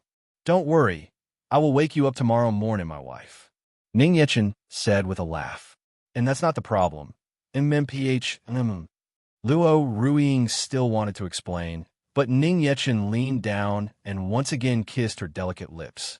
Luo Ruiying, her delicate body already numb and weak, symbolically pushed against Ning Yechen's chest, then couldn't help but close her beautiful eyes and gradually sink into the moment. The two once again tightly embraced and intertwined. Unconsciously, at some unknown point, the dress and undergarments on Luo Ruiying's body were removed. A smooth, delicate, gorgeous, and exquisitely beautiful, alluring naked form was displayed before Ning Yechen's eyes. The extremely shy Luo Ruiying could only curl up her delicate body and place her arms in front of her chest, looking at Ning Yechen bashfully with the pitiful helplessness of a lamb. It was just that her slender, jade-like arms could hardly conceal her fair and impressive snowy peaks. Ning Yechen reached out his hand and lightly traced it across the skin of Luo Ruiying's delicate body. Luo Ruiying, whose body was already extremely sensitive, was instantly overcome with a numbing sensation as if struck by electricity. Her delicate body trembled and tensed, and she bit her red lip to endure it, glaring at Ning Yechen with a coquettish and pitiful look. He clearly knew her body was sensitive, yet he still teased her. Ning Yechen gazed at the gorgeous and moving Luo Ruiying, his heart stirred. Unable to bear it any longer, he forcefully pulled her into a tight embrace. Luo Ruiying's beautiful eyes couldn't help but widen. Her delicate body trembled tightly as her jade-like arms wrapped firmly around Ning Yechen's nape. NNHNGH, accompanied by the sound of waves crashing against giant rocks, a wandering dragon entered the deep sea, the ocean waters surging like a tide. The bedchamber soon filled with waves of alluring, joyous moans and pants, like the cry of an oriole, accompanied by the deep breathing of a dragon. The lingering sounds curled, winding around the rafters without end. Early in the morning, a ray of warm sunlight shone through a gap in the window and into the room, adding a sliver of light to the dim space. On the soft couch, beneath the light gauze canopy, two figures could be seen tightly embracing. Luo Ruiying lay naked in Ning Yechen's arms with her beautiful eyes tightly closed, her head pillowed on his arm. Her tranquil, sleeping face showed a trace of exhaustion. Her body was covered in a fragrant sweat, a few strands of silver hair were stuck to her cheeks, and her disheveled, beautiful hair cascaded over her snowy peaks like fine silver snow. Ning Yechen held the soundly sleeping and exhausted Luo Ruiying, gently caressing her face with his hand, brushing the strands of hair from her cheeks behind her ear. Gazing at her beautiful, exhausted, sleeping face, for a moment he couldn't bear to wake her. Of course, this was his fault. He should have let her rest earlier last night. Perhaps feeling Ning Yechen's gentle caress in her deep sleep, Luo Ruiying's eyelashes trembled slightly, and she slowly opened her sleepy, crimson, beautiful eyes. "Wife, you're awake." Ning Yechen greeted her softly, a faint smile on his face and a hint of apology in his voice. Luo Ruiying, half asleep, murmured softly, moved her alluring naked body, leaned intimately against his shoulder, and comfortably closed her beautiful eyes again. Ning Yechen. Seeing this, Ning Yechen didn't know whether to laugh or cry. She was clearly the one who said last night that she wanted to get up early. If she didn't get up now, it would be really hard to explain in a little while. Gazing at the smooth, delicate, and graceful curves before him, Ning Yechen extended a finger and lightly traced it down the line of Luo Ruiying's spine. Eek! Luo Ruiying, whose delicate body was sensitive, couldn't help but let out a soft cry and arch her back, instantly waking up completely. "Husband!" Luo Ruiying turned over, bit her silver teeth, and glared coquettishly at Ning Yechen. "Wife, don't blame me. You were the one who said last night that you wanted to get up early." "Look!" Ning Yechen propped his cheek on his arm, looking at Luo Ruiying with a doting expression, while his other hand pointed to the sunny window. Oh no, husband, why didn't you wake me up sooner?" Luo Ruiying saw the bright light from the window and instantly scrambled up. She wanted to get up and get dressed, but then felt she was covered in a fragrant sweat, so she hurriedly wrapped herself in the quilt and rushed to the bathroom B. She didn't know how much time had passed. "It hasn't been 3 days again, has it?" "My wife, don't rush, it's still early. Let me help you." Watching the hurried Luo Ruiying run back and forth, Ning Yechen smiled faintly, put on his clothes, and got off the bed. "You are not allowed to move recklessly. You can only help me scrub my back." Yes, I know. Don't worry, my wife. This husband absolutely won't move recklessly." Ning Yechen gave Luo Ruiying a firm, "Trust me" look. This, on the contrary, made Luo Ruiying even more worried. And, just as expected, a moment later, a coquettish scolding came from within the bathroom. "Eek! Husband! Your hand! I told you not to move recklessly. Chomp! Bite!" The two bathed together in the bathroom, another round of flirtatious banter. After bathing, Luo Ruiying put on her dress and sat properly before the mirror, her cheeks rosy. Behind her, as always, was Ning Yechen, skillfully combing her disheveled, beautiful hair and tying it up into a bun again. Recalling their lovemaking from last night, Luo Ruiying's lovely face couldn't help but burn with a shy blush. Against this fellow, she was completely powerless. In her heart, she couldn't help but think of that secret techniques of the Imperial Palace that Hun Mei had stuffed into her hands. If I read that, would it be better? Thinking this, Luo Ruiying immediately shook her head to herself again. No, that kind of thing, she would absolutely not look at it. Ning Yechen, standing behind her, looked with a puzzled expression at Luo Ruiying, who was sitting in front of him, suddenly shaking her head, her cheeks burning hot. "What's wrong with my wife now?" Inside the main hall of the Luo Shun clan, Luo Yingxin sat on a chair, holding Luo Hongye, carefully feeding the child kanji bit by bit. Yu Qingyu sat to the side, assisting in feeding the child. Luo Hongye sat obediently in her lap, eating the kanji brought to her lips in small mouthfuls. "Mother!" Ning Yechen and Luo Ruiying arrived fashionably late. After entering the room, they greeted Luo Yingxin softly. Seeing Ning Yechen and Luo Ruiying arrive, Luo Hongye's big eyes lit up, her little face showing her delight, and she called out happily in her milky voice, "Daddy, Mommy." Luo Yingxin also looked towards Ning Yechen and Luo Ruiying, revealed a gentle smile, and said casually, "You're up a little late this morning." A trace of surprise also couldn't help but appear on Yu Qingyu's face. However, her surprise was not that Ning Yechen and Luo Ruiying had come a little late, but that they had come so early. She knew very well that if they didn't come out of their room after a certain time in the morning, the Demon Lord and Madame were definitely being intimate with each other. Usually, she would never let anyone disturb them. It was just that they had come out so quickly this time, which on the contrary made her a little surprised. Under the gazes of Luo Yingxin and Yu Qingyu, Luo Ruiying's cheeks couldn't help but flush with a rosy blush again. With a delayed reaction, Luo Yingxin then realized that she probably shouldn't have asked that. She hurriedly covered her mouth with a happy expression and even deliberately added, "On my apologies, just pretend mother didn't ask just now." This deliberately added sentence from Luo Yingxin, along with the unconcealable smile on her face, on the contrary, made Luo Ruiying lower her head in even greater embarrassment. Wasn't it all guessed? She felt too embarrassed to even stay in this house any longer. It's all his fault.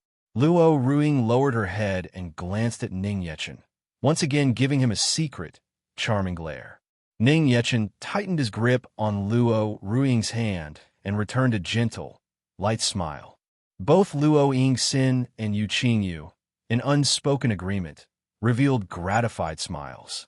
The relationship between these two children, the Demon Lord and Madam, is so good. Will I be able to hold another granddaughter soon?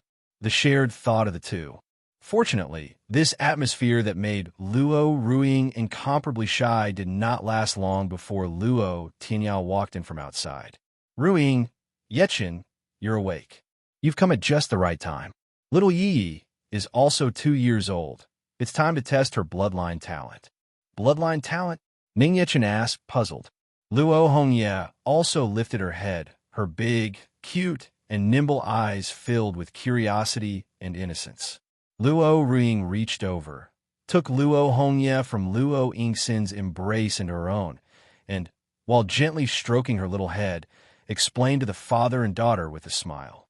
After the Luo Shun of the first generation of the Luo Shun clan perished, her immortal body, like that of other fallen immortals, dissipated and turned into spiritual energy. The difference was that the spiritual energy she turned into did not dissipate into the spirit of heaven and earth, but instead fed back and nourished the other women of the Luo Shun clan. The women of the Luo Shun clan who received this spiritual energy inheritance had their cultivation greatly increase, making a final sacrifice and contribution that allowed the Luo Shun clan to continue for the next 1,000 years. Otherwise, the Luo Shun Palace might have ceased to exist in the heavenly realm long ago. Ever since then, the female infants born to the women of the Luo Shun clan would more or less inherit a little of the Luo Shun bloodline. It's just that nowadays, the bloodline has gradually thinned, and the Luo Shun Palace has also gradually declined. According to the tradition of the Luo Shun clan, every female infant born into the family must undergo a clan bloodline test. On one hand, it is to verify how much of the Luo Shun clan's bloodline the child has awakened. On the other hand, it is also a kind of ritual to welcome the arrival of a new child, receive the Luo Shun's baptism, and pray for blessings and protection. Luo Ruiying also went through this back then. Every woman of the Luo Shun clan, without exception. All right, let's test it then. After listening to Luo Ruiying's explanation, Ning Yechen reached out to stroke Luo Hongye, who was in Luo Ruiying's arms, and nodded in agreement. Luo Shun Palace Square. Beneath the towering, 100-jong-tall statue of the Luo Shun Immortal Venerable, all the disciples of the Luo Shun Palace were gathered. The crowd was gathered here for a very special day. The daughter of the Luo Shun Palace's eldest miss, their little princess, was going to undergo the clan's bloodline test. The crowd waited with eager anticipation for the bloodline awakening ceremony that was about to begin. In the Luo Shun Palace, bloodline ceremonies were not uncommon. Every time a female infant was born into the Luo Shun clan, a bloodline awakening test had to be performed. It was just that the subject of the test this time was the daughter of the Luo Shun clan's eldest miss, Luo Ruiying. One must know, Luo Ruiying was the favored daughter of the heavens whose talent and bloodline had been, in the history of their Luo Shun Palace, almost completely awakened. She was hailed as the reincarnation of the Luo Shun, the one closest to the first-generation Lord Luo Shun. Back then, Luo Ruiying's bloodline awakening test had stunned everyone in the Luo Shun Palace. They were all very expectant to see if Luo Hongye, as Luo Ruiying's child, had also inherited the Luo Shun clan's outstanding bloodline. Someone, from some unknown source, had gotten the news that the young master the eldest miss had brought back was merely immortal. This made many of the disciples of the Luo Shun Palace especially worried. If he was just a mere mortal, wouldn't that affect the inheritance of their Luo Shun clan's bloodline? The most prominent characteristic of their Luo Shun clan was a head of beautiful silver hair. The more completely a woman's Luo Shun bloodline was awakened, the denser the silver strands of her beautiful hair would be. Like Luo Ruiying, from birth to adulthood, she was naturally endowed with a head of flowing silver hair that was the envy of countless people. She was the only woman since the first-generation Lord Luo Shun to be born with a full head of silver hair. But Luo Hongya was already 2 years old, yet her head was covered in beautiful, jet-black hair, without the slightest hint of a silver strand. Even with the worst bloodline talent, a woman would more or less have 1 or 2 silver hairs. A woman of the Luo Shan clan with entirely black hair was something they had never seen before, or a Nigerian IRS. The crowd couldn't help but be a little worried. Could it be that our Luo Shun clan is about to have its first girl who hasn't inherited the Luo Shun bloodline at all? Although the young master is very handsome and has a great temperament, if he's just a mere mortal, then it's a bit. Yeah, isn't this a waste of our Luo Shun clan's bloodline talent? Some of the surrounding clan disciples couldn't help but whisper among themselves, their faces showing worry and regret. If the child born to Luo Ruiying, who was hailed as the reincarnation of the Luo Shun with peerless talent, had no Luo Shun bloodline at all, how ironic would that be? Luo Ruxin, standing at the side, heard the crowd's whispers and couldn't help but furrow her beautiful brows. She walked before the few disciples who had just been speaking, placed her hands on her hips, and scolded them in an indignant, charming voice. "Oomph. I forbid you from talking nonsense. Little Yi is very smart. She must have inherited my big sister's excellent talent. You just wait and see." "Why, yes, second miss." The crowd was suppressed by Luo Ruxin's angry aura and didn't dare to refute her at all. And at this moment, Ning Yechen and Luo Ruiying appeared in everyone's line of sight, holding hands and carrying Luo Hongya. "The eldest miss and the young master are here." One person cried out in surprise, and the rest of the crowd also fixed their gazes tightly on the two of them. "Big sister, brother-in-law." Luo Ruxin's face showed her delight. She leaped and landed beside Ning Yechen, and, with a slap on his back, called out enthusiastically. Luo Tianya and the elders with Luo Tianshan, standing not far away, saw this scene and were instantly scared to death, their hearts nearly stopping. "Io, my dear young lady, you dare to do that? That's the Demon Lord." Luo Tianya and the others nervously watched for any change in Ning Yechen's expression.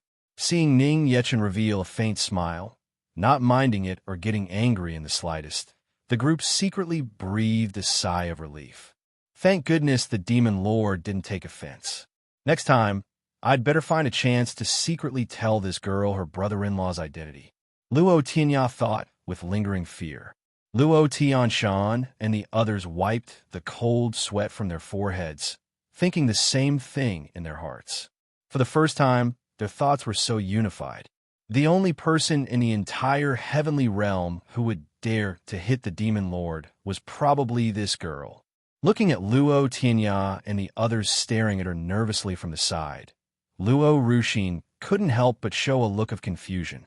Why were father and the others looking at her with such nervous and terrified faces? Did I do something terrible just now?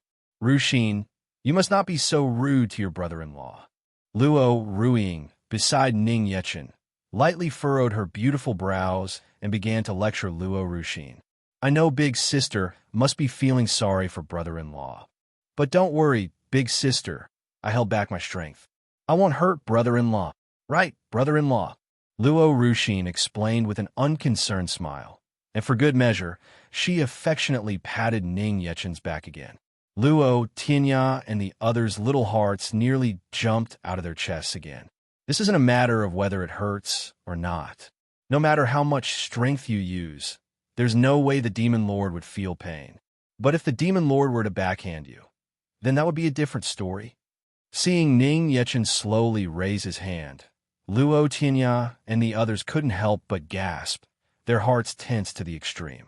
Fortunately, Ning Yechen only placed his hand on Luo Ruxin's head, ruffled her hair, and chuckled.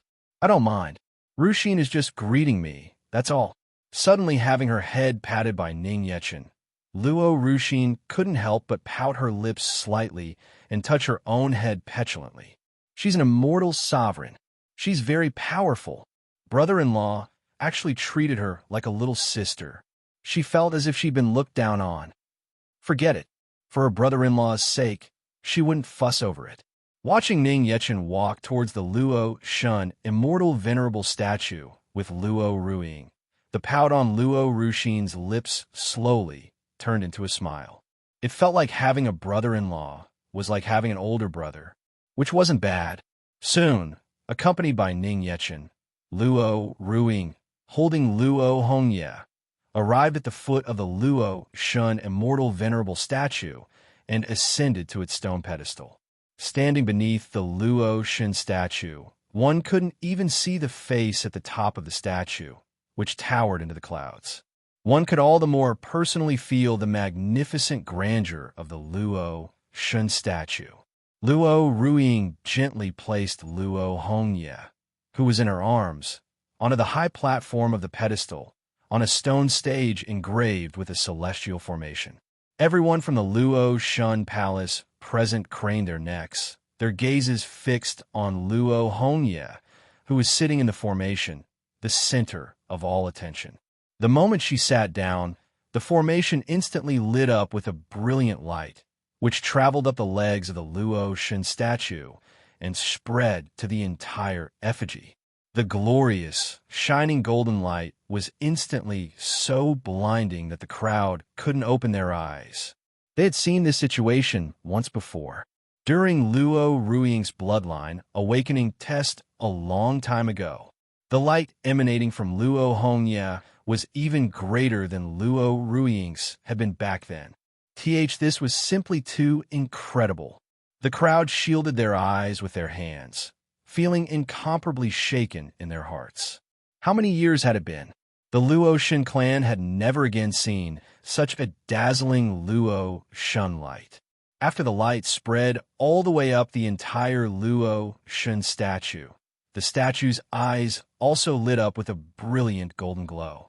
Luo Hongye, sitting in the formation, had a dazed expression.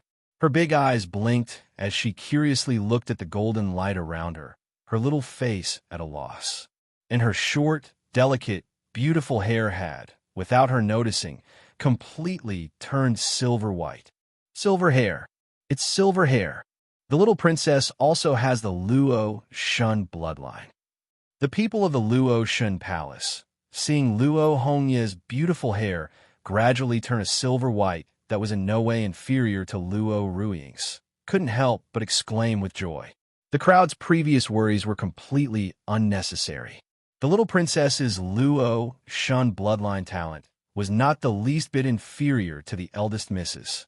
But what shocked everyone present was that this was not yet over.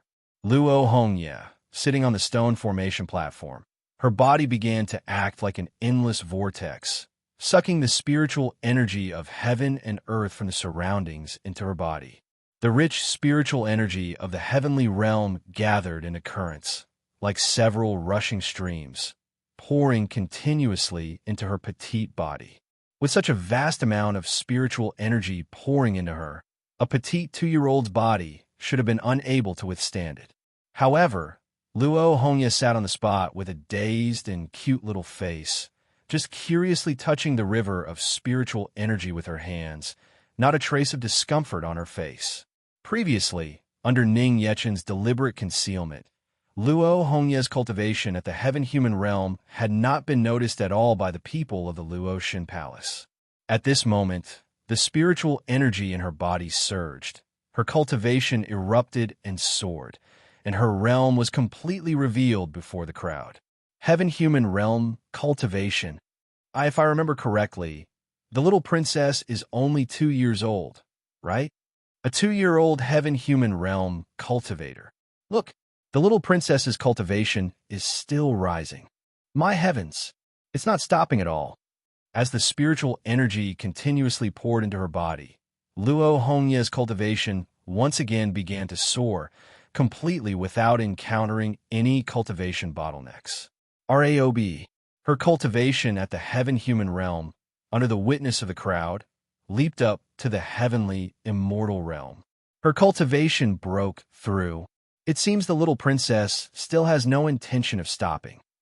Is this really possible? Watching Luo Hongye, whose cultivation was still continuously rising, the crowd was already completely dumbfounded. They even rubbed their eyes, unable to believe it. Finally, under the shocked gazes of the crowd, Luo Hongye gradually calmed the surging spiritual energy around her. And her cultivation had also arrived at the Immortal King realm. She was already an immortal, sufficient to set foot in the heavenly realm on her own. A dead silence fell over the Luo Shun Palace Square. The shock in the hearts of the crowd could not be calmed for a long, long time. A 2-year-old cute baby, yet her cultivation had already reached the Immortal King realm. This was simply unheard of and unprecedented. Compared to Luo Hongye, the members of the Luo Shin Palace couldn't help but feel ashamed. Some of them had cultivated for several hundred years, yet their cultivation was the same as a 2-year-old cute baby. Luo Hongye's cultivation talent was even far greater than that of Luo Ruiying, who had once been called the #1 person in the Luo Shin Palace. Their Luo Shun Palace's peerless, monstrously talented little princess has been born. It was hard to imagine what heights this child's cultivation would reach in the future. After the shock, the people of the Luo Shin Palace erupted in a clamor of cheers. The little princess is so amazing. As expected of the eldest Mrs. Child, there's hope for the revival of our Luo Shun Palace. Luo Tianya and Luo Yingxin looked at Luo Hongye on the stone formation platform, their faces also unable to hide their joy. Even if Luo Hongye had not been able to inherit the Luo Shin bloodline, they would not have minded in the slightest. It was just that the result had greatly exceeded their expectations. Not only did Luo Hongye possess the Luo Shun bloodline, but her cultivation talent was also astonishingly celestial. Luo Tianshan and the other elders behind Luo Tianya also couldn't help but be shocked to the point of ecstasy. The talent displayed by Luo Hongye during this bloodline awakening ceremony could only be described as monstrous. The heavens are truly blessing their Luo Shun clan. In the entire crowd, besides Ning Yechen and Luo Ruiying, only Yu Qingyu had a proud smile on her face. The little princess was the child of the demon lord and the madam, with a natural celestial demon body. How could her affinity for celestial and demonic spiritual energy, or her cultivation talent, be compared to that of an ordinary person? If the little princess hadn't proactively stopped absorbing spiritual energy just now, she probably could have drained dry the spiritual energy of heaven and earth surrounding the Luo Shun Palace. Luo Hongye sat on the stone platform, looking with a puzzled little face at the jubilantly cheering crowd around her. Ning Yechen smiled dotingly, walked forward to take Luo Hongye into his arms, and gently stroked her petite little head. After Luo Hongye left the stone formation platform, her beautiful silver hair instantly transformed back into its original beautiful, jet-black hair. Seeing this scene, the people of the Luo Shun Palace were once again stunned into an uproar. How did the little princess's hair turn black again? Yes, so strange. This kind of situation has never happened before, right? After the Luo Shun clan's bloodline was awakened, the silver hair on one's head would never change again. But Luo Hongye's had changed back to a head of jet black hair in the blink of an eye. The people of the Luo Shun Palace didn't understand why and were filled with doubt. Luo, Tianya, and the elders were also greatly shocked, but they quickly understood everything. Although Luo Hongye possessed the Luo Shin bloodline, Its power was likely completely suppressed by the demon lord's bloodline. Naturally, the characteristic talents of the Luo Shin bloodline could not be manifested. Perhaps only when Luo Hongya circulated celestial spiritual energy would it change to silver hair. Ning Yechen, holding Luo Hongya, slowly descended the jade steps with Luo Ruiying. Luo Ruxin, not understanding what was going on, curiously drew close to Luo Hongya, and with a frown on her beautiful brow, carefully sized her up. How did the perfectly fine silver hair turn black again? Unable to figure it out, Luo Ruxin simply emptied her mind and couldn't be bothered to think about it anymore. Who cares? As long as she knew that little Yi had their Luo Shun clan's bloodline and had inherited her big sister's talent. That was good enough. Little Yi, you're so amazing. Gazing at the cute, petite, and chubby baby fat face of the girl in Ning Yechen's arms, Luo Ruxin could no longer resist and once again reached out to pinch Luo Hongya's soft and tender little face. A foolish smile appeared on Luo Ruxin's face. She pinched Luo Hongya's little face with both hands, unable to let go. Her little face was as soft and smooth to the pinch as cotton. It simply made her unable to resist the urge to put this delicious and sweet marshmallow into her mouth. Ruxin, you're going to scare the child. Watching Luo Ruxin gradually fall into a dazed state, Ning Yechen reminded her speechlessly.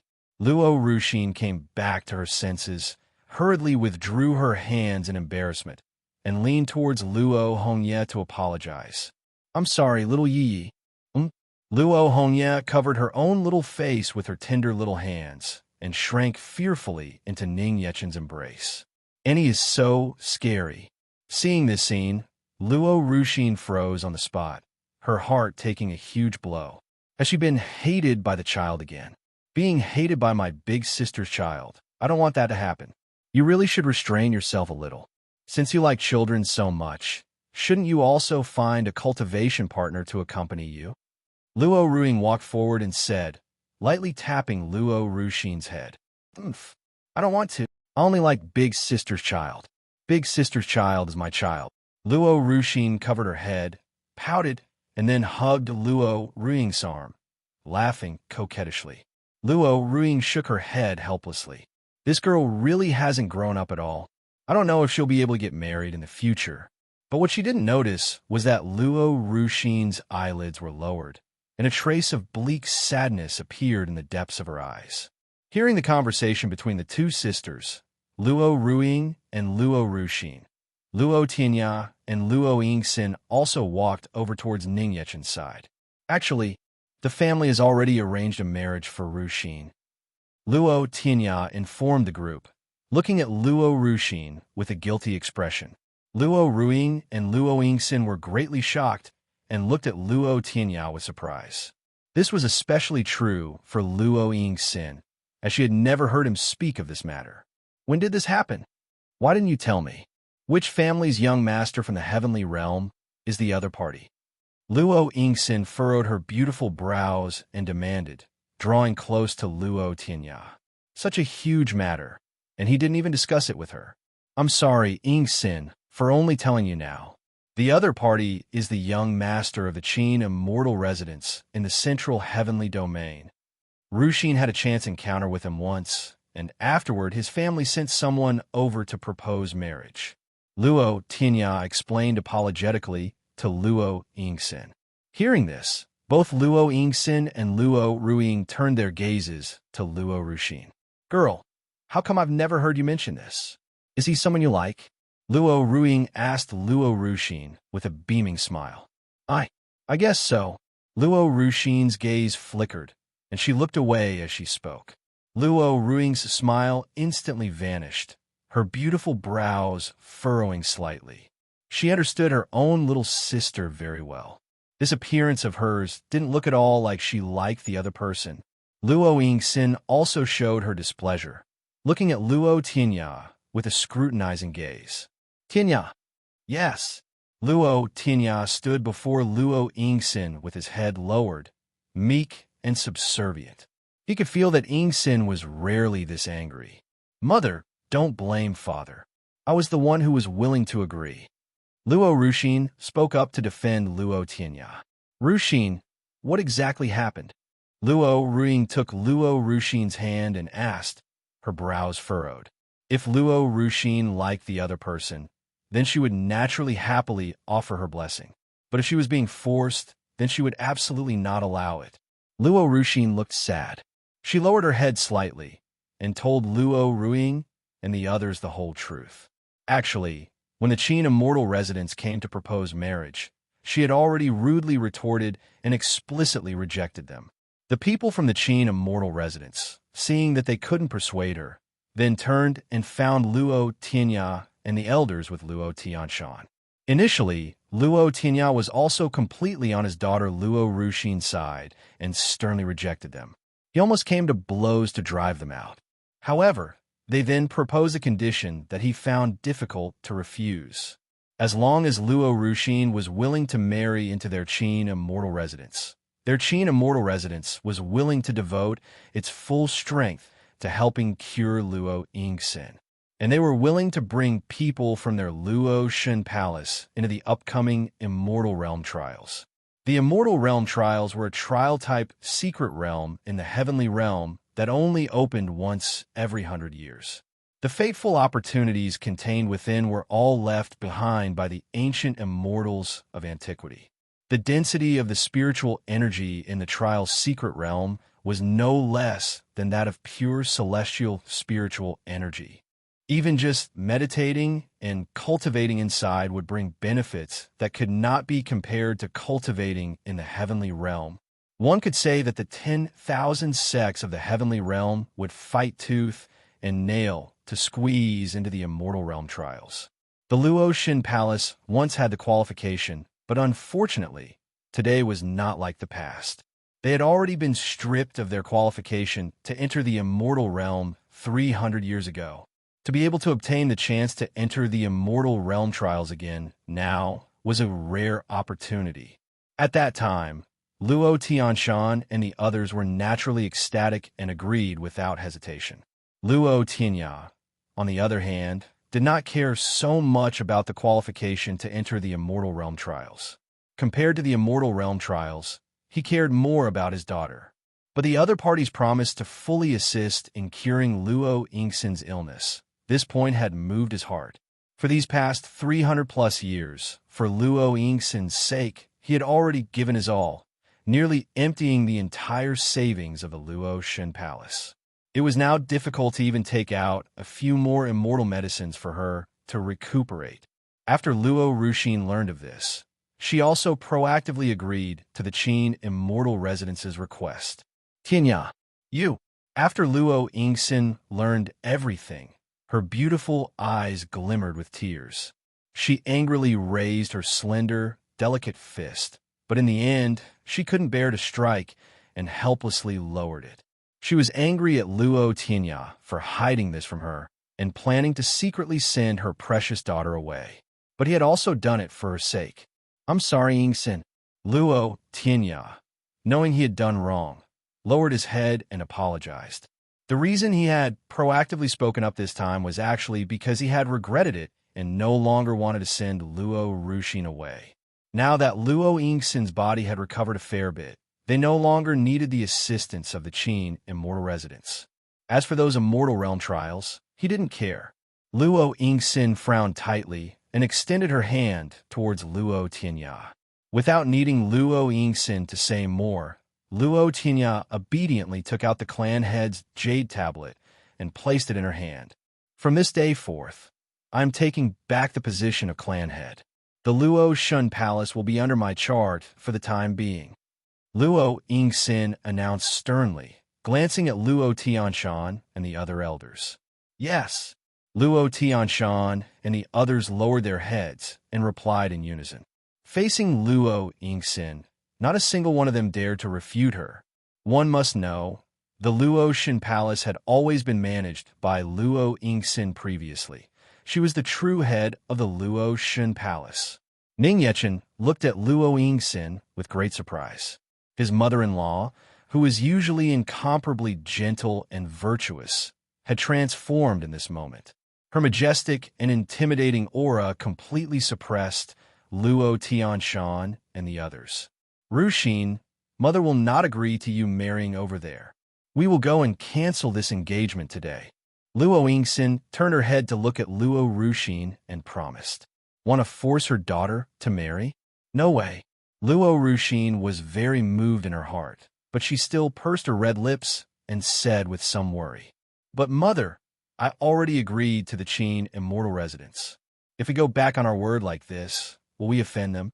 The Qin immortal residence, in the central heavenly domain, could be considered a first-rate sect. Their power was completely beyond what her Luo Shen palace could compare to. Ruxin, you don't need to worry about this. You only need to tell me whether you want to marry him or not. Ning Yechen, holding Luo Hongye, slowly walked before Luo Ruxin and said with a faint smile, I don't want to. Not at all. Under Ning Yechen's gentle encouragement, Luo Ruxin's eyes couldn't help but turn red as she said loudly. She didn't like the other person at all, nor did she want to leave the Luo Shen palace.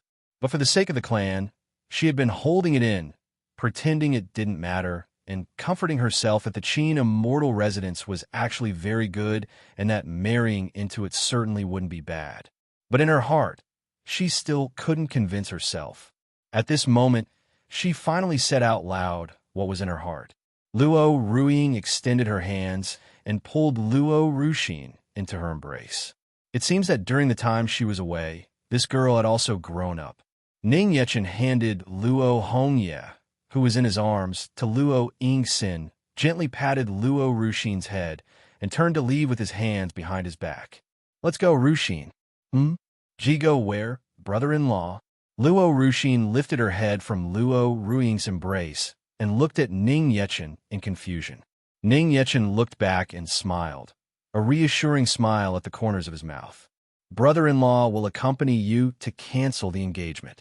Above the cloud-wreathed skies of the heavenly realm, Ning Yechen and Luo Ruxin rode a celestial crane together, soaring through the clouds and mist. Even now, Luo Ruxin found it a little hard to believe that her brother-in-law, a mortal, had actually said he would accompany her to cancel the engagement. And he didn't look like he was joking at all. The most magical part was that her parents and her big sister had all very much approved of the two of them going to the Qin immortal residence alone. And she had actually really come out, piloting a celestial crane and carrying her brother-in-law. She was really going crazy. If something were to happen to her brother-in-law, how would she ever explain it to her big sister and little Yi? Brother-in-law, are you really going to accompany me to cancel the engagement? It will be very dangerous. Actually, I can go by myself. Luo Ruxin asked, sitting at the front of the celestial crane, her face full of worry as she looked back at Ning Yechen behind her.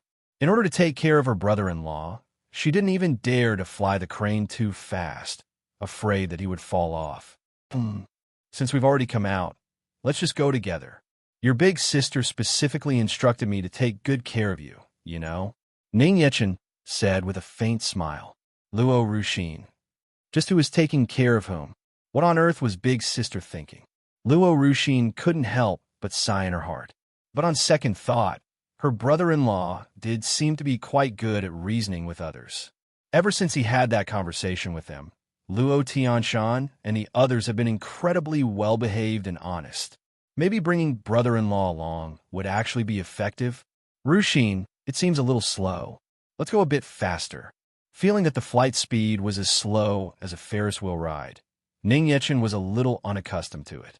If it were him, he would have already arrived by now. Brother-in-law, if we go too fast, you won't be able to take it. Luo Ruxin said with worry. It's all right. Feel free to go even faster, Ning Yechen said with a confident smile. Seeing this, Luo Ruxin had no choice but to open a barrier and urge the celestial crane beneath her to speed up. The celestial crane instantly turned into an arrow and shot across the sky. In flight, Luo Ruxin secretly sized up Ning Yechen behind her and was greatly surprised to find that he was not the least bit afraid, his face calm and composed. I didn't expect brother-in-law to enjoy thrills so much. Not even scared at this speed. For a mortal, He's quite impressive. The celestial crane flew for less than an hour before arriving in the sky above the territory of the Qin immortal residence in the central heavenly domain. Looking down from high in the sky, the layout of the Qin immortal residence's numerous halls was like that of a magnificent and splendid palace, with an imposing momentum, shrouded in clouds and mist. Brother-in-law, in a little while, just act a little more powerful. Just leave the rest to me, Luo Ruxin said to Ning Yechen, having mentally prepared herself. In the heavenly realm, the strong are revered. Cultivation and strength are always the top priority. If she were to let the people of the Qin immortal residence know that she had brought a mere mortal to cancel the engagement, the other party would probably die of laughter. They would probably even be mocked and humiliated, let alone be able to cancel the engagement.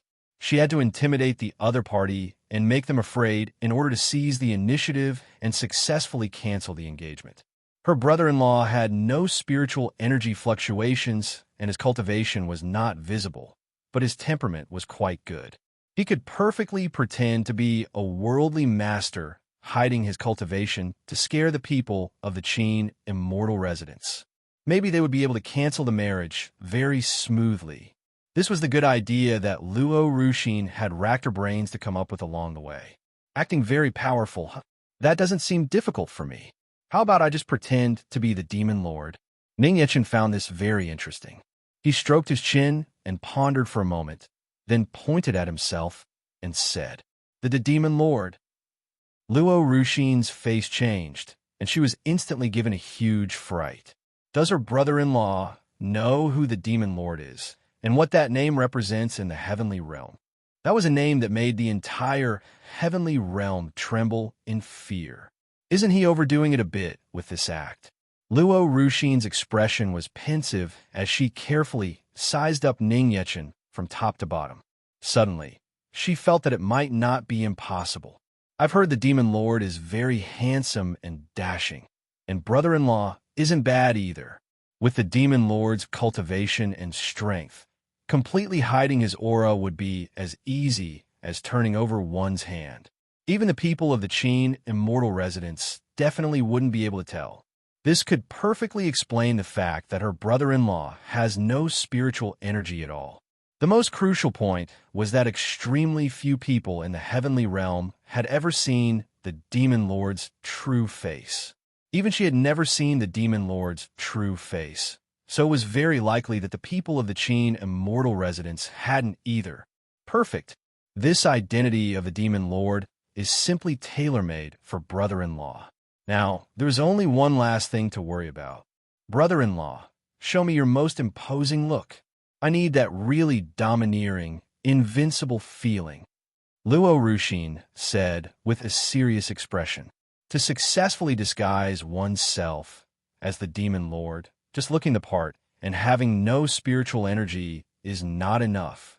The most crucial thing is to have that invincible, world-scorning temperament and feeling of the demon lord. Otherwise, how could you convince people and intimidate others? Her brother-in-law was so gentle and refined in his daily life. She had never even seen him angry. She was very worried whether he could handle the role of playing the demon lord. Domineering, invincible. Is this all right? Ning Yechen slowly stood up on the celestial crane, his hands behind his back.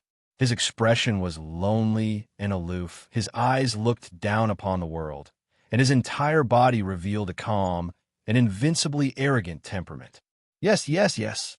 Just like that. Luo Ruxin was instantly stunned, as if the real demon lord were standing right before her. She inexplicably felt an unprecedented sense of pressure in her heart. So cool. So perfect. I never thought brother-in-law had this kind of talent.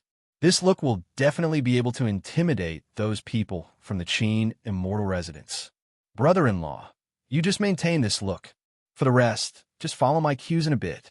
If I blink, you pretend to be angry and scare them. Luo Ruxin said excitedly. For some reason, she felt in her heart that canceling the engagement this time was a sure thing.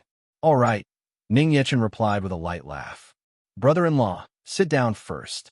Be careful not to fall off. Once we get inside the Qin Immortal Residence, then you can bring out that temperament and look from just now. At that time, brother-in-law, you absolutely must not break character and laugh. Luo Ruxin hurriedly pulled Ning Yechen back down to sit, adding a few more instructions just in case. The two discussed for a while on the celestial crane's back, and only then did they slowly guide the crane to land before the main gate of the Qin Immortal Residence. Brother-in-law, are you ready? Luo Ruxin looked at the magnificent Qin Immortal Residence before her, feeling immense pressure. After taking a light breath, she looked at Ning Yechen beside her with a resolute expression and asked. Ning Yechen nodded, put on a slightly cold face, and brought out a bit of his aura as the Demon Lord, which filled Luo Ruxin's eyes with amazed praise. Wow, very good. Brother-in-law got into character in 1 second. Looks like she doesn't need to worry too much. Luo Ruxin's eyes showed approval and admiration. She walked forward and shouted towards the Qin Immortal Residence in a clear, feminine voice. Luo Ruxin, daughter of the Luo Shun Palace, requests an audience. Whoosh, whoosh, whoosh. The moment Luo Ruxin's voice fell, several figures shot out from the Qin Immortal Residence at high speed. Someone from the Luo Shun Palace. I know her. She's the second miss of the Luo Shun Palace that our young master fancies. She's the one who's about to marry the young master and become the 6th young madam of our Qin Immortal Residence. She's truly a national beauty. No wonder the young master insisted on persuading the clan head to marry her. She's much more beautiful than the young master's previous few wives. The group of disciples responsible for guarding the sect gate said, not stingy with their praise after seeing Luo Ruxin's appearance and figure. Luo Ruxin and Luo Ruiying were twins and naturally bore some resemblance to each other. With her lovely and delicate appearance, paired with a head of black and white hair, even in the heavenly realm where beauties were as common as clouds, her looks could be considered capable of toppling cities. Luo Ruxin stood at the gate of the Qin Immortal Residence, involuntarily clenching her delicate fists in nervousness. A hand suddenly rested on her shoulder. Luo Ruxin turned her head and saw Ning Yechen looking at her with a smile. Seeing this smile, Luo Ruxin couldn't help but feel much more at ease in her heart, and she returned a grateful smile. To accompany her to cancel the engagement, her brother-in-law wasn't even afraid. What did she have to be afraid of? Fairy Luo, please come in. The clan head and the young master are already waiting for you at home. Soon, a female disciple flew swiftly from within the Qin Immortal Residence's palace to before Luo Ruxin and respectfully invited her in with a wave of her hand.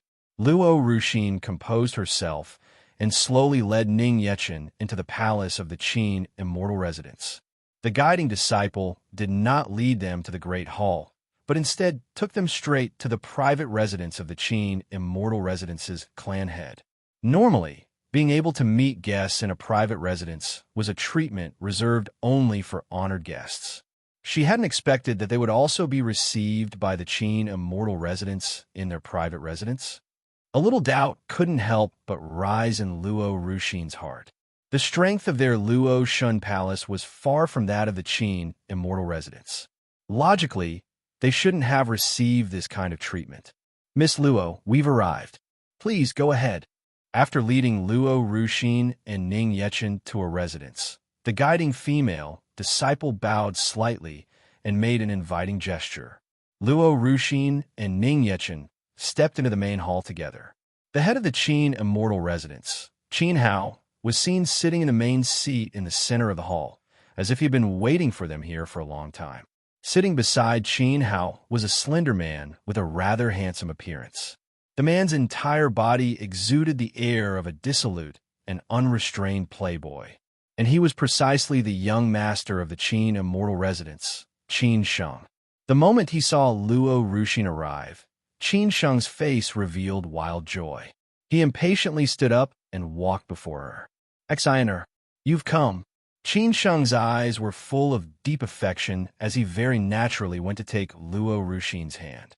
Completely ignoring Ning Yechen beside her, Luo Ruxin's cheek twitched slightly, and she was so startled she hurriedly took a step back. That exiner almost gave her goosebumps. Disgusting. Nauseating. This was only the third time she had met him. Yet he called her so intimately, without her permission. Anyone who didn't know would have thought they had such a good relationship. Seeing Luo Ruxin avoid him, Qin Sheng was slightly stunned, and then a doting-like smile appeared on his face. He understood. She was being shy. So cute. Looking at the doting-like smile on Qin Sheng's face, Luo Ruxin felt even more creeped out in her heart. I can't take it anymore. She really wanted to give this guy a slap, but she just had to hold it in.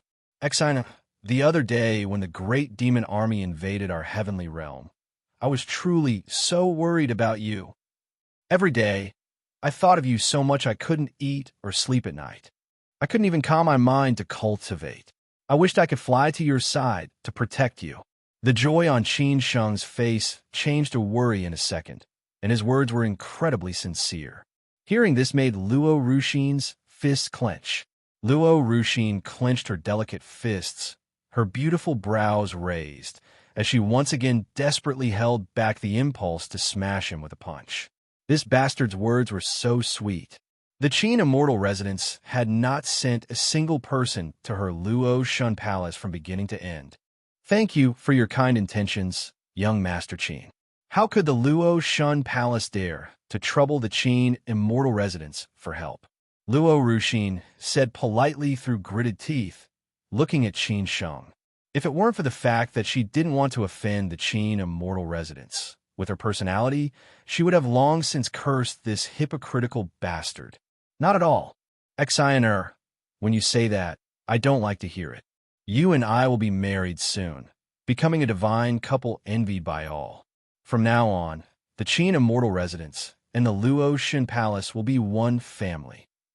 How could you speak of it being a bother? And you shouldn't keep calling me young Master Qin, young Master Qin. I want to hear you call me Big Brother Sheng. Qin Sheng spoke, still full of deep affection, as if he hadn't noticed at all that Luo Ruxin was angry. Luo Ruxin. This was the first time Luo Ruxin had ever wanted to kill someone so much. She almost wanted to puke from listening to him. Calling him Big Brother Sheng would be worse than killing her. Ning Yechen also looked at Qin Sheng with great admiration. He had thought that he himself was already shameless enough with his own wife sometimes, but he never expected there was someone in this world even more shameless than him. This fellow exuded an inexplicable confidence from head to toe.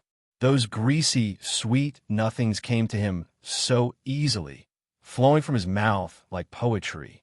Listening to him made him unable to resist the urge to hit him. Ha ha, since Miss Luo has come, don't be polite, please sit. Qin Hao let out a loud laugh and invited her with a very polite wave of his hand. Thank you, clan head Qin. Luo Ruxi nodded and led Ning Yechen to a seat at the side. She couldn't help but feel even more puzzled in her heart. She had never met Qin Hao, but in the rumors, he was a very strict and arrogant person who would not tolerate being questioned by others. But now, he seemed to be so amicable towards them, with a kind and benevolent appearance. It seems the rumors weren't that accurate. Qin Hao was also secretly observing Luo Ruxin and Ning Yechen. He was also muttering in his heart. In the past, how could mere people from the Luo Shun Palace be worthy of him receiving them so politely and courteously? It would have been considered good enough to even allow them an audience in the Great Hall. But for some reason, after the great demon army withdrew from the heavenly realm, the Tianshu clan had sent word to all the great families of the heavenly realm, demanding that none of them were to provoke the Luo Shun Palace. Violators would be responsible for the consequences. The Tianshu clan, the #1 reclusive family of the heavenly realm, was now standing behind the Luo Shin Palace. This carried a weight that was completely different from before. Even if you gave him 10,000 guts, he still wouldn't dare to offend the Tianshu clan. Originally, when Qin Sheng insisted on marrying Luo Ruxin of the Luo Shin Palace, he had been strongly opposed. The mere Luo Shin Palace was not yet qualified to associate with their Qin Immortal Residence. But now, things were different. The Luo Shun Palace had the Tian Shu clan backing them. For the Qin immortal residents, this was simply an immense and rare opportunity. If Luo Ruxin were to be happily married to his son Qin Sheng, wouldn't his Qin immortal residents also have a connection to the Tianshu clan, who in the heavenly realm would dare to provoke their Qin immortal residents then? Thinking of this, the smile on Qin Hao's face grew even wider, and he said urgently, "Miss Luo, the demon clan has now withdrawn from the heavenly realm, so there's no need to worry. You and Sheng can probably pick an auspicious day and become cultivation partners. All the preparations can be handled by my Qin immortal residents." Looking at the ever-so-enthusiastic and cordial Qin Hao, Luo Ruxin hesitated for a moment, but still lifted her head to look at him and said with a resolute gaze, "Clan head Qin, actually, I have come this time to annul the marriage contract." What? Annul the marriage contract? Hearing that Luo Ruxin had come to cancel the engagement, Qin Hao roared in shock. Qin Sheng, even more nervous, stood up from his seat again and hurriedly came before Luo Ruxin. "Exiner, how could you go back on your word again? Did I do something wrong to make you unhappy?" Yes, Miss Luo. If you have any dissatisfaction, please feel free to say so. I will definitely make Sheng correct himself properly." Qin Hao also hurriedly chimed in, feeling extremely anxious in his heart. How could he let such a hard-won opportunity to connect with the Tianshu clan slip away? And this girl from the Luo Shun Palace, his Qin immortal residence, was, after all, one of the top clans in the central heavenly domain, and his Sheng'er's cultivation talent wasn't bad either. In what way was he not good enough for her? Young Master Qin has done nothing wrong. It's just that young Master Qin is too outstanding, and I'm truly not worthy of you. Luo Ruxin replied very politely. If possible, she would try her best not to provoke the Qin immortal residents for the sake of the Luo Shin Palace. Since you know how outstanding I am, Exiner, why do you still reject me? I, Qin Sheng, am absolutely not the type of person who would look down on you, Qin Sheng said, placing a hand on his chest in a heartfelt confession. Luo Ruxin's forehead was full of black lines, and she couldn't hide the disgust in her eyes. Does this guy not understand what polite talk is? You may not look down on me, but I look down on you. She finally understood. When talking to this guy, she couldn't be polite. Young Master Qin, forgive my bluntness. I cannot tolerate sharing a husband with other women. Luo Ruxin informed Qin Sheng before her with a serious and solemn expression. After she heard that Qin Sheng had already successively married 5 wives, she knew that his so-called love at first sight for her was definitely not sincere. It was merely lust at first sight. Qin Sheng was stunned for a moment, then nodded. I understand. Thank you for your understanding, young Master Qin. Seeing Qin Sheng say this, Luo Ruxin instantly revealed a joyful and grateful expression. It seems to be going very smoothly. There's no need for brother-in-law to pretend to be the demon lord and make his entrance. However, before Luo Ruxin could be happy for even a moment, she heard Qin Sheng spread his hands and continue. I understand. Exeter, you're jealous. It's all my fault for not understanding your feelings. For you, I will divorce those 5 women, effective immediately. You will become my one and only. Luo Ruxin.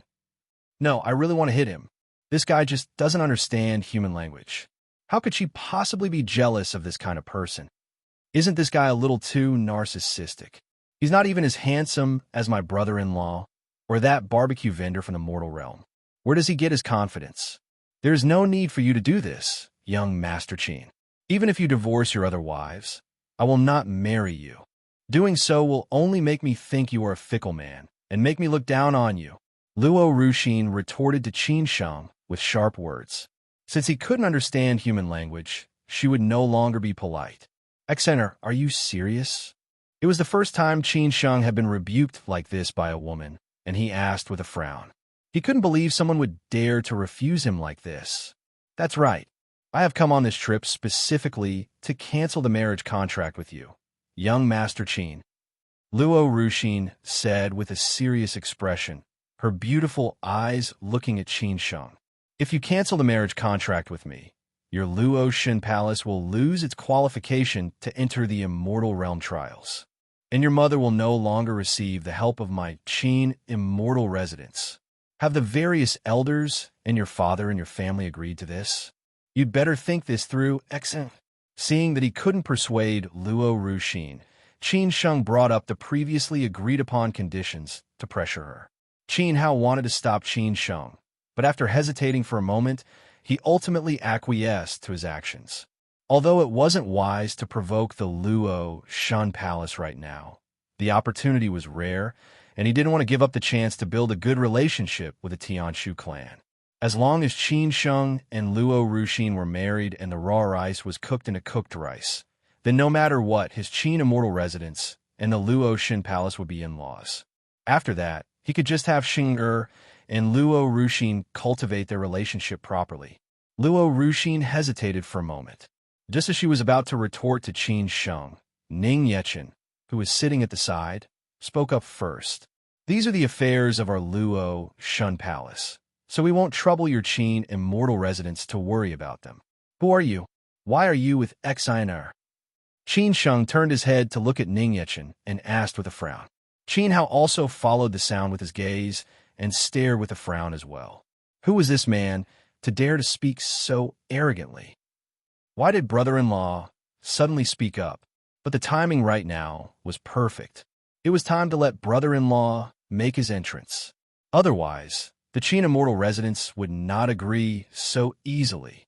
Luo Ruxin was extremely nervous in her heart.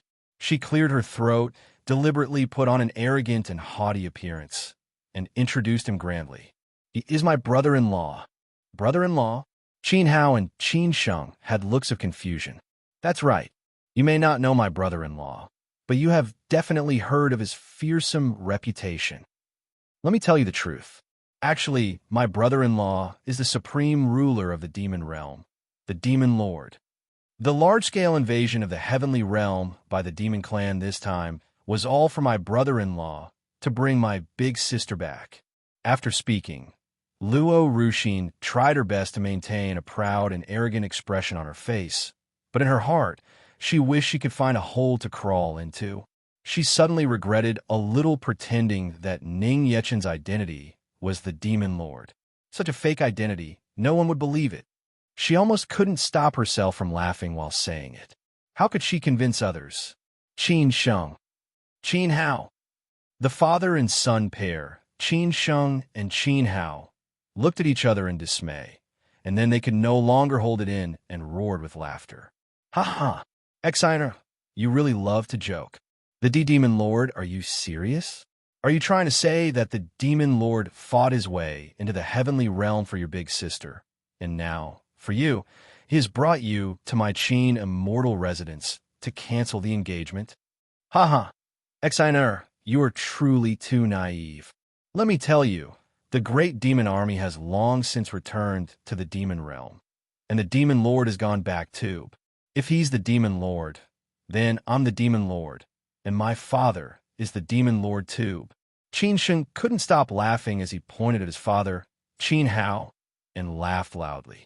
Listening to the piercing laughter, Luo Ruxin's cheeks flushed crimson with anger. But at this point, since the words were already out, she could only brace herself and continue the act. The great demon army may have returned to the demon realm, but what makes you think the Demon Lord went back too? Right, brother-in-law? Luo Ruxin turned her head to look at Ning Yechen and stealthily winked. What was this signal again? Right, pretend to be angry and scare them. Ning Yechen understood the cue. His expression suddenly turned ice cold, and a roguishly charming and creepy smile appeared on his face as he looked at Qin Hao and Qin Sheng. Many people have wanted to replace this lord, but in the end, they all met with only one fate. So, you also want to replace this lord? Qin Sheng. Qin Hao. A bone-chillingly cold feeling suddenly swept over Qin Hao and Qin Sheng. The mocking laughter of the two came to an abrupt halt, and they froze on the spot in a daze. Not right. Very not right. Demon Lord, please forgive my Qin Immortal Residence for not recognizing your great presence. We have offended you greatly, and I hope you can be magnanimous." After punishing Qin Sheng, Qin Hao pulled him along and respectfully pleaded for forgiveness. Please, Demon Lord, forgive us." Qin Sheng knelt on the ground, trembling, without even the courage to look up at Ning Yechen, completely devoid of his earlier momentum. Luo Ruxin at the side covered her mouth in surprise. It seems Qin Hao and Qin Sheng really believed her brother-in-law was the Demon Lord. Brother-in-law's aura is too strong, even when standing before an immortal emperor, to be able to remain so calm and unhurried and continue to impersonate the Demon Lord. Ning Yechen slowly walked before Qin Sheng, placed a foot on his head, pressing his head against the ground, and looked down on him, saying calmly, "What? Didn't you just say that even if this lord stood before you, you would absolutely not change your feelings for Ruxin? For Ruxin's sake, even if it means death, you should be willing, right?" Ning Yechen applied a little force with his foot, and Qin Sheng's head was already slightly embedded in the hard ground. "The Demon Lord, I was just joking with with Miss Luo." Qin Sheng felt as if his head was about to be crushed. His whole body trembled as he replied with a shaky voice. From beginning to end, he had never thought of dying for a woman. The words he had spoken were merely sweet nothings to make a woman happy. He never thought that Ning Yechen would actually be the Demon Lord. Luo Ruxin, seeing Ning Yechen actually put his foot on Qin Sheng's head, was instantly terrified, her little heart nearly jumping out of her chest from fright. Qin Sheng is the young master of the Qin Immortal Residence, a cultivator at the Immortal Emperor realm. Why did brother-in-law suddenly put his foot on the guy's head? This step wasn't in the script we agreed on earlier. Aren't you getting a little too into character, brother-in-law? If they find out he's just pretending, what will we do? Aren't we dead for sure? Demon Lord, my unworthy son and the Qin Immortal Residence had absolutely no intention of offending you. The matter of the marriage contract is hereby nullified. In the coming days, my Qin Immortal Residence will personally visit the Luo Shan Palace to offer gifts and apologize. What do you think? Qin Hao begged for mercy, cupping his hands towards Ning Yechen, his heart tense to the extreme. Ning Yechen just gave Qin Hao an indifferent glance, then turned his head to look at Luo Ruxin and asked calmly, "Ruxin, you decide. Do you want to make the Qin Immortal Residence disappear from the heavenly realm?" Hearing the words, "make the Qin Immortal Residence disappear," the hearts of both Qin Hao and Qin Sheng skipped a beat, and they looked up at Luo Ruxin with nervousness and terror. "Miss Luo, no. Lady Luo, we have offended you greatly before. Please forgive us." At this moment, the very survival of the entire Qin Immortal Residence rested on her single word. They were just sure of crawling to her feet and begging her to let them off. Luo Ruxin was completely startled. This script had gone completely beyond her expectations. She had only wanted to scare the father and son of the Qin family and cancel the engagement. She hadn't expected it to go this far. For brother-in-law to even say he would wipe out the entire Qin Immortal Residence, that was a bit too scary. But it was indeed very much like something the Demon Lord would say. "Brother-in-law, teach, that's enough. Since the marriage contract is canceled, this is fine." Luo Ruxin still thought Ning Yechen was just scaring Qin Hao and Qin Sheng, and said this to cooperate. After speaking, Luo Ruxin made faces at Ning Yechen with her eyes, secretly signaling that this was enough. If he goes too far, we'll be finished if we're exposed in the future. Since it is so, this lord will spare you. Tomorrow, this lord wants to see the sincerity of the Qin Immortal Residence. Otherwise, the Qin Immortal Residence might as well disappear from the heavenly realm. Do you understand? Ning Yechen removed his foot from Qin Sheng's head and said calmly, "We understand. Thank you, Demon Lord, for your forgiveness." Qin Hao and Qin Sheng kowtowed and replied, with lingering fear in their hearts. It felt as if they had just escaped from the gates of hell. "Ruxin, let's go." Ning Yechen no longer paid any attention to Qin Hao and Qin Sheng, turning around with his hands behind his back to slowly leave. Luo Ruxin, as if waking from a dream, hurriedly caught up with Ning Yechen, her eyes sparkling with admiration as she looked at him. Hit and run. The timing was perfect. Brother-in-law is simply too cool. And he even took the opportunity to extort the Qin immortal residents. After Ning Yechen and Luo Ruxin left, Qin Hao and Qin Sheng sat collapsed on the ground and reached up to wipe the cold sweat from their foreheads. Father, was he really the demon lord? Qin Sheng asked, lifting his slightly caved-in forehead and looking at Qin Hao beside him with a trembling heart. That's right, he is that demon lord. In the future, you are absolutely forbidden from provoking anyone from the Luo Shin Palace again. Do you hear me? Qin Hao instructed Qin Sheng with a stern shout, looking at Ning Yechen's departing back. Their escape from death this time was a stroke of luck due to the demon lord's great mercy. Next time, they might not be so lucky. Yes, Qin Sheng replied listlessly. He would never dare to casually provoke a woman again. Who knows who her brother-in-law might be? The father and son, Qin Hao and Qin Sheng, leaned against each other, drained of all strength. Quickly go and take out all the best things from the treasury. The next day, you will personally deliver them to the Luo Shin Palace with me. Qin Hao instructed Qin Sheng. Father, all of it. Aren't we leaving even a little? Qin Sheng said, looking back at Qin Hao, somewhat reluctant. The things stored in the treasury were the treasures and savings the Qin immortal residents had accumulated over several thousand years. Let me ask you, do you want a life, or do you want those treasures? Qin Hao asked, giving Qin Sheng a speechless eye roll. What time is it now? And you're still thinking of secretly keeping things. To be able to escape this calamity by offering gifts and apologizing was already a rare fortune. This was absolutely not the time to be stingy with a few treasures and immortal medicines. My life. Qin Sheng thought for a moment and decided that saving his life was more important. If his life was gone, what was the use of having more treasures? Ha ha ha! Brother-in-law, you're too amazing.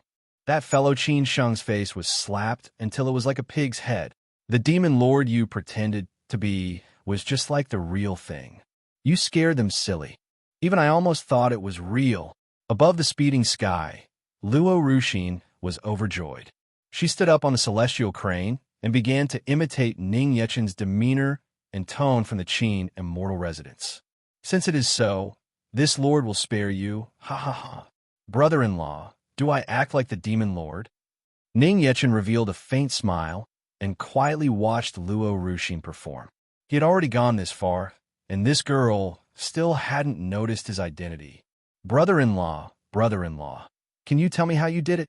Actually, I was almost scared to death just now. Qin Hao and Qin Sheng, they are two immortal emperors. They're very powerful. How were you not the least bit afraid? Luo Ruxin lay down on the celestial crane and drew close to Ning Yechen to ask for his guidance. If only she could also have her brother-in-law's temperament and calm courage. Looking at Luo Ruxin's adoring and curious face, Ning Yechen smiled faintly and said calmly, Actually, your brother-in-law, I am the demon lord. Luo Ruxin was stunned for a moment, then couldn't help but let out peals of silvery laughter. Ha ha, brother-in-law, stop joking. You almost scared me to death. Ning Yechen smiled without speaking, quietly watching Luo Ruxin. Luo Ruxin's laughter came to an abrupt halt. She silently turned her back to Ning Yechen, covering her mouth with her hand, her pupils trembling in shock. Recalling all the previous signs, her father's and Luo Tianshan and the elder's attitude towards Ning Yechen, she suddenly felt a chill spread through her body. It can't be. Could it be that her brother-in-law really is the demon lord? Qin Hao and Qin Sheng were instantly and deeply intimidated by the temperament Ning Yechen displayed. Qin Hao stared at Ning Yechen with his full concentration, his heart already on maximum alert. He couldn't feel any spiritual energy fluctuations from this young man and couldn't see his realm, yet he made him feel fear. With his cultivation as an immortal emperor, very few people had ever been able to make him feel this way. Who is he? Luo Ruxin, standing beside Ning Yechen, was also stunned as she watched, her eyes full of admiration. This is too realistic. The words brother-in-law said were just like something the Demon Lord would say. She almost thought the real Demon Lord was actually standing before her. Oomph. The act is quite convincing. I almost really believed it. Exiner, you don't really think you can fool me like this, do you? Qin Sheng recovered from his shock and said with disdain, looking at Ning Yechen. The supreme ruler of the demon realm is the son-in-law of the Luotian palace? Just thinking about it is ridiculous. Okay. Since ancient times, immortals and demons have been irreconcilable. How could the demon lord possibly marry a daughter of the heavenly realm? Besides, the demon lord led the great demon army to invade the heavenly realm in order to annihilate the Dao immortal clan. Everyone in the heavenly realm knows this. It wasn't at all to bring someone back to the Luotian palace. Trying to fool the brilliant him with such a small trick was simply too laughable. I'm not trying to fool you. My brother-in-law really is the demon lord. If you don't believe me, you'll regret it. Luo Ruxin, seeing that even this hadn't bluffed Qin Sheng, felt a drop of cold sweat trickle down her forehead and couldn't help but become nervous. But this was a critical moment, and she had to continue to feign composure. Regret. Not marrying you will be the regret of my Qin Sheng's life. Exiner, my feelings for you are true. In this life, I will marry no one but you, Qin Sheng said, gazing at Luo Ruxin with a determined look, once again confessing his deep feelings. Seeing Luo Ruxin's slightly nervous demeanor, he was already certain that his guess was correct. The man before him wasn't the demon lord at all, just some fellow found from who knows where to impersonate him. Luo Ruxin's cheek twitched slightly, her face full of disgust. She really wanted to just give Qin Sheng a big slap across the face. How could this guy be so shameless? He himself had clearly already married 5 wives, yet he still had the nerve to say in this life, I will marry no one but you. She had never seen such a thick-skinned and shameless person. Now that Qin Sheng seemed to have seen through their disguise, what was she to do? Luo Ruxin thought, feeling troubled at her heart. Brother-in-law's disguise was already quite perfect. Unfortunately, she hadn't expected that Qin Sheng would be smarter than she imagined and wouldn't fall for it all. Ruxin is right. You might regret this. Just as Luo Ruxin was at a loss, Ning Yechen spoke again leisurely. His eyes were contemptuous, his body fully displaying the world-scorning temperament of the demon lord. Hearing this, Qin Sheng frowned deeply, turned, and walked before Ning Yechen, staring at him with displeasure. He had clearly been seen through, yet he still dared to continue pretending to be the demon lord in front of him. He was really treating him like an idiot. I've already said it. I will absolutely not regret it. Even if the real demon lord were standing before me, I would not change my feelings for Exiner. Let alone you, some stinking fish or rotten shrimp that Exiner found from who knows where, also daring to pretend to be the demon lord. I'll give you a piece of advice. If you know what's good for you, you'd better obediently scram on your own. I don't wish to see another man standing by Exiner's side. If I have to make a move and throw you out myself, then that would be too unsightly. Oh, interesting. This lord is a little expectant. The young master of the Qin immortal residence truly has great spirit, doesn't he, clan head Qin? I wonder how the Qin immortal residence compares to the heavenly Dao imperial palace or the judgment divine palace. Ning Yechen's mouth curved into a roguish smile as his gaze fell upon Qin Hao in the main seat. At this moment, Qin Hao was sitting in his seat, holding a portrait in his hands. The handsome man painted in the portrait looked exactly the same as Ning Yechen. Qin Hao's hands, holding the portrait, were trembling unceasingly. His forehead and back were already drenched in cold sweat, and when he looked at Ning Yechen again, his eyes were filled with terror. The resemblance, it's too much. Just now, he had carefully thought it over again.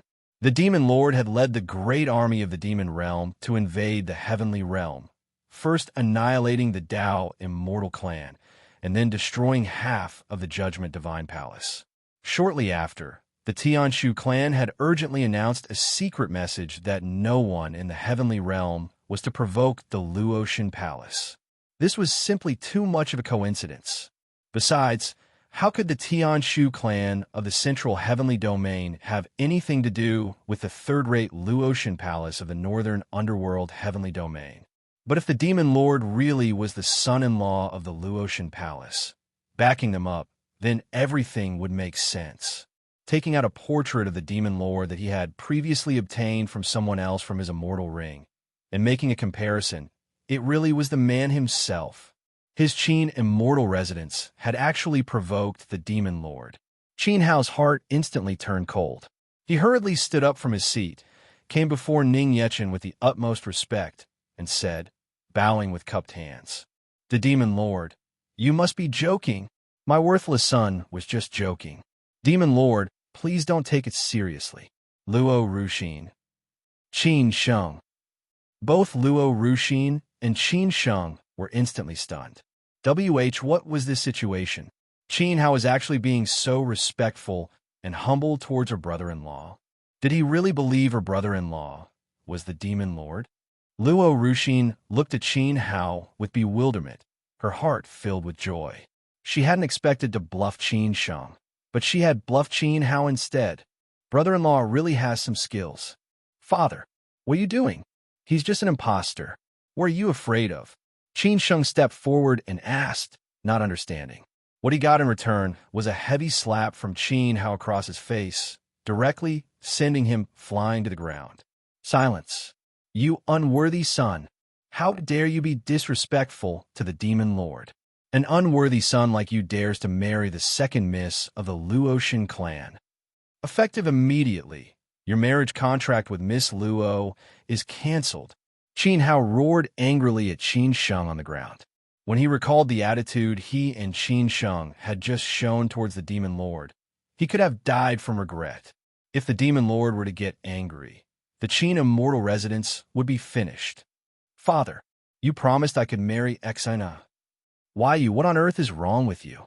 Qin Sheng, blood trickling from the corner of his mouth, clutched his swollen and bleeding cheek, looking at Qin Hao with a face full of disbelief.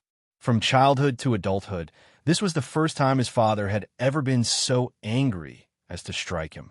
Compared to before, his attitude was as if he had been possessed. Smack! "The marriage contract is void.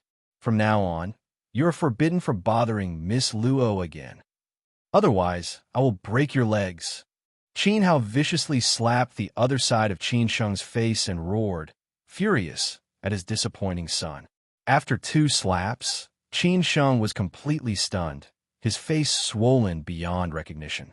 His gaze couldn't help but shift to Ning Yechen, who was standing tall at the side. This man could make his father so afraid and angry.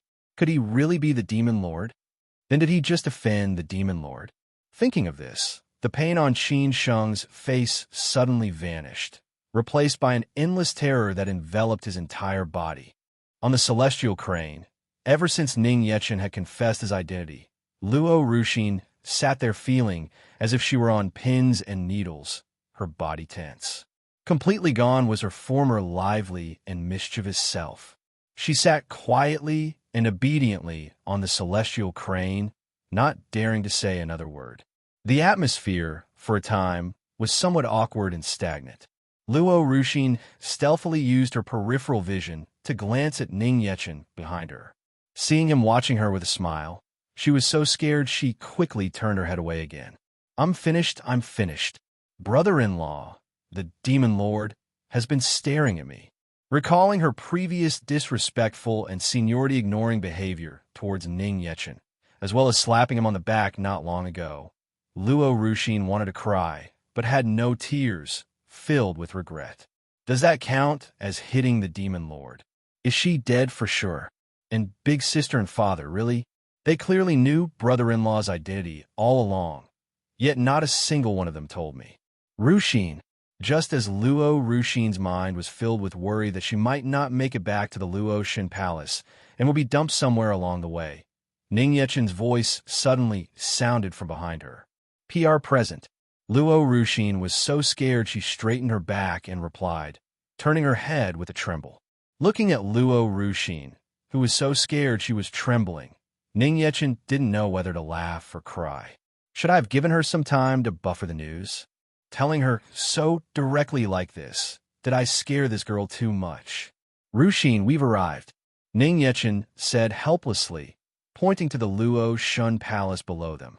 Only then did Luo Ruxin realize they had already returned to the skies above the Luo Shin Palace. She hurriedly guided the celestial crane to land within the palace. Luo Ring, Luo Yingxin, and the others had been waiting at the palace gate for a while, worried. The moment she got off the celestial crane, Luo Ruxin didn't look back. As if escaping, she threw herself at Luo Ruiying, tears pouring from her eyes like a broken dam. Sob, sob, sob. Big sister. What's wrong? Luo Ruiying asked with concern, holding Luo Ruxin. Logically, with Ning Yechen by her side, no accident should have happened. Why is she crying after coming back? Luo Yingxin, Luo Tianya, and the others also gathered around, very worried. Girl, what happened? Were you bullied at the Qin Immortal Residence? Or did you fail to cancel the engagement? The people from the Qin Immortal Residence didn't bully me. The marriage contract was also canceled. Luo Ruxin lifted her head from Luo Ruiying's embrace and said, her eyes red-rimmed. Since the marriage contract was canceled, what are you still crying about? Luo Ruiying asked, puzzled. But what Luo Ruxin said next was even more astonishing. Big sister, mother, father, I'm probably going to die. Ah! Luo Ruiying, Luo Yingxin, and the others were instantly given a huge fright. It's that serious? What on earth happened? What's wrong? Big sister, brother-in-law, he sob, sob, sob. Luo Ruxin said intermittently, crying all the while. These half-spoken words made it sound as if Ning Yechen had done something unspeakable to Luo Ruxin. Luo Ruiying instantly furrowed her brows and looked coquettishly towards the approaching Ning Yechen. Husband, my wife, I swear, I didn't do anything to Ruxin. Ning Yechen revealed a wry smile and innocently raised his arm to swear an oath. Luo Ruiying naturally believed Ning Yechen. She looked at Luo Ruxin in her arms again and continued to ask, what about your brother-in-law? Tell big sister, if your brother-in-law really bullied you, big sister will take care of him for you. Big sister, brother-in-law. He's the demon lord, right? Luo Ruxin sniffled and asked, looking at Luo Ruiying with a face full of grievance. Luo Ruiying, it seems you already know. That's right, your brother-in-law is the demon lord. Luo Ruiying said with an embarrassed smile, a little sheepishly. She could roughly guess why Luo Ruxin was saying she was going to die. Wah! Big sister and mother and father are too unfair. You all clearly knew brother-in-law's identity, but you didn't tell me. Luo Ruxin immediately wailed, her eyes brimming with tears. That appearance of hers looked as aggrieved as could possibly be. I'm sorry, Ruxin. Mother, father, and I were actually planning to find a time to tell you. Luo Ruiying explained. Not telling Luo Ruxin Ning Yechen's true identity for so long indeed seemed to be their fault. But I've already slapped brother-in-law, and I've done all sorts of rude things to him. I'm definitely not going to live. Wah! Luo Ruxin wailed loudly. Having been in the heavenly realm for so long, how could she not have heard the rumors about the Demon Lord? Rumor had it that the Demon Lord was extremely cruel and domineering. Basically, no one who provoked him was spared. Even a watchdog of the heavenly realm that he passed by would get slapped twice. New Epsilon. And she had even hit the Demon Lord. She was dead for sure. The crowd, everyone present, hearing this, was instantly stunned.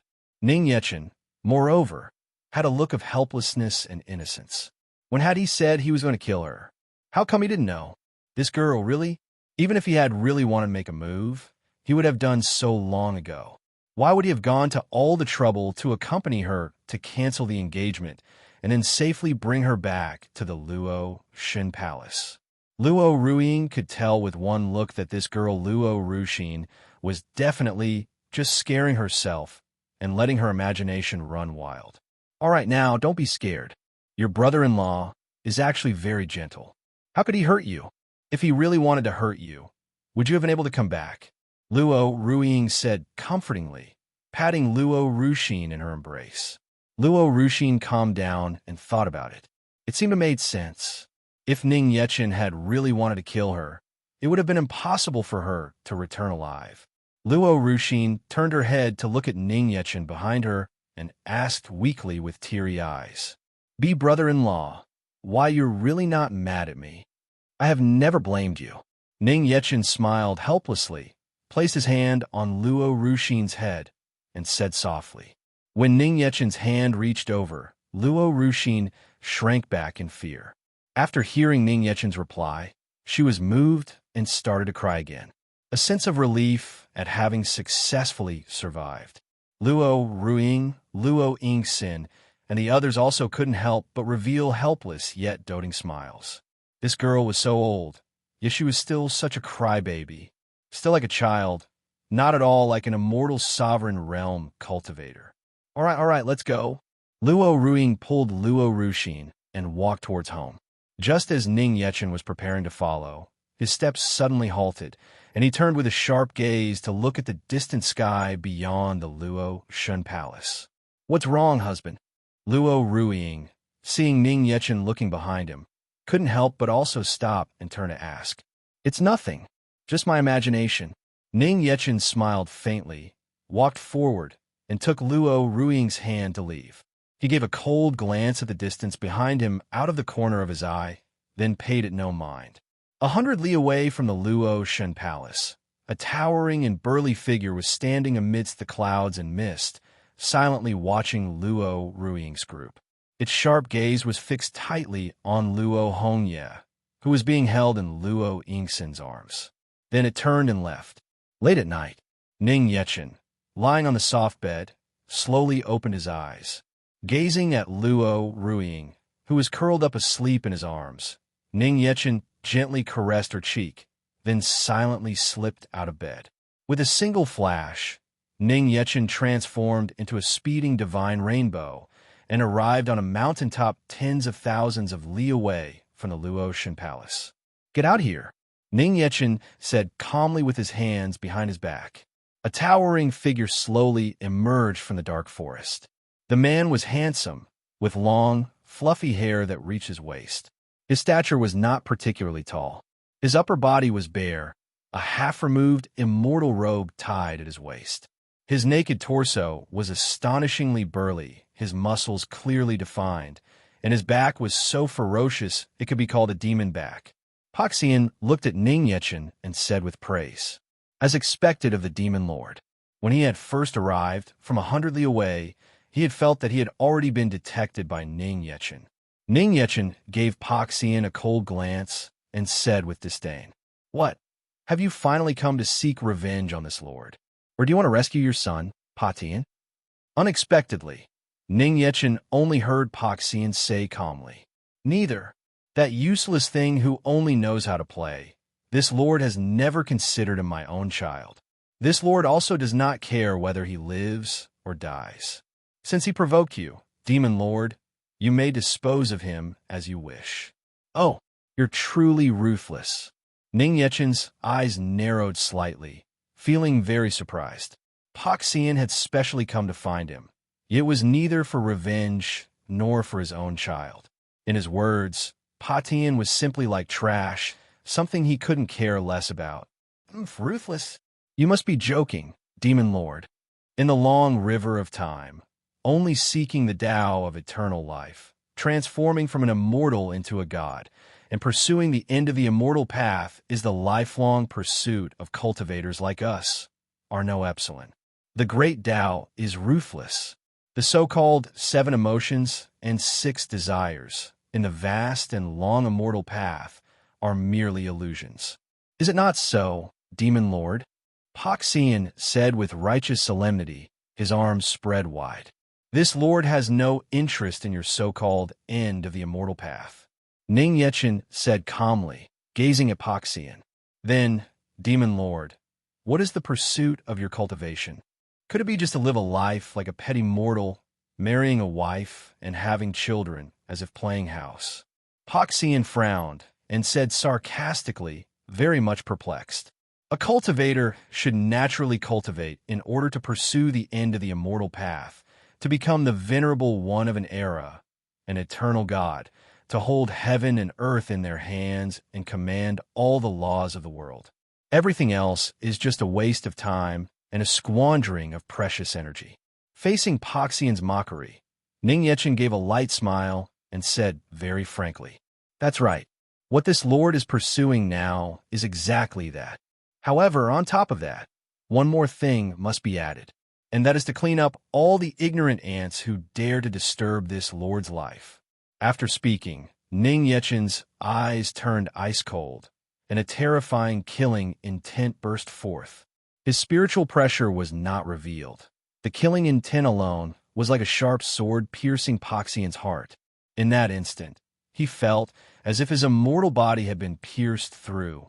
Poxian was silent for a moment, then said with regret, "Truly a pity. With your talent and strength, Demon Lord, you could completely surpass the 9 great gods of my divine realm and become a peerless deity. This lord is not interested. If you want to fight, this lord will accompany you at any time. If not, then scram. Save this lord the trouble of sending you." Ning Yechen couldn't be bothered with Poxian any longer and turned with his hands behind his back, preparing to leave. "Wait a moment, Demon Lord." Poxian spoke to make him stay. "This lord has come here to make a deal with you." Ning Yechen stopped and turned back, staring coldly at Poxian. Poxian continued, "Demon Lord, this lord wants that child of yours. Name your price, as long as you are willing to give that child. Scram!" Before Poxian could finish speaking, Ning Yechen's eyes narrowed sharply. No longer able to restrain his killing intent, a sharp and terrifying, monstrous demonic spiritual energy, accompanied by his killing intent, bloomed from his body. The surrounding heavenly realm, void, suddenly distorted and cracked. The mountaintop beneath his feet was instantly pulverized with a roar. Poxian, relying on his powerful immortal physical body, forcefully blocked the terrifying spiritual pressure that swept towards him. Even though he barely blocked it, ferocious, bloody gashes still split open on his indestructible immortal body. Ning Yechen raised his hand and clenched it towards Poxian from a distance. The void behind him abruptly shattered, and a 100-zhang demonic god arm, burning with raging demonic flames, smashed a fist towards Poxian. This one punch had the power to destroy the heavens and extinguish the earth. The void along its path was incinerated, and the entire heavenly realm trembled. Hooray af! Poxian let out a furious roar. Celestial patterns flowed over his naked torso, and a 1,000-zhang-tall Dharma body rose from the ground. The Dharma body was towering and magnificent, standing tall between heaven, earth, and the clouds. Its body shone with a radiant celestial light, and its eyes were like divine, glazed glass. Poxian threw a punch, and the Dharma body followed, slamming a world-overturning fist against the demonic god's arm. With a deafening roar, a spiritual wave blasted out, and everything within 1,000 li was turned to ash. In a single exchange of fists, the towering Dharma body on Poxian was engulfed in monstrous demonic flames. The Dharma body's immortal form cracked bit by bit, and then shattered with a roar. "You're not leaving today. This lord has spoken." Ning Yechen gazed indifferently at Poxian below and, turning his palm over, slowly pressed down. The demonic god arm opened its palm and slapped straight down towards Poxian below. "Demon Lord, you have no idea of that child's value." Poxian roared furiously, raising both arms to hold up the descending demonic god's palm. "This lord doesn't care. You only need to know that in this world, no one can touch this lord's child. Die!" Ning Yechen couldn't be bothered to listen to Poxian's nonsense any longer. With a single thought, 2 more demonic god arms suddenly shot out from the covering shadow. The arms forcefully clapped together. With a heaven-shaking bang, the void was shattered. Not another sound was heard from Poxian. Oomph. Only daring to use a wisp of a divine soul substitute to meet me. The so-called one of the 9 great gods of the divine realm isn't all that. Ning Yechen instantly appeared at the spot where Poxian had been annihilated. He looked at the dissipating spiritual light of the divine soul, frowned, and said with disdain. After the brief exchange, the surroundings had been turned to nothingness. Space-time was horribly distorted. The area within 1,000 li was like a wasteland of dust, and the barriers of the void and of heaven and earth had nearly collapsed. Such a huge commotion had surely shaken the entire heavenly realm. But Ning Yechen didn't care about this. He was, on the contrary, a little worried that such a big commotion might have accidentally woken up his wife and child. Whoosh! Several figures flew over at high speed, arriving at Ning Yechen's side. Yu Qingyu, Yi Tianshun, and the other demon gods were the first to sense it. Looking at such a world-shaking scene, they were greatly shocked in their hearts. The demon lord seemed to be very angry. Yu Qingyu stepped forward with a frown and asked, "Demon lord, you fought with someone?" "Just a bug from the divine realm," Ning Yechen said calmly and with disdain, turning his gaze to another person who had arrived. The immortal ancestor of the Tianshu clan, Tianshu Xiao. With such a terrifying commotion happening in the heavenly realm, it was impossible for him not to come and investigate.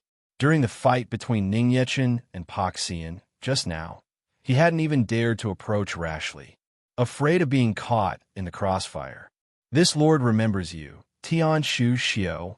Indeed, to be remembered by the demon lord is a great honor, Tianshu Xiao said politely with cupped hands, cold sweat already trickling down his forehead, especially when Ning Yechen revealed a roguishly charming smile at him. "You come at just the right time. This lord happens to have some business with you." The next morning, the entire heavenly realm was in an uproar. Everyone was discussing the commotion that had occurred last night. That heaven-shaking, earth-shattering, terrifying might had annihilated all living things within 1,000 li, leaving countless people fearful and terrified. The incident occurred in the northern underworld heavenly domain, and the disciples of the Luo Shun Palace were also discussing it with lingering fear. You all felt it last night, right? Such a terrifying tremor. The entire heavenly realm was shaking. It was hard not to notice. I was meditating last night, trying to break through a bottleneck, and it scared me so much my cultivation actually regressed. I've been in the heavenly realm for so long, and this is the first time I've ever had such a terrifying feeling. I wonder which 2 great powers were fighting in the middle of the night. I heard that everything within 1,000 li of that place was turned to nothingness, and that the shackles of the heavenly realm's heavenly Dao were almost shattered. That terrifying. I wonder how long it will take for the shackles of the heavenly Dao to recover. Listening to the surrounding discussions and whispers, Ning Yechen, the culprit from last night, sat calmly on the jade steps, quietly watching Luo Hongye run around in the courtyard in front of him. Luo Hongye ran with her arms spread as if for balance. Her 2 tender little legs ran as fast as flying, and she shot past like a gust of wind with a whoosh. Although she was only 2 years old, she already had the cultivation of the immortal king realm. She had also previously mastered the method of controlling spiritual energy, and after some guidance and demonstration, she was already able to fly freely through the air. Her flying speed was not the least bit slower than other immortal king realm cultivators. Luo Hongye ran happily in front, while a group of female disciples from the Luo Shun Palace chased worriedly behind her. "Little princess, why you slow down? Be careful not to fall. Pant, pant. Little princess, you're running so fast. We can't keep up." Watching the happily playing Luo Hongye, a gentle smile couldn't help but appear on Ning Yechen's face. "Daddy, ye can fly too." After running a few circles, Luo Hongye dove head first into Ning Yechen's embrace, lifted her tender and round little face, and said happily while looking at him, Our family's Yi is amazing. Ning Yechen picked up Luo Hongye, kissed her little cheek, and praised her. Luo Hongye happily squinted her eyes and took the opportunity to snuggle into Ning Yechen's embrace. Yu Qingyu, with her dignified posture, slowly walked to Ning Yechen's side, watching the two of them with a smile in her beautiful eyes. She took out a manual from her robes that recorded various immortal herbs, medicinal pills, and immortal artifacts and magical treasures, and handed it to Ning Yechen. Demon Lord, I have already instructed Yi Tianxin and the others to prepare the list of items to be sent to the Luo Shen Palace. Please look it over. After learning that the Luo Shen Palace's treasury was depleted and they couldn't even produce a few immortal herbs or spiritual medicines, Yu Qingyu had already begun to prepare for this matter. As a maternal home of the demon realms, madam, how could it be merely a third-rate sect in the heavenly realm? Even if she had to drag them up by force, she was determined to build the Luo Shen Palace into a first-rate sect in the heavenly realm. Just leave this matter for you to handle. Ning Yechen glanced at the manual Yu Qingyu handed over, not even bothering to look at it. He had the most confidence in Yu Qingyu's ability to handle matters. Almost the entire demon realm was managed by her with full authority. No matter what decisions or instructions she made, he basically acquiesced to them all. Yes, then I will go and make the arrangements immediately. Yu Qingyu gave a faint smile, bowed slightly, and left. She knew that Ning Yechen would definitely let her handle the arrangements as she saw fit, but out of respect, she always informed him in advance each time. As Yu Qingyu was leaving, Luo Ruxin also happened to walk over. The two met and politely nodded lightly to each other. Now that she knew Ning Yechen's identity was the Demon Lord, Luo Ruxin could basically guess that this maid sister before her was definitely not someone to be trifled with either. Be brother-in-law.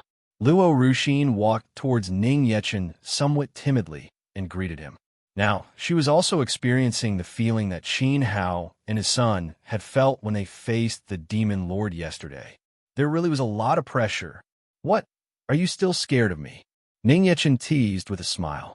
The reason he hadn't immediately told Luo Ruxin his identity, besides being curious as to when she would discover it, was that he was afraid she would no longer dare to treat him as she had before.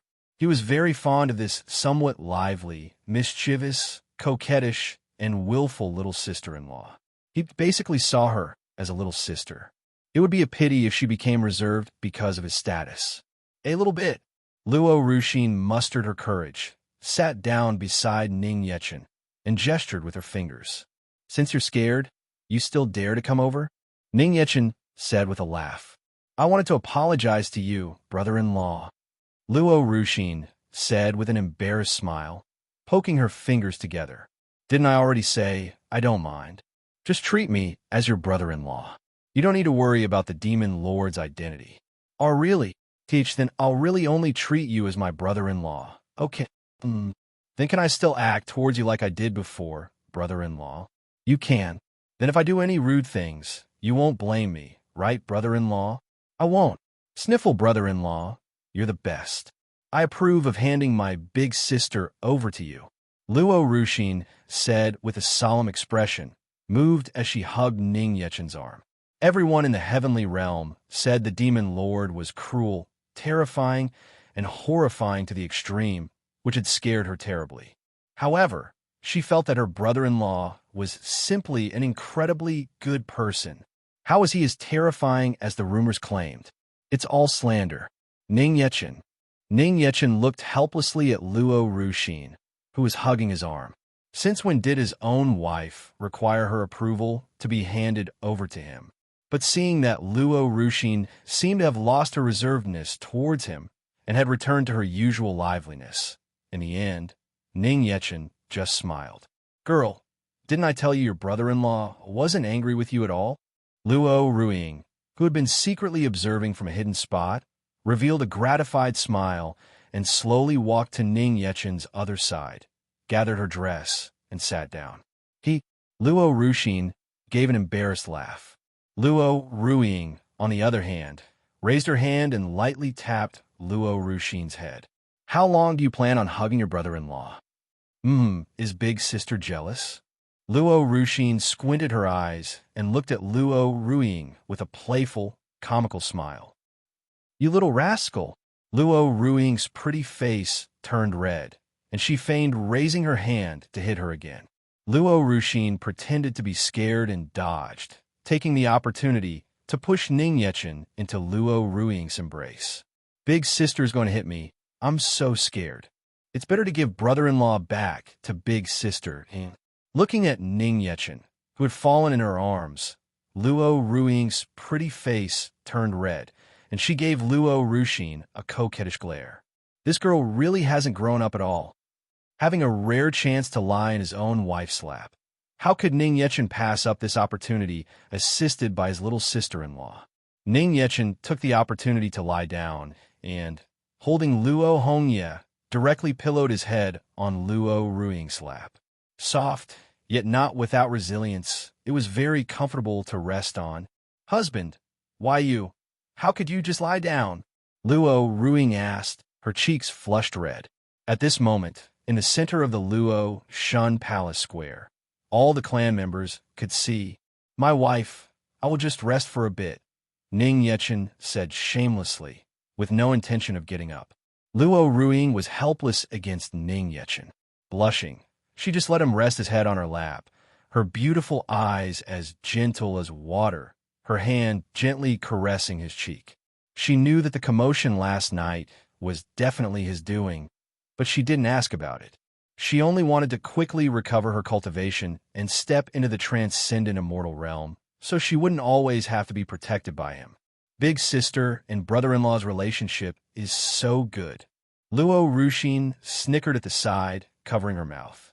Luo Ruiying, blushing, gave Luo Ruxin an irritated glare and asked, Ruxin, you're not a child anymore. Tell me, what kind of person do you like? What kind of person I like? Luo Ruxin's expression was pensive as she began to think seriously, and then she revealed a crescent moon-like smile and said, Of course, someone like big sister. Bonk. The moment Luo Ruxin's voice fell, Luo Ruiying irritably bonked her on the head again. No messing around. Oof. Luo Ruxin clutched her head, pouted, and her expression became serious again as she thought. His looks can't be worse than brother-in-law's. As for cultivation and strength, it would be best if he's also about the same as brother-in-law. Being gentle like brother-in-law would be very nice. Luo Ruxin began to talk to herself about her ideal partner, little knowing that a pair of beautiful eyes had already narrowed slightly, staring fixedly at her. When Luo Ruxin sensed a chill and turned her head, she came face to face with Luo Ruiying's death stare and was instantly startled. Big sister, I was just kidding. I absolutely have no improper thoughts about brother-in-law. Luo Ruxin hurriedly waved her hands and explained, It's all right, I don't mind at all. Hearing this, Luo Ruiying instantly retracted her murderous gaze, revealed a smile, and once again returned to her usual gentle and amiable appearance. However, the jade-like hand caressing Ning Yechen secretly gave him a little pinch, and her beautiful eyes also gave him a secret, coquettish glare. Ning Yechen was shot while lying down, an innocent look on his face. He hadn't done anything. How could she blame him? Luo Ruxin swallowed her saliva with lingering fear. Big sister clearly minded a lot. From childhood until now, this was the first time she had ever seen this terrifying side of her big sister. I never thought big sister was actually a vinegar jar. What else? Besides the good points about your brother-in-law, are there any other qualities you particularly fancy? Luo Ruiying continued to ask, all while gently caressing Ning Yechen, who was lying on her lap. Luo Ruxin thought for a moment. For some reason, the barbecue stall owner she had met in the mortal realm came to mind, and she blurted out, I prefer someone with a colder, sterner expression. It looks very cool. And preferably, his cooking skills should be good, so he can make food that I like to eat. A cold and stern expression, good cooking skills. Hearing this, Luo Ruiying and Ning Yechen both began to think at the same time. In an instant, the two of them seemed to have thought of something and exchanged a glance. Isn't that Yi Tianxin? Tianshan perennially maintained a cold and stern expression, and his appearance was also very cool and handsome. Although his cultivation was not equal to Ning Yechen's, his strength was still considerable even in the six realms. As for his cooking skills, those were beyond question. Everyone who had eaten his barbecue said it was good, and he even updates his menu and creates innovative dishes. A perfect match. Luo Ruiying and Ning Yechen, in unspoken agreement, both revealed a gratified smile. Perfect, Yi Tianshan and the others will be over in a little while.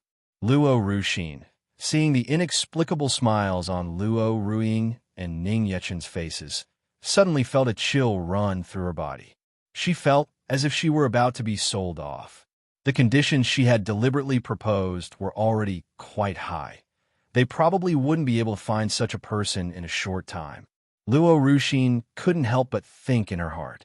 At this moment, a few disciples not far away were walking past while talking, and the sound of their conversation happened to fall on the ears of Luo Ruxin and the others.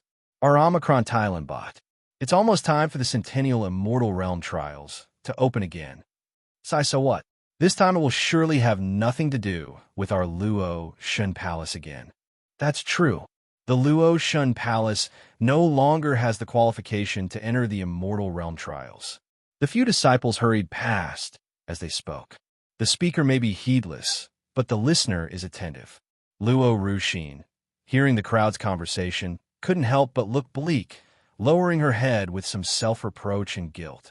If she hadn't canceled her marriage contract with Qin Sheng, perhaps the Luo Shun Palace would have had a few more spots to participate in the Immortal Realm trials this time. If everyone in the Luo Shun Palace found out, they would surely blame her for being too selfish, not thinking of the clan at all. Brother-in-law, I'm starting to regret canceling the engagement, Luo Ruxin said, lifting her head with some guilt. She felt that her canceling the engagement was a bit rash. Ning Yechen sat up from Luo Ruiying's lap, and, imitating Luo Ruiying, reached out and lightly bonked Luo Ruxin on the head. Oof! Brother-in-law, why are you also bonking my head like big sister? You're both going to knock me stupid. Luo Ruxin complained with dissatisfaction, clutching her head. I'm bonking you to knock some sense into you. If you had married that person, you would have truly regretted it in the future. Ning Yechen admonished irritably. He could roughly guess what was on Luo Ruxin's mind.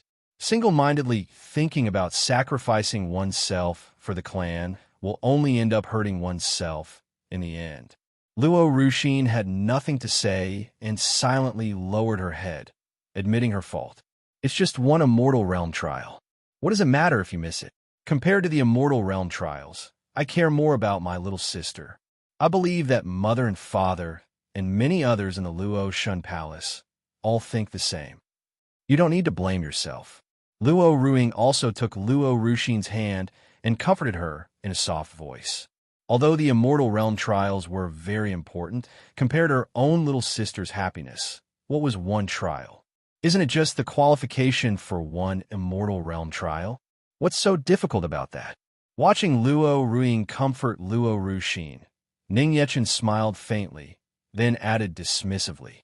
The qualifications for the Immortal Realm trials are distributed by the Judgment Divine Palace once every 100 years.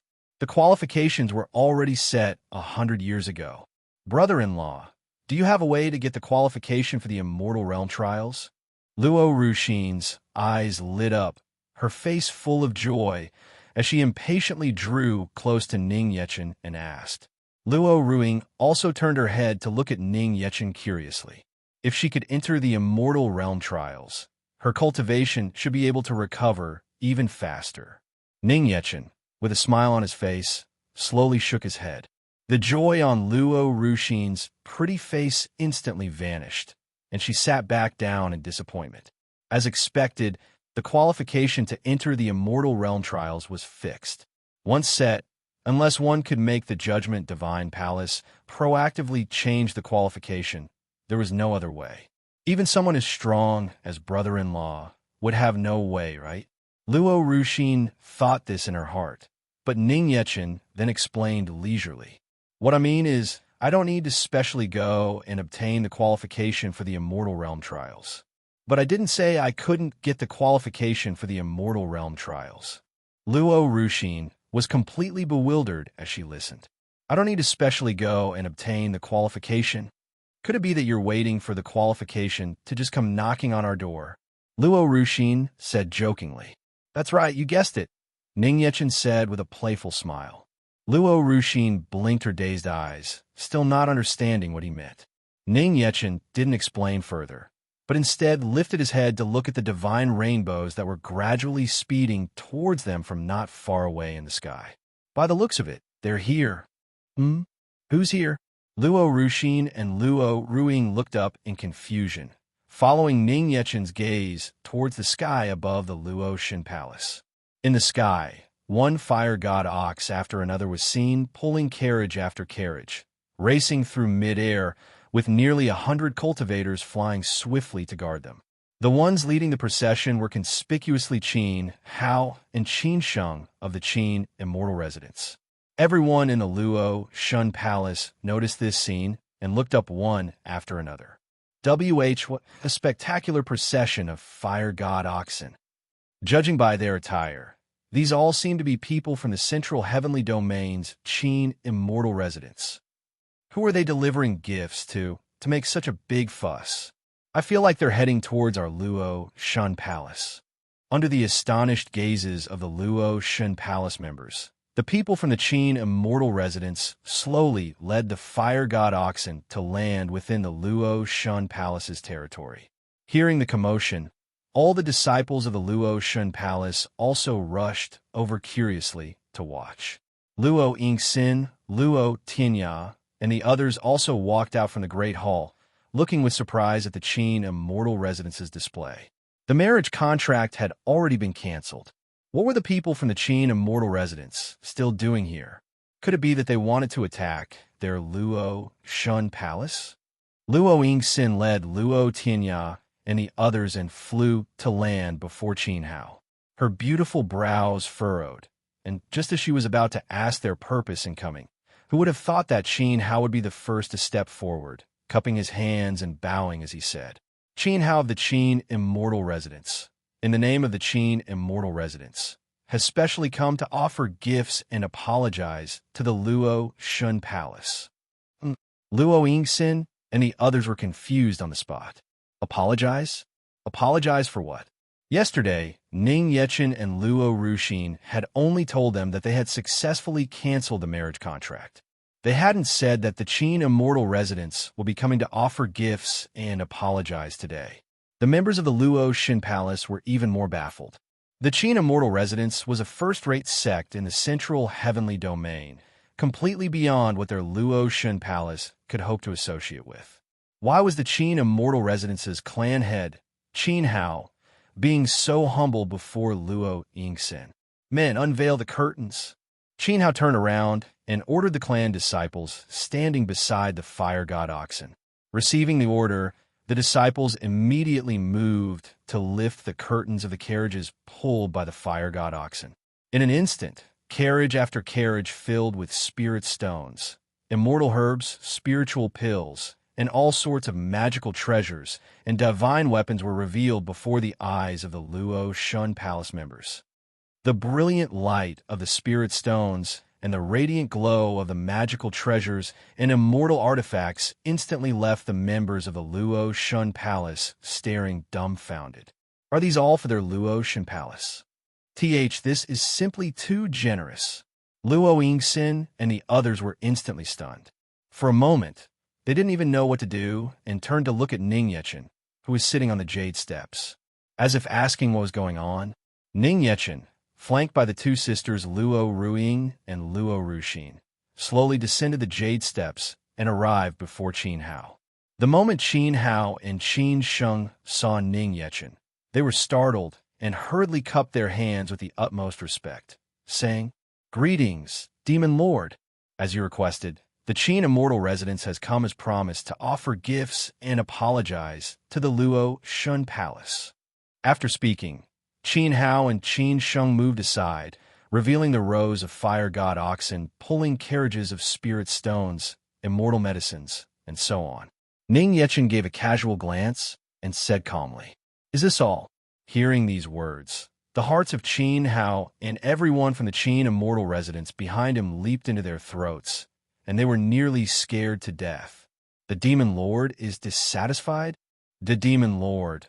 This is already the entire fortune of the Qin immortal residence.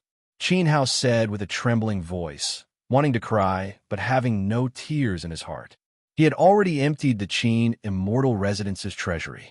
There was really nothing left. Seeing Ning Yechen remain silent, Qin Hao and the others became tense to the extreme. After hesitating for a moment, Qin Hao gritted his teeth and, enduring the pain, also took off the immortal ring he was wearing. Demon Lord, in this immortal ring, there is a small personal collection of mine. If you would not disdain it, please accept it with a smile. Qin Hao held the immortal ring with both hands, tears in his eyes, on the verge of crying. If he had known that provoking the Luo Shun Palace back then would lead to such a ruinous outcome, he would have broken Qin Sheng's legs rather than let him philander outside. Ning Yechen casually picked up the immortal ring. With a single thought, he erased the restriction on it, and, without even bothering to look, tossed it directly to Luo Ruiying behind him. "My wife, it's yours." Luo Ruiying caught the immortal ring with both hands. She sent her divine sense inside to take a look and was instantly so shocked her pretty face changed. The pile of spirit stones, magical treasures, and other things inside was comparable to the entire former treasury of the Luo Shun Palace. "Husband, this is too much. I can't take it," Luo Ruiying said, feeling troubled. Ning Yechen smiled faintly. "If my wife doesn't want it, then just throw it away." Luo Ruiying was instantly speechless. Biting her silver teeth, she gave Ning Yechen a dissatisfied glare and had no choice but to put the immortal ring away. This fellow clearly knew that she wouldn't be able to part with it, so he said that on purpose. Even if it was just to supplement the Luo Shun Palace's treasury, it was a considerable income. Luo Ruixin looked at the immortal ring in Luo Ruiying's hand with eyes full of envy. She drew close to Ning Yechen's side and, shifting her body coyly, pointed at herself as if wheedling. "Brother-in-law, what about mine?" Ning Yechen didn't know whether to laugh or cry. This girl, just now she was so scared of him, and now she's already acting coquettishly. Ning Yechen turned his head to look at Qin Sheng, who had been keeping his head lowered beside Qin Hao the entire time. Qin Sheng seemed to sense the gaze and lifted his head, his eyes meeting Ning Yechen's. Ning Yechen revealed a roguishly charming smile. Qin Sheng instantly shivered, a bad premonition in his heart. "Will you take off the immortal ring yourself, or shall this lord help you?" This lord's hands are clumsy. If this lord were to help you, you might lose a few fingers, or perhaps an entire arm. Qin Sheng, Demon Lord, please accept it with a smile. Qin Sheng said with a tearful voice, offering up his immortal ring with both hands without the slightest hesitation. "How? Is this a Demon Lord? He's simply a bandit. Here, it's yours." Ning Yechen took the immortal ring and, likewise erasing the restriction on it, handed it to Luo Ruixin. "Yay, brother-in-law, you're the best." Having gotten the immortal ring, Luo Ruixin was overjoyed and leaped with delight, hugging Ning Yechen's arm coquettishly. Luo Ruiying's pretty face darkened. She pinched Luo Ruixin's ear and pulled her away from Ning Yechen. "Be big sister, it hurts, it hurts." Luo Ruixin pleaded for mercy, clutching her ear. Luo Ruiying released Luo Ruixin's hand and gave Ning Yechen another irritated glare. "You don't spoil her so much. Don't worry, my wife. The one I spoil the most is still you." Ning Yechen said softly with a light laugh, drawing close to Luo Ruiying. With a whoosh, Luo Ruiying's face instantly flushed red. The surrounding crowd was instantly dumbfounded. Luo Ruixin, moreover, covered her little mouth in surprise. "Wow, as expected of the Demon Lord, brother-in-law is so direct, so straightforward." Being confessed to so openly, Luo Ruiying was extremely shy in her heart. She gave Ning Yechen an irritated glare and asked, "Husband, were the people from the Qin immortal residence the ones you were waiting for?" "My wife. I was not referring to them." Ning Yechen shook his head, then looked up again towards the distant sky, where one divine rainbow after another could be seen speeding towards the Luo Shun Palace from all directions. The members of the Luo Shun Palace watched in astonishment as group after group of cultivators from various major sects and families landed one after another within the Luo Shun Palace's territory. Carriage after carriage, pulled by all sorts of immortal and divine beasts, and filled with spirit stones and immortal medicines, landed steadily on the square. The crowd had never seen such a display and stared with their mouths agape. This time it's the heavenly Dao Imperial Palace from the far east heavenly domain. Heavens! Even Ancestor Wentian has come personally. That's the Punlai Immortal Clan from the southern astral heavenly domain. The Nyeri clan from the western wasteland heavenly domain is here too, and also the Ryu clan, who are also a reclusive clan. Quick look, the Tian Tinshu clan from the central heavenly domain is here too. That person is the immortal ancestor of the Tianshu clan, Lord Tianshu Xiao. What on earth is happening? See, could it be that all the reclusive great families of the heavenly realm have come to our Luo Shun Palace? Watching the great families of the heavenly realm, who were usually never seen and were high and mighty, arrive at the Luo Shun Palace. The members of the Luo Shun Palace were already dumbfounded, shocked beyond words. Qin Hao and his son, Qin Sheng, also had expressions of shock and bewilderment. All the great reclusive families of the heavenly realm had rushed to the Luo Shun Palace. This was simply a great spectacle of the heavenly realm. Before these great reclusive clans, his Qin immortal residence was actually the lowest in status. Luo Ruiying, Luo Yingxin, and the others couldn't help but turn their gazes to Ning Yechen. They knew this must have something to do with Ning Yechen. However, they had actually misunderstood. Besides the Tianshu clan, whom he had called over, he had no idea what the other various great families were here for. Luo Tianshan and the elders, seeing so many of the heavenly realm's most powerful families arrive at their Luo Shun Palace, felt overwhelmed by the honor. They hurriedly led their people forward to greet them with fawning smiles. This was a rare opportunity to build good relations with the great families of the heavenly realm. This humble one is Luo Tianshan, great elder of the Luo Shun Palace. I respectfully welcome all you lords. The arrival of all you lords truly makes my Luo Shun Palace shine with splendor. It is an immense honor. Luo Tianshan and the others cupped their hands, bowed, and greeted them with the utmost politeness. However, the group from the great reclusive families, led by the Tianshu clan, didn't even give Luo Tianshan and the others a single glance. They directly ignored them and walked straight to Luo Tianya. Palace head Luo, long time no see. Do you still remember me? When I had a chance encounter back then. I even held you when you were a child. My Tianhua clan has long wanted to find an opportunity to pay you a personal visit. A long, long time ago, this old man could already see that you, Palace head Luo, had a radiant face and were protected by the immortal Dao, and would surely achieve great things in the future. This old man's judgment was indeed not mistaken. The various great families of the heavenly realm, even the immortal ancestors or clan heads of those few legendary reclusive families, all crowded before Luo Tianya with fawning smiles, each one greeting him with the utmost politeness. Some had even already begun to claim a familial relationship with Luo Tianya, saying things like their ancestors from several generations ago had shared life and death experiences with his Luo family and were the families of sworn brothers. Luo Tianshan and his group remained frozen on the spot, maintaining their posture of bowing with cupped hands. This difference in treatment was a bit too much. Luo Tianya was also completely baffled as he listened.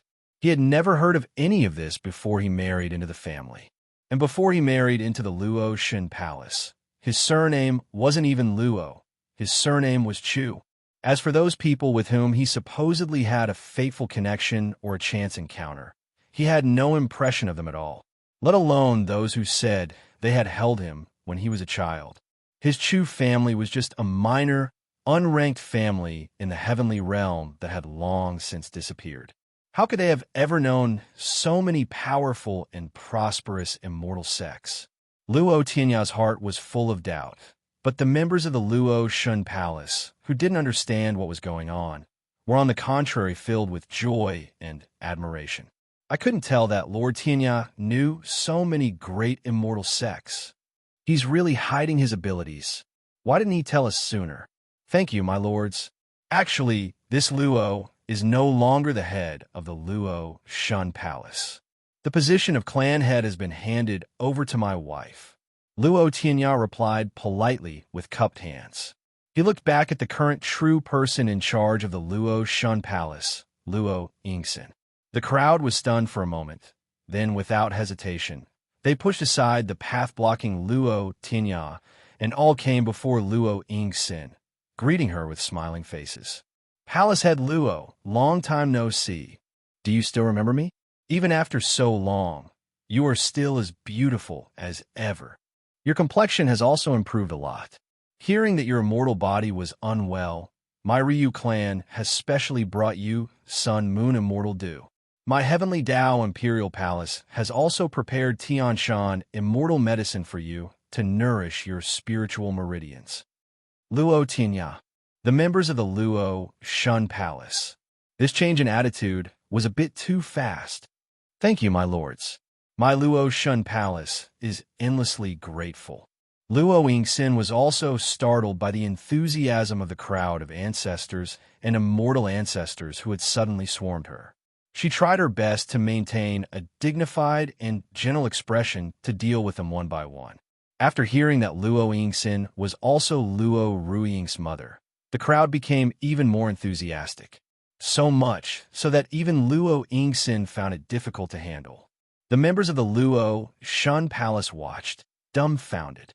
They couldn't understand at all why the great families of the heavenly realm were suddenly fawning over their Luo Shun Palace and sending so many spirit stones and immortal medicines. Even the immortal ancestor of the heavenly realm's #1 reclusive immortal sect, the Tianshu clan's Tianshu Xiao, had come personally to greet Luo Yingxin. This was simply unimaginable. Qin Hao and his son, Qin Sheng, along with the members of the Qin immortal residence, were also frozen on the spot, dumbfounded and at a loss. Originally, the procession of 100 fire god oxen they had prepared to pay a grand visit and apologize was already spectacular enough, but in front of the other immortal and divine beasts of the great families, it seemed so insignificant. Standing together with the members of the great reclusive families, they seemed so small. After greeting Luo Yingxin, Tianshu Xiao and the others turned their gazes to Ning Yechen, who was standing not far away. Their expressions turned solemn, and mustering their courage, they slowly led their people before Ning Yechen. The other great immortal families were nervous and uneasy in their hearts. The Demon Lord really is at the Luo Shun Palace. If Tianshu Xiao hadn't taken a lead, they probably wouldn't have even dared to proactively approach the Demon Lord. The members of the Luo Shun Palace curiously watched Tianshu Xiao and his group walk towards Ning Yechen, their faces showing their confusion. Where are all the lords going? It looks like they're heading for the young master. Impossible. The young master is just a mere mortal. What would Lord Tianshu Xiao and the others want with him? I think they must be looking for our eldest miss. That makes sense. For the young master, a mere mortal, to be able to see the various immortal ancestors of the heavenly realm is already a tremendous honor. If the young master were to return to the human world, he'd probably be able to boast about it for 100 years. Just as the members of the Luo Shun Palace were chattering amongst themselves, Tianshu Xiao and his group stood before Ning Yechen, cupped their hands, bowed, and greeted him respectfully in unison. Greetings, Demon Lord. The members of the Luo Shun Palace. The Demon Lord? The members of the Luo Shun Palace, seeing the respectful attitude of Tianshu Xiao and his group towards Ning Yechen and hearing them address him as the Demon Lord, were instantly dumbfounded, their minds going blank. What was this situation? How did their son-in-law, a mere mortal, suddenly become the Demon Lord? Wasn't this change in identity a bit too drastic? Ning Yechen, with his hands behind his back, looked at Tianshu Xiao and the others before him, revealed a smile, and said calmly, "Quite a few people have come." Being watched by the Demon Lord, Tianshu Xiao and the others couldn't help but feel even more nervous and uneasy. They all lowered their heads, not daring to breathe loudly. In the end, it was Tianshu Xiao who mustered his courage, cupped his hands, and said, "We just happened to meet, and thus came together. Yes, my heavenly Dao Imperial Palace happened to be passing by this place, so we came to the Luo Shan Palace for a visit. We didn't expect you to be here, Demon Lord, so we specially came to pay our respects. Yes, we also came to visit Palace Head Luo, with absolutely no intention of disturbing you, Demon Lord. My Beast Tamer clan happens to have an acquaintance with a Luo Shan Palace's ancestors, so we specially came to visit. The other various great families of the heavenly realm behind Tianshu Xiao also chimed in one after another. Hearing these words, the members of the Luo Shan Palace were all stunned. Your heavenly Dao Imperial Palace is in the far east heavenly domain and doesn't even pass through the northern underworld heavenly domain. So how could you be passing by? The Beast Tamer clan is even more ridiculous. We've never heard of any relationship between them and the Luo Shun Palace. Ning Yechen naturally saw through the little schemes in the hearts of the great families before him. It was nothing more than them knowing he was at the Luo Shun Palace and specially coming over to build a good relationship. But he saw through it and didn't expose it. BS. In fact, their arrival was perfect. Since you are all here, don't be polite. Please, make yourselves at home. Ning Yechen gestured with one arm in a welcoming manner. Thank you, Demon Lord. The group behind Tianshu Xiao gave an embarrassed smile and cautiously withdrew. Standing in the Luo Shun Palace, everyone was extremely cautious, watching their words and actions, afraid that they might accidentally offend the Demon Lord somewhere. Even towards the maids of the Luo Shun Palace who came to serve them tea, they all greeted them with smiling faces and were polite and courteous. This left the members of the Luo Shun Palace greatly shaken. The most famous and powerful great clans of the heavenly realm had all gathered at their Luo Shun Palace and were even being so polite to them. This was something they would have never dared to imagine in their dreams before. Could it be that the young master's identity really was the Demon Lord? Demon Lord, I have brought you the item you requested. Under the terrified gazes of the Luo Shun Palace members, Tianshu Xiao took out a key wrapped in a golden-green shimmering light, its entire body flowing with an emerald luster, and handed it to Ning Yechen. Seeing this key, the two sisters, Luo Ruing and Luo Ruxin, standing beside Ning Yechen, couldn't help but exclaim, "The key to open the Immortal Realm Trials." This key was the qualification to open the Immortal Realm Trials and enter them.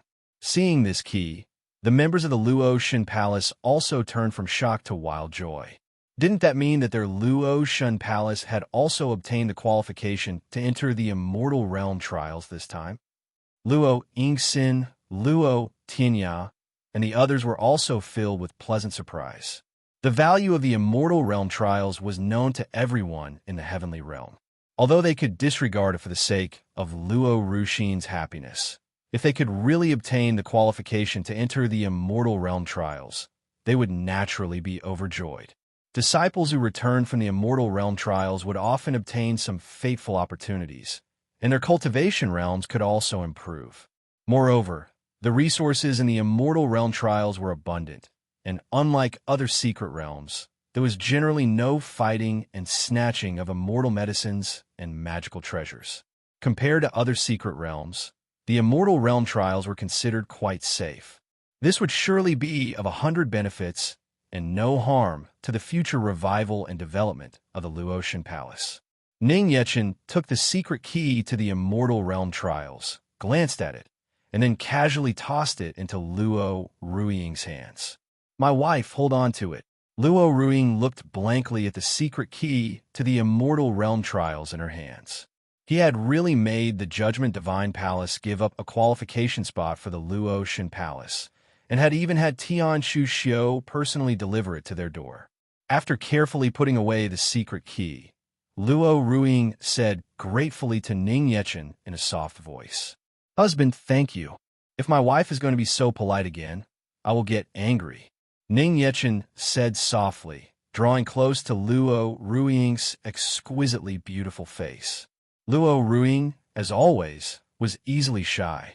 Her cheeks instantly flushed crimson, and she shyly and gently pushed Ning Yechen away. "Husband, don't tease.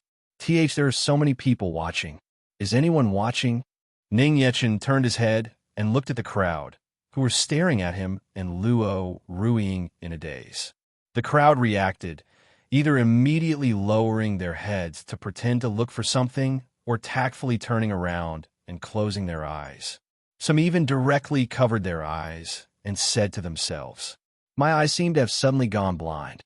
"Me too. Oh, my eyes. My eyes." Luo Ruiying looked speechlessly at the crowd in front of her, who were putting on an act. Did they have any of the temperament and appearance of the great clans of the heavenly realm left? "Demon Lord, I have heard that the Qin Immortal Residence seems to have offended you in the Luo Shen Palace. Effective immediately, the Central Heavenly Domain will expel the Qin Immortal Residence and revoke their qualification to enter the Immortal Realm trials this time. What do you think?" Tianshu Xiu hesitated for a moment, then stepped forward and said with cupped hands, his doing this could also be considered a way to protect the Qin Immortal Residence.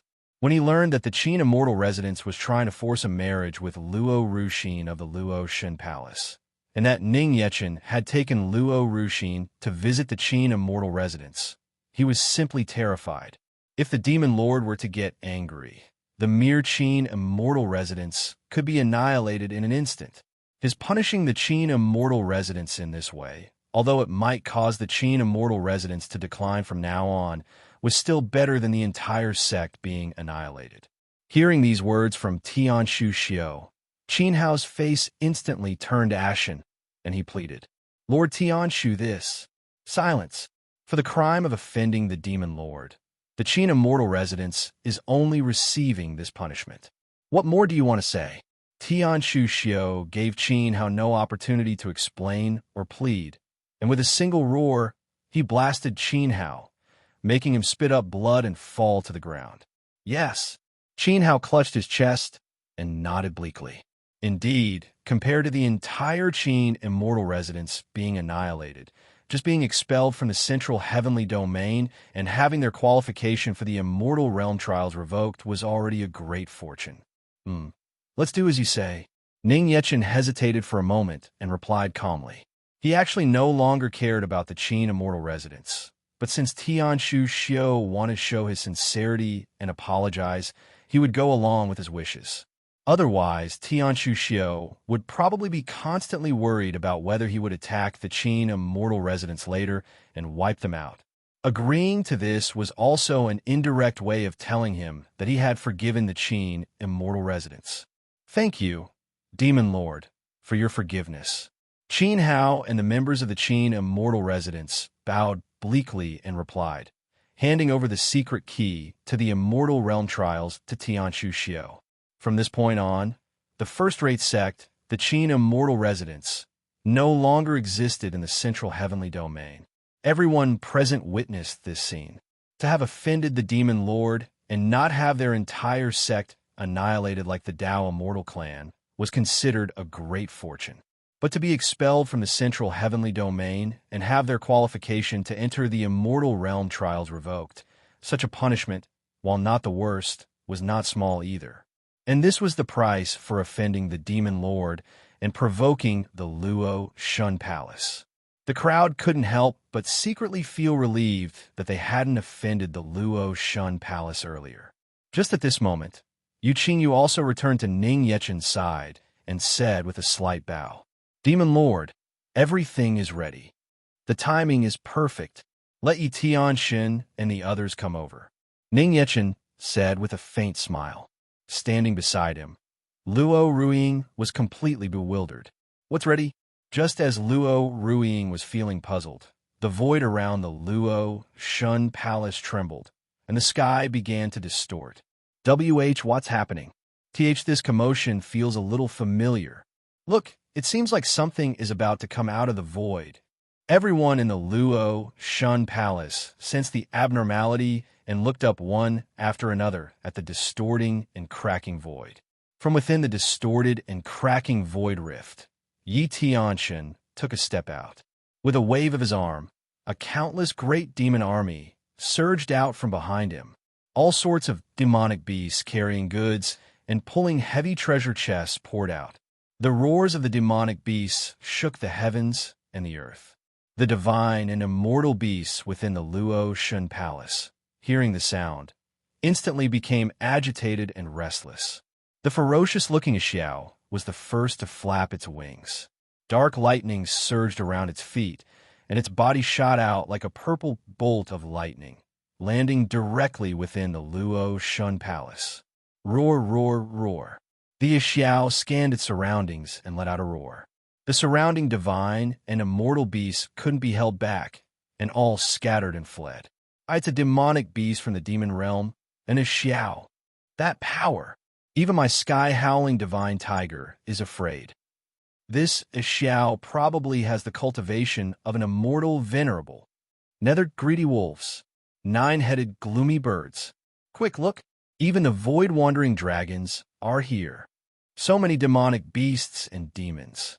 Has the great demon army come back after leaving? Why do they have to descend upon our Luo Shun Palace this time? Don't worry. The immortal ancestors of the great families of the heavenly realm are all here. The crowd present, looking at the dense black mass of demons surging like a tide in the sky, were already stunned, dumbfounded, too scared to move a muscle. Such a vast and terrifying number of demons. The Luo Shun Palace alone could absolutely not withstand them. Fortunately, Tianshu Xiao and the other immortal ancestors of the reclusive families of the heavenly realm were here. This gave the disciples of the Luo Shun Palace and the others who didn't know what was going on a small sense of security and comfort in their hearts. However, what was shocking was that Tianshu Xiao and the other immortal ancestors had no intention of attacking the great demon army. Instead, they politely stood to the sides, clearing a path. What was the situation now? The crowd was once again filled with confusion. The immortal ancestors of the great reclusive families had no intention of fighting, and had even secretly and strictly ordered that no one from their families was to make a move.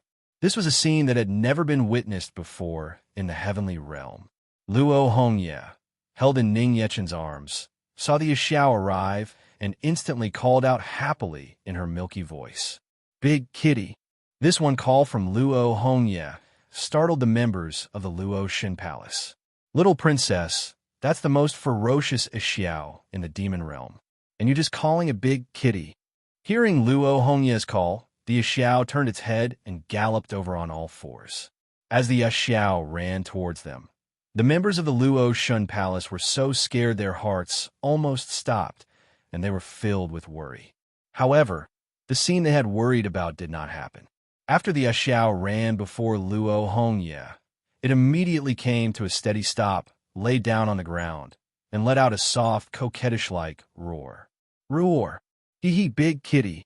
Under the gazes of the crowd, Luo Hongye directly leaped onto the Xiao's back and hugged its furry back with her small hands. The members of the Luo Shun Palace looked at the scene before them in disbelief. Some even rubbed their eyes, unable to believe what they were seeing. Were their eyes deceiving them? The legendary Xiao that devoured people without spitting out the bones, how had it become so docile? In Luo Hongye's hands, it was as well-behaved as if it were really a pet cat. Was this really the Xiao they knew? While the crowd was doubting their own existence, under the leadership of Yi Tianxin, The great demon army and numerous demonic beasts landed one after another upon the Luotian palace. Crate after crate of spirit stones, immortal artifacts, magical treasures, and even celestial art manuals were unloaded from the backs of the demonic beasts and placed in the center of the square. As the crates of treasures were opened one by one, the Luotian palace square was illuminated by the dazzling light of the spirit stones, and the rich aroma of medicine filled everyone's nostrils. All the things brought by the great reclusive families earlier, even when added together, could not compare to what Yi Tianxin had brought. They were merely a few families from the heavenly realm, whereas Yi Tianxin's side represented the entire demon realm. So many treasures piled up, filling the entire square, an extremely spectacular and dazzling sight. If one were to use immortal rings, it would probably take several to hold everything. As for why they didn't just bring a few immortal rings, which would have been simpler and more convenient. In Yu Qingyo's words, only by being this grand and spectacular could it highlight the noble status and temperament of the demon lord and display the power of her demon realm. After unloading all the treasures, Yi Tianxin and the other demon god generals came before Ning Yechen and Luo Ruiying, placed a hand on their chests, knelt on one knee, and addressed them with respectful solemnity. "Greetings, demon lord, madam, little princess. Greetings, Lord Left Guardian." Hearing the way Yi Tianxin and the other demon god generals addressed Ning Yechen and Luo Ruiying, the members of the Luotian palace were once again dumbfounded. "Madam, are they addressing our eldest miss? In that case, our young master, he really is the demon lord?" At this moment, even the slowest person had confirmed that their young master, whom they had thought was just a mortal, was really the demon lord. They couldn't believe that the son-in-law of their Luotian palace was actually the demon lord. Ning Yechen also hadn't expected that Yu Qingyu would arrange things so grandly and call over so many people. But it was just what he wanted. Ning Yechen took a step forward and, looking down on the great families of the heavenly realm below, said calmly, "Since everyone from the heavenly realm happens to be here today, this lord will speak frankly. From this day forward, the Luotian palace is under the protection of the demon realm. To be an enemy of the Luotian palace is to be an enemy of this lord, and an enemy of the demon realm. After today, be it the great clans within the heavenly realm or the other scattered immortals, they should know who they can provoke and who they cannot." "Yes." Tianshu Xiao and the others bowed and replied. The members of the Luotian palace were completely intimidated by Ning Yechen's arrogant aura.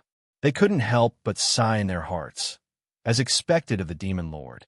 Not a single one of the most powerful families in the heavenly realm dared to go against his will. Luo Ruiying knew that everything Ning Yechen was doing was for her. Her heart couldn't help but warm, and a gentle, light smile appeared on her face. "Husband, I appreciate your kind intentions, but the things sent by the Qin immortal residents and the other families are more than enough. The Luotian palace really cannot accept these treasures brought from the demon realm." She knew this was to help the Luotian palace revive, but the gifts were simply too much. "Madam, these treasures brought by Yi Tianxin have a special meaning. These are all the betrothal gifts from the demon lord to you and the Luotian clan. Please accept them," Yu Qingyu said with a faint smile, stepping forward and bowing. "Be betrothal gifts." Luo Ruiying was at a loss for a moment. She had never thought of wanting any betrothal gifts. Besides, as cultivators, they generally wouldn't want such things like mortals. Luo Ruiying was about to refuse again, but her gaze suddenly fell upon Luo Tianshan and the other elders not far away. Their eyes were all shining, and they were staring at her with pitiful, expectant looks, as if they were saying to her, "Please, eldest miss, don't refuse." Even Luo Tianya found it hard to resist such temptation. His eyes were fixed on the crates of treasures before him, yet he still wore a look of feigned reserve. "Father, elders, can't you all restrain yourself a little?" Luo Ruiying couldn't help but let out a light sigh. How could she have the heart to refuse again? "All right, fine. Cheers." At night, The Luo Shun Palace was brightly lit, and a lively, clamorous noise echoed through the skies of the heavenly realm. The great hall and the vast square were filled with banquet tables, and the entire Luo Shun Palace was brimming with a festive and cheerful atmosphere. Luo Yingxin had also officially announced the Demon Lord's identity to the members of the Luo Shun Palace. Although the crowd was startled upon learning that their own young master was actually the legendary Demon Lord, amidst the crates of spirit stones and medicinal pills sent from the demon realm, they couldn't help but gradually lose themselves. The demon clan doesn't seem so terrifying after all. The young master being the demon lord also seems pretty good. Besides, because of the demon lord's relationship, after such a long time, their Luo Shun Palace had a rare day to hold their heads high. For a time, no one in the Luo Shun Palace was worried anymore about the demon lord becoming their son-in-law. Among them, the happiest were naturally Luo Tianya and the elders with Luo Tianshan. The treasury of the Luo Shun Palace was now so full it couldn't be stuffed any further, completely packed. When had the Luo Shun Palace ever been this wealthy? How could they worry that the Luo Shun Palace wouldn't be able to revive in the heavenly realm? Luo Tianya and Luo Tianshan were so happy for a time that they couldn't close their mouths. The two of them with their arms around each other's shoulders, drinking and making merry. It was hard to imagine that just before, the two of them had been at loggerheads, in a relationship where they wouldn't even recognize each other as family. Yechen, I'll toast you. After personally pouring a cup for Ning Yechen, Luo Tianya raised his own cup and offered a toast. That radiant face and brilliant smile were just short of shouting the words, "Worthy son-in-law." Previously, he had been worried that the demon lord becoming the Luo Shun Palace's son-in-law would invite some disaster. But now, his earlier worries were completely gone. This son-in-law, the more he looked, the more pleasing to the eye he was. A perfect match for his daughter. A divine couple. Ning Yechen didn't know whether to laugh or cry as he raised his cup in return. If he had known their attitude could change so drastically, should he have had Yi Tianshan and the others deliver the gift sooner? Perhaps the effect would have been even better. Luo Ruiying, while feeding Luo Hongye, who was sitting in her lap, looked speechlessly at her father, Luo Tianya, and the elders with Luo Tianshan. Their snobbish expressions were basically written all over their faces. But this was also understandable. The Luo Shun Palace, which had been impoverished for several hundred years, had suddenly come into a fortune. Anyone would be so happy they couldn't close their mouths. R.A. Nigerian Ira Bate Epsilon. But if possible, she still hoped her father and the others could restrain themselves a little. Luo Ruiying sighed secretly and helplessly. Unintentionally, she glanced over at Luo Ruixin on the other side. She was seen sitting quietly at her table, her body turned to the side, her gaze fixed in another direction. Usually, on such lively occasions, this girl was the most active. Why was she so quiet today? Was she looking at now? Luo Ring curiously followed Luo Ruixin's gaze and saw the cold-faced and handsome Yi Tianshan, clad in demonic armor, sitting together with Kuang Qiu and the others. Compared to the noisy and lively Kuang Qiu and the others, Yi Tianshan sat up straight, quietly drinking cup after cup by himself. Luo Ruixin stared at Yi Tianshan, lost in thought. Strange. This demon god general from the demon clan looks so familiar. This cold, handsome face. This head of long, beautiful hair that falls to the ground. He really looks like that barbecue stall owner she saw in the mortal realm. Luo Ruiying, seeing Luo Ruixin staring blankly at Yi Tianshan, couldn't help but raise the corners of her mouth in a knowing smile. She had been looking for an opportunity to introduce Yi Tianshan to Luo Ruixin, and wasn't this the perfect chance? Tianshan, could I trouble you to come over for a moment?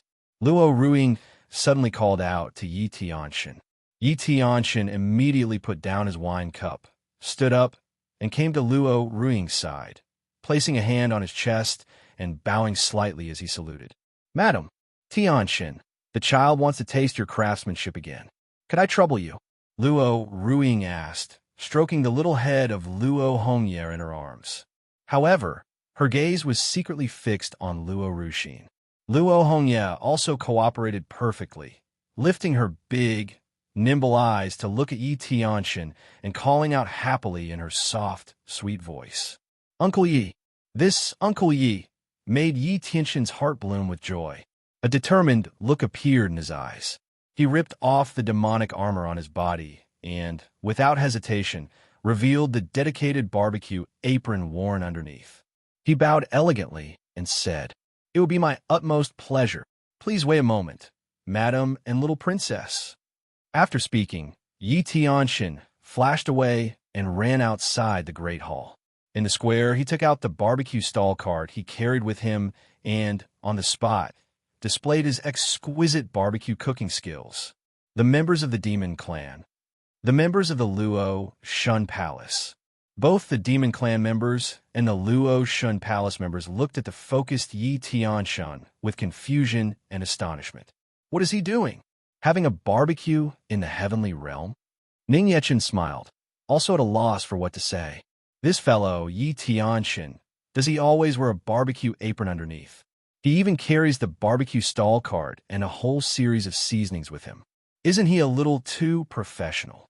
Only Yu Qingyu once again gave Yi Tianxin a look of approval, always ready to serve the madam and the little princess. This is the awareness and initiative that a subordinate of the demon lord should have. This quick change act of Yi Tianxin's also stunned Luo Ruxin. The moment he changed into this familiar set of clothes, she was instantly certain. This demon god general was the one who sold barbecue in the mortal realm. He's actually from the demon clan too. Madam, please enjoy. Soon, Yi Tianxin handed a large handful of barbecue skewers to Luo Ruiying.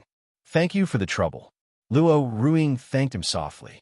After handing a grilled sausage to Luo Hongye in her arms, she also shared some with Luo Ruxin, Luo Yingxin, and the others. Father, mother, you too have some as well. After Luo Tianya and Luo Yingxin took the skewers, they hesitated for a moment and then tried them. Eating barbecue in the heavenly realm always felt a little strange. The last time they had it was when that girl Ruxin brought it back from the mortal realm. After taking a bite, Luo Yingxin and Luo Tianya's eyes suddenly lit up, and they looked at the barbecue skewers in their hands with curiosity. This flavor is a little familiar. The skewers Ruxin brought back last time were actually grilled by him. Luo Yingxin and Luo Tianya looked with surprise at the respectfully standing Yi Tianxin, and then at Luo Ruxin, who was sitting on the other side. They vaguely remembered that after she came back last time, Luo Ruxin was full of praise for this barbecue, and had even said the barbecue vendor was very handsome. So was him. Luo Ruxin's cheeks turned slightly red, and she lowered her head in embarrassment. Father and mother must have found out. How mortifying. Luo Ruiying took in all of Luo Ruxin's expressions and actions. A faint smile appeared at the corners of her mouth, and she made a request to Yi Tianxin. Tianxin, my little sister, is actually very interested in the demon realm. For the next couple of days, could I trouble you to accompany her and tell her about the demon realm? As soon as Luo Ruiying's voice fell, Luo Ruxin instantly became flustered, her face red, and she waved her hands repeatedly. Be big sister. I never said that. However, after Yi Tianxin replied to Luo Ruiying with a "as you command," he walked straight to Luo Ruxin, bowed elegantly, and said, "Hello, esteemed Second Mississippi. We meet again. If there is anything about the demon realm that you do not understand or wish to know, you may ask me at any time." Luo Ruxin. Looking at Yi Tianxin standing before her with his elegant bearing and cold, stern face, Luo Ruxin couldn't help but blush slightly. Realizing it was impolite to remain seated, she hurriedly stood up and returned the courtesy. "Ichilo, please take good care of me." Luo Yingxin and Luo Tianya stared blankly at Luo Ruxin and Yi Tianxin. This was the first time they had ever seen their mischievous girl show such a shy and nervous expression. Late at night, in the bathroom, in the vast bath, the water was clear and transparent, hot and crystalline. Flower petals drifted on the surface, and white, misty steam filled the entire space. With a splash, the bathwater surged and rippled like a gentle wave. Luo, Ruing, completely naked, soaked in a bath. Her exquisitely beautiful cheeks were rosy and gorgeous from the hot steam, her lovely face full of contentment and comfort. Every time she bathed, it was her most comfortable and enjoyable moment. Now that the Luo Shun Palace had obtained so many spirit stones, immortal medicines, and other things, and basically everyone in the heavenly realm knew of the relationship between the Luo Shun Palace and the demon realm, there was no longer any need to worry about the Luo Shun Palace in the future. That girl Ruxin and Yi Tianxin also seemed to be getting along very well, which was wonderful. Recently, it had been one joyous event after another, and Luo Ruiying felt a heartfelt delight. All of this was thanks to Ning Yechen. Thinking of Ning Yechen, Luo Ruiying's cheeks couldn't help but be tinged with a faint crimson, a trace of shy tenderness appearing in her beautiful eyes. That fellow should still be at the banquet now, right? Luo Ruiying turned her head to look at the bathroom door. After confirming with her divine sense that no one was around, she silently turned back and leaned against the wall of the bath. In the past, that fellow would have definitely just come in on his own without a second thought. Now, she didn't know if it was because she had gotten used to it, but with him not here, she felt as if something was missing. Luo Ruiying couldn't help but think in her heart. But on second thought, since that fellow wasn't here now, wasn't she the only one in the bathroom? Then no matter what she did, no one would know, right? Luo Ruiying's expression was pensive, as if she were wrestling with something in her heart, looking left and right. As if she were a thief, she repeatedly confirmed that no one was there before lightly touching her immortal ring and taking out a secret manual. On the secret manual in her hand were conspicuously marked the 4 words, Secret Techniques of the Imperial Palace. In the end, she still couldn't resist her curiosity and took out this sinful secret manual. Is this secret manual really as amazing as Han Mei said? Last time, when Han Mei had stuffed it into her hands, she had only hastily glanced at it before immediately closing it, without even seeing the words inside. Empty said yes. This time, holding a strong sense of curiosity, she decided to take a look. Just one look, absolutely no more. After repeatedly telling herself this, with an excited heart and trembling hands, Luo Ruiying slowly opened the secret techniques of the Imperial Palace. The vivid and colorful drawings on each page made Luo Ruiying blush until her face was completely crimson and she hurriedly covered her eyes. However, driven by curiosity, the hands covering her eyes were peeking through the gaps, and her eyes were not closed at all. What kind of lewd and strange positions are these? Wouldn't one die of shame doing these poses? Luo Ruiying, while her heart was filled with criticism and condemnation for this secret manual, curiously kept flipping through it, page by page. As she gradually looked through it, Luo Ruiying, without realizing it, became fully engrossed and focused. Even a hand covering her eyes had been lowered at some unknown time, because she suddenly discovered that this was not an ordinary spring palace picture, but a dual cultivation secret manual. Every seemingly strange pose seemed to hold great knowledge. So incredible. Luo Ruiying, who was already quite interested in the cultivation of immortal arts, gradually became less shy and instead began to study it seriously and carefully. In the process of studying, Luo Ruiying suddenly felt a considerable admiration for Han Mei in her heart. She had thought it was just an ordinary spring palace picture, but she never expected it was actually a celestial art secret manual. As expected of a secret manual that Han Mei had spent several hundred years creating, it was truly extraordinary. Although this was the first time she had seen a dual cultivation celestial art secret manual, she could feel that this secret techniques of the Imperial Palace was indeed quite remarkable in all sorts of ways. Just as Luo Ruiying was engrossed in seriously studying the secret manual, the bathroom door was suddenly opened. "My wife, your husband has arrived." Ning Yechen, with a bath towel wrapped around his lower body, swaggered into the bathroom and greeted Luo Ruiying, who was sitting in the bath reading a book enthusiastically. Eat! Luo Ruiying was startled, instantly snapped the secret manual shut, and frantically stuffed the secret techniques of the Imperial Palace in her hand back into her immortal ring. That was close. I was almost discovered. If Ning Yechen were to discover her secretly reading this kind of celestial art secret manual alone, she would probably feel like dying. Ning Yechen looked at the panicked Luo Ruiying, who looked like a thief with a guilty conscience, and couldn't help but feel puzzled. Just now, he seemed to have seen his wife hastily and frantically put something away. Should he have snuck in silently like last time? My wife, what were you looking at just now? Ning Yechen asked curiously, sitting down in the bath and looking at Luo Ruiying. It was just an ordinary celestial art. Husband, you mustn't misunderstand. I was absolutely not looking at any strange immortal arts. You see, I've already retrieved my heart and bone, so it's time to seize the moment to cultivate and recover my cultivation as soon as possible, right? Luo Ruiying explained hurriedly, her face flushed with shyness. Her heart was pounding nervously. No matter what, he could not be allowed to discover what she was looking at just now. Ning Yechen's eyes narrowed slightly, expressing serious doubt, but he didn't press the matter further.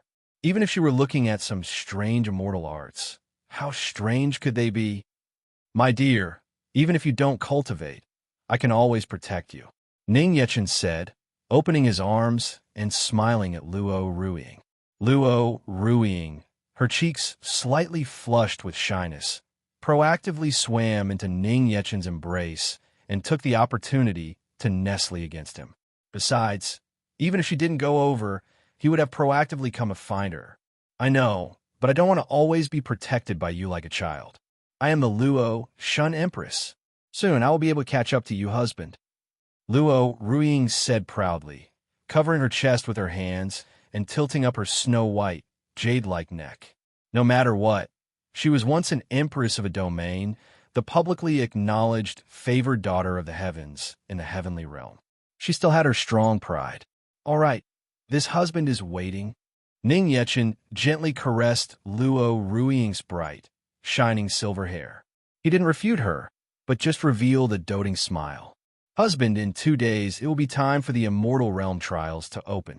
At that time, I will also be entering the Immortal Realm trials. I may have to trouble you to look after Yi here then, Luo Ruiying said, turning her head to the side to face Ning Yechen. Can I go with you? Ning Yechen asked, puzzled. The Immortal Realm trials are the burial grounds of the ancient fallen immortals. The celestial spiritual energy within is rich, and the ancient secret realm barrier that has formed will repel everything besides celestial spiritual energy. Luo Ruiying explained with some difficulty. The moment Ning Yechen heard this, he understood. It meant that those who possessed demonic spiritual energy probably couldn't enter the secret realm.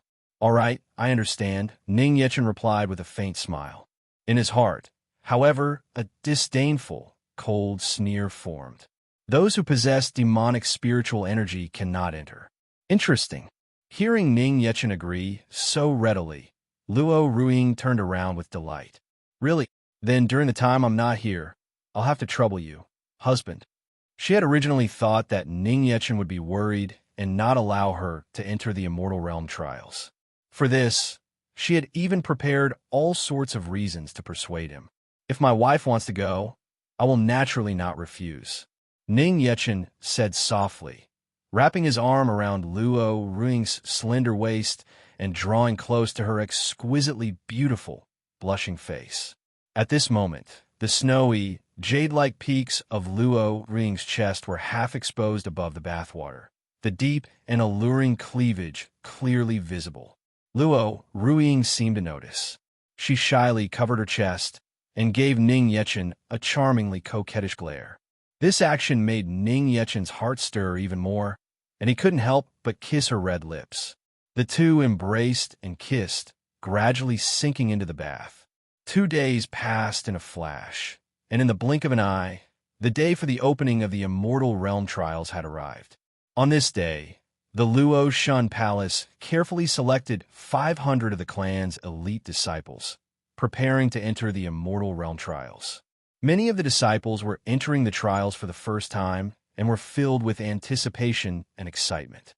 Even Luo Ruiying herself was actually entering the Immortal Realm trial for the first time.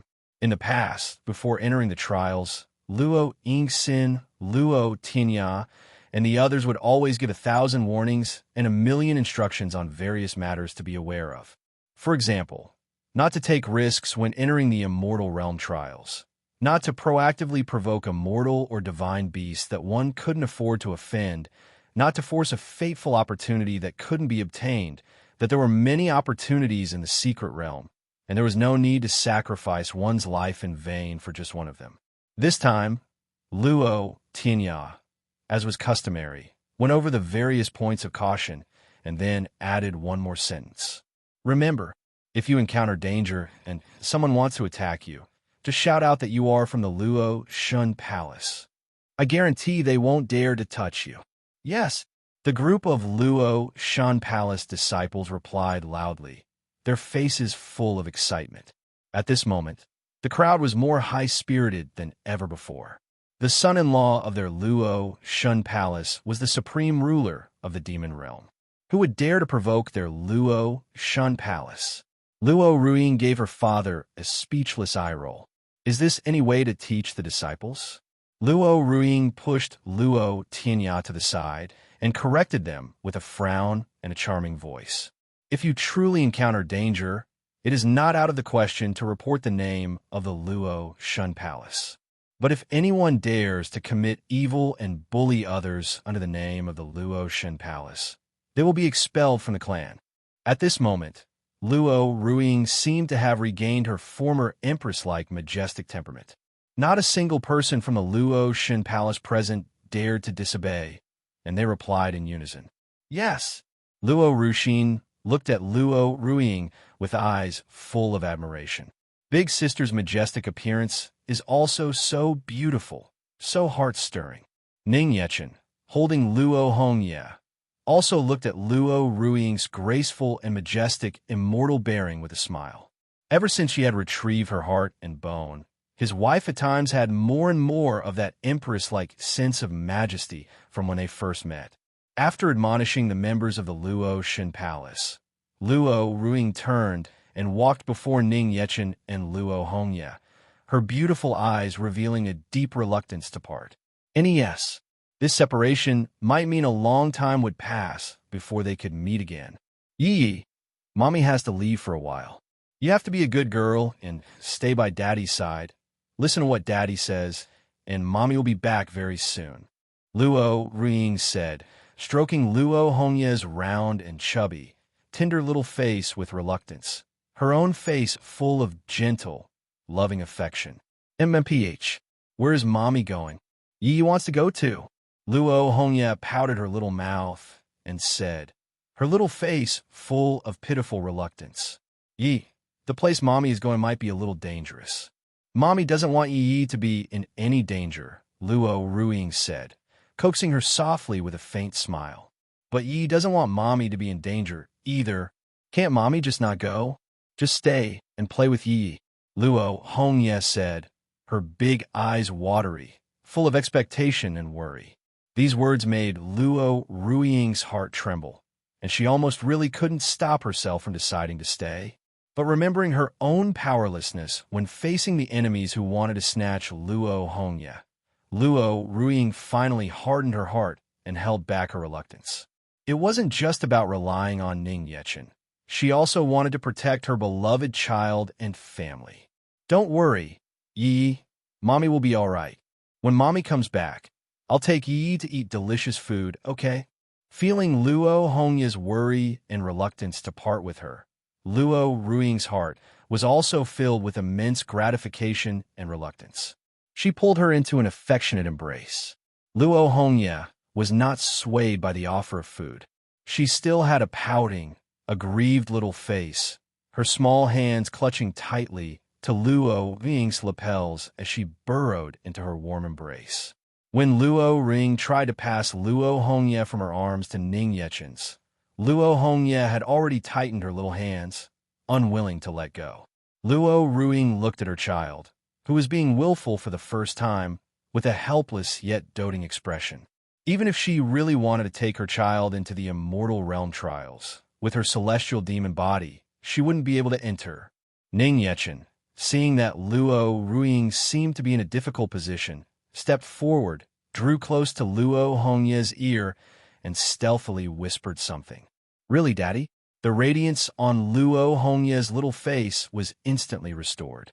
She looked at Ning Yechen with expectant big eyes and asked, "Of course it's true. When has Daddy ever lied to our cute Yi?"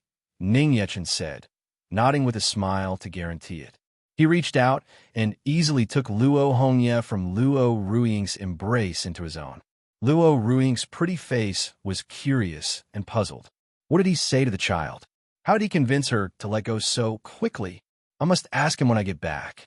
Seeing that it was almost time for the Immortal Realm trials to open, Luo Ruiying didn't ask any more questions, but just instructed Ning Yechen. "Husband, I'll leave the child in your care." "Take care, my wife," Ning Yechen said with a smile, waving goodbye. Looking at the brilliant smile on Ning Yechen's face, which showed not a trace of reluctance, Luo Ruiying couldn't help but lightly furrow her beautiful brows and pout her lips slightly. She was about to leave, yet this fellow didn't seem sad at all. "Husband, I'm really going now. I might be gone for a long time, you know." After taking a few steps, Luo Ruiying turned her head back and repeatedly emphasized, "This husband knows. My wife, go with peace of mind." Hearing that she might be gone for a long time, the smile on Ning Yechen's face grew even wider, and he waved his hand as if shooing her away. Really, not a single trace of reluctance. Luo Ruiying pursed her red lips in anger, pouting as she turned and left. "Oomph, heartless fellow." Just as Luo Ruiying was taking out the secret key to open the Immortal Realm trials, Ning Yechen suddenly called out to her and Luo Ruixin from behind. "By the way, my wife and Ruixin, wait a moment." Luo Ruiying and Luo Ruixin turned their heads together. Luo Ruiying was still in a huff, staring at Ning Yechen with a pout. Ning Yechen took out a silvery white, crystalline pendant and personally put it on for Luo Ruiying, then took out a magical treasure bracelet and gave it to Luo Ruixin. These two magical treasures can open a barrier and should be useful in a critical moment. Ning Yechen said with a light laugh, "Wow, thank you, brother-in-law." Having received another magical treasure, Luo Ruixin said with sincere gratitude. Luo Ruiying touched the silvery white pendant on her chest, and her mood instantly improved a great deal, but her face still feigned dissatisfaction with a pout. At least he's still worried about her. He has some conscience after all. Father, mother were setting off. After bidding a final farewell to Luo Yingxin, Luo Tianya, and the others, Luo Ruiying tossed the secret key to the Immortal Realm trials into midair. The secret key floated in midair and inserted itself into the void. In an instant, a magnificent and brilliant immortal gate appeared where the key had inserted itself. The immortal gate slowly opened, revealing an ethereal and illusory secret realm tunnel within. And this was the secret realm passage that led to the Immortal Realm trials. Luo Ruiying, with a final look of reluctance, glanced back at Ning Yechen and Luo Hongye, then leaped up and led the members of the Luo Shun Palace into the secret realm passage. Luo Yingxin, Luo Tianya, and the other members of the Luo Shin Palace watched them leave with reluctance. Only Ning Yechen revealed a faint smile. It's also time to set off. Just as the immortal gate behind him was about to close, the void behind Ning Yechen suddenly cracked open, and a demonic god arm directly held the immortal gate open. The members of the Luo Shun Palace instantly dropped their jaws, looking as if they had seen a ghost. For millions of years, Ning Yechen was not the first person to challenge and try to forcefully enter the Immortal Realm trials, but he was the only one who had succeeded. Even Lord Tianshu Xiao had once said that even for him, breaking the barrier of the Immortal Realm trials would be extremely difficult. Yet Ning Yechen had actually torn open the secret realm's barrier with his bare hands. And it didn't even seem that difficult. Isn't this a little too exaggerated? It seems it wasn't as hard as my wife said. Ning Yechen said with some disappointment, holding open the torn barrier with both hands. He had thought it would be difficult and had specially chosen to do it himself. But in the end, this was all it was. If he had let his demonic god Dharma body do it, it could have also torn it open easily. Not a shred of a challenge. How boring. Yi Tianxin stood at the side, quietly watching Ning Yechen. Although there was no change on his cold and stern face, in his heart, he was already secretly praising him over and over again.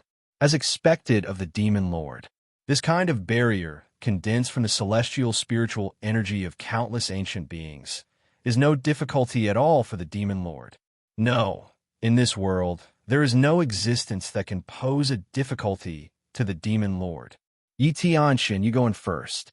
After you get in, find Ru Xin and protect her. I have left a mark on her bracelet. You should be able to find her. Ning Yechen ordered Yi Tianxin. According to Luo Yingxin, who had entered once before, upon entering the Immortal Realm trials, everyone would be randomly scattered to a certain location within the realm. This was also why he had specially given Luo Ruiying and Luo Ruxin the magical treasures. He had left a demonic spiritual energy mark on both the pendant and the bracelet. As long as one could sense the demonic spiritual energy, one would be able to find them quickly. Yes, I will not fail my mission, Yi Tianxin replied, and entered the secret realm passage alone. Ning Yechen no longer hesitated. He held Luo Hongya tightly in his arms and stepped into the secret realm passage. The torn secret realm barrier recovered in a flash, and the immortal gate slowly closed, gradually fading and dissipating into the space between heaven and earth. Secret Realm, Immortal Realm Trials. After passing through the Secret Realm passage, Luo Ruiying successfully entered the Immortal Realm Trials. The moment she arrived, Luo Ruiying couldn't help but be deeply shaken by the sight before her. Vast ancient trees that towered between heaven and earth were boundless and lush. Towering mountains stretched on endlessly, like peaks that shot straight into the clouds and mist, their summits impossible to see. The barrier between heaven and earth seemed to have disappeared here. Ethereal, hazy white mist shrouded the mountains, rivers, and plants. The rich celestial spiritual energy that filled the air was as clearly visible as falling dust or snow. Ribbons of spiritual rivers condensed from the celestial spiritual energy floated in mid-air, within arm's reach. Compared to the mortal realm, the concentration of spiritual energy in the heavenly realm was already dozens of times higher, and the spiritual energy in the immortal realm trials was dozens of times higher than even the heavenly realm. No wonder the great clans of the heavenly realm valued the qualification to enter the immortal realm trials so much. Nourished by such rich, celestial spiritual energy, if one were to find any random cave to cultivate in seclusion, their cultivation speed would be dozens of times faster than in the heavenly realm. Under such rich, celestial, spiritual energy, even the immortal herbs and spiritual medicines would be as numerous as these towering ancient trees, growing vigorously. Their quality would also absolutely be that of rare, worldly treasures. What's more, scattered throughout the immortal realm trials were the ruins of many immortals who had fallen in the ancient era, and the fateful opportunities contained within were the kind that countless people dreamed everyone who entered the immortal realm trials would be randomly scattered to various different locations within the realm when passing through the secret realm passage. The members of the Luo Shun Palace had all been separated, and now Luo Ruiying was also standing alone in midair. This was also her first time entering the immortal realm trials. Just as she was hesitating whether to find a random cave to cultivate in seclusion or to try and explore for some fateful immortal opportunities, the immortal ring on her hand suddenly trembled slightly, as if something wanted to come out. Even the Luo Shun celestial sword at her waist trembled faintly, emitting a golden brilliance. This was the first time the Luo Shun celestial sword had ever resonated like this, showing signs of wanting to leave its scabbard on its own. The thing in the immortal ring that wanted to come out was also Luo Ruiying seemed to have guessed the reason for the strange movement in her immortal ring. With a single thought, she took out the fragment of the Luo Shun celestial sword stored inside. In Beta's section, this fragment of the Luo Shun celestial sword had fallen from the original, broken sword. The current Luo Shun celestial sword was merely a reforging of the broken sword, not the original one.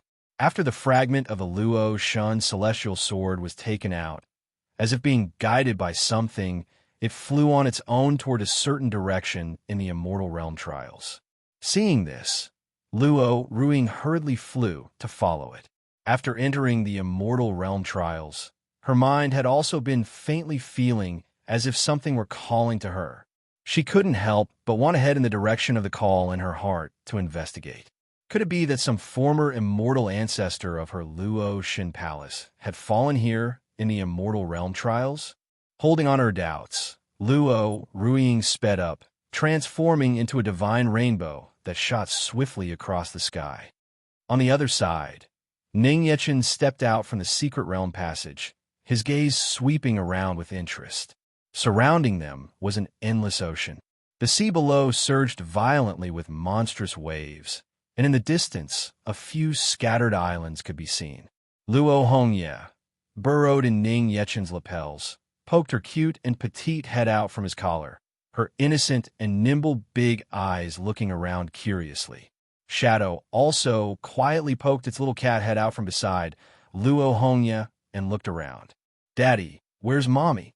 Luo Hongye asked in her milky voice, tilting her head back to look up at Ning Yechen. "Daddy will take Yi to find Mommy right away," Ning Yechen said softly, stroking Luo Hongye's little head. He then closed his eyes and carefully sensed the location of the demonic spiritual energy within the pendant he had given to Luo Ruiying. His divine sense, like invisible ripples, continuously spread outwards, covering a range of tens of thousands of li and still extending. Soon, Ning Yechen opened his eyes, the corners of his mouth curving up slightly. "Found her, but it seems my wife is heading in the opposite direction from me. It's a rare opportunity. I might as well take the child on an outing while chasing after my wife," Ning Yechen thought to himself. The concentration of spiritual energy in the Immortal Realm trials was indeed extraordinary and very suitable for the child's cultivation.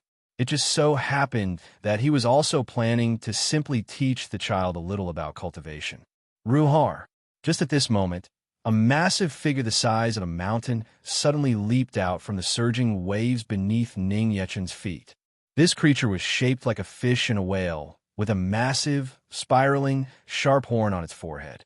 The faint sound waves it emitted were enough to shatter islands and stir up 100-jong-high waves. Luo Hongye was startled by the big fish that suddenly leaped out. She shrank back into Ning Yechen's embrace in fear and covered her ears. Azure Sea Divine Whale. One this big is truly a rare sight. At this size, it already has the cultivation of an immortal emperor. As expected of an immortal beast nurtured under such rich spiritual energy. Looking at the Azure Sea Divine Whale opening its cavernous mouth towards him, Ning Yechen was slightly surprised. After a moment's thought, his arm, like a blade, lightly and directly slashed across the Azure Sea Divine Whale's head. A silver light flashed, and a gash was casually torn open in the void above the sea's surface. The Azure Sea Divine Whale, which had been incomparably ferocious just a moment ago, its eyes hardened, and its head was sliced straight off its body. The entire massive corpse sank into the sea, creating a huge splash, and its blood instantly stained the sea surface beneath Ning Yechen red. "You scare my daughter, so Dai," Ning Yechen said calmly with a cold glance, looking at the gradually sinking Azure Sea Divine Whale below. He had originally been thinking about whether to capture it to be a sparring partner for his daughter, but since it had scared her, it was better for it to just die. Beneath the sea surface, the other sea beasts that had also been stirring restlessly saw the Azure Sea Divine Whale being so easily slain and were instantly so scared they scattered and fled. Luo Hongye quietly poked her head out from Ning Yechen's collar again. Looking at the massive corpse of the azure sea divine whale, she opened her little mouth wide and exclaimed in amazement, "Daddy, what a big fish! How about Daddy makes grilled fish for Yi tonight?" Ning Yechen said, stroking Luo Hongye's little head. Reaching out his hand, he grabbed from a distance, and a massive azure sea divine whale was directly lifted into the void by him. The azure sea divine whale was an immortal beast, and it had the cultivation of an immortal emperor. Its meat was a rare and precious tonic in the world, and its entire body was a treasure. Grilled fish. Hearing grilled fish, Luo Hongya's big eyes looked eagerly at Ning Yechen, and she was so hungry she almost drooled.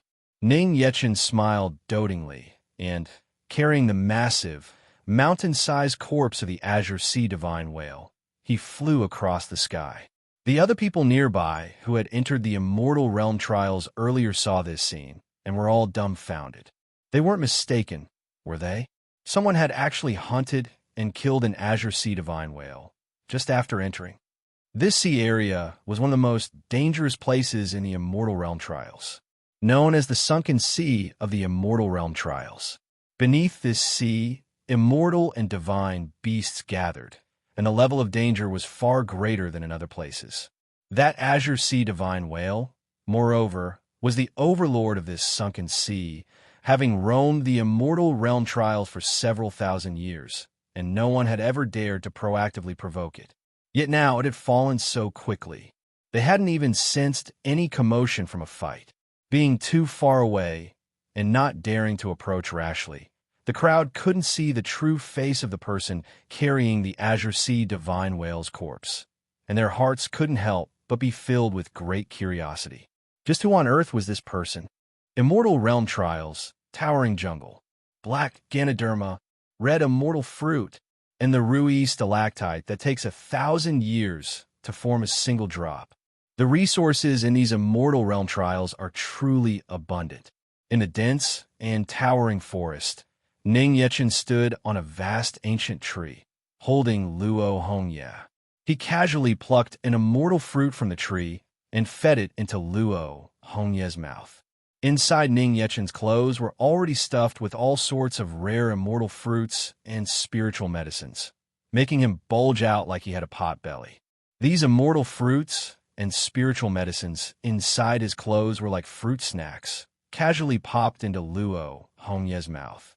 Sometimes, when she got a little thirsty from eating, she would lift the jade bottle and drink the 1,000-year Rui stalactite as if it were water. If an ordinary heavenly immortal realm cultivator were to eat and drink immortal fruits and spiritual medicines so recklessly, they probably would have long since died from an accumulation of spiritual energy, their bodies exploding. But Luo Hongye showed not the slightest abnormality, just as if she were eating ordinary food from the mortal realm. The only difference was that these immortal fruits and spiritual medicines were a little more delicious than ordinary fruits from the mortal realm.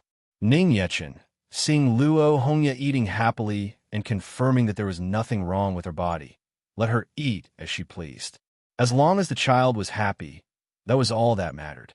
With a single spread of his divine sense, basically all the immortal fruits and spiritual medicines within a 10,000 li radius were taken in by Ning Yechen's eyes. There was no need for Ning Yechen to specially run over to each one. Shadow would escape into the shadows and, in the next second, bring back all sorts of immortal fruits and spiritual medicines for Luo Hongye. Ning Yechen didn't even deign to pick any immortal fruits or spiritual medicines that were less than 1,000 years old. With such abundant resources, perhaps there might even exist that 10,000-year spirit calling celestial Ganoderma, with its extremely harsh growing conditions. The Immortal Realm trials opened once every 100 years, and there was no other time to open them. It was also difficult for ordinary people to enter.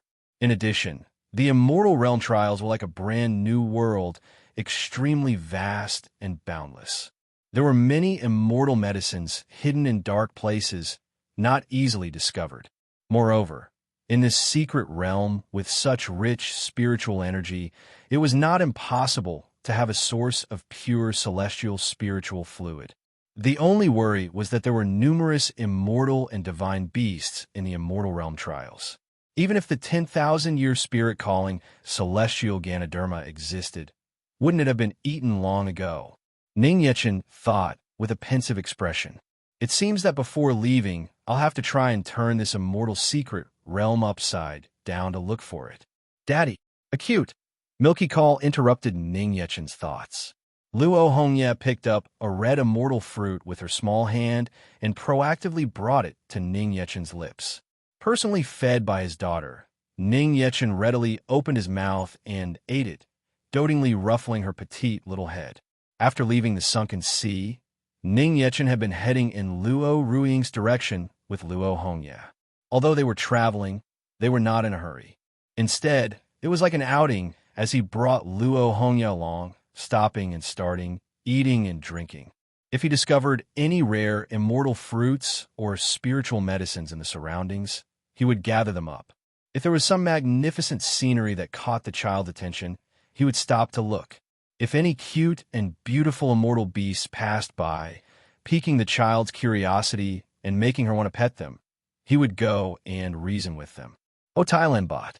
Generally, after the reasoning was finished, the other party would be very happy to let his child touch it. Along the way, the father and daughter duo enjoyed the scenery, having a great time. There was still a considerable distance to reach Luo Ruiying's side. I wonder how my wife is doing over there. It's about time to continue on our way. Just as Ning Yechen was preparing to leave, 100 li away, the mountains suddenly shook, and countless beasts and birds in the forest scattered and fled. Many disciples from the various families of the heavenly realm also hurriedly flew through the air on their immortal swords or magical treasures. Weren't the immortal and divine beasts in the immortal realm trials supposed to be gentle? Who knows? That's what our sect master told us. My sect master said the same thing, that as long as we don't proactively provoke those immortal beasts, they won't attack. Bullshit. This Jade Qilin has been chasing us for half the day. The disciples from the various sects of the heavenly realm desperately circulated their spiritual energy to flee, all while not forgetting to secretly curse the incorrect intelligence their own masters had given them.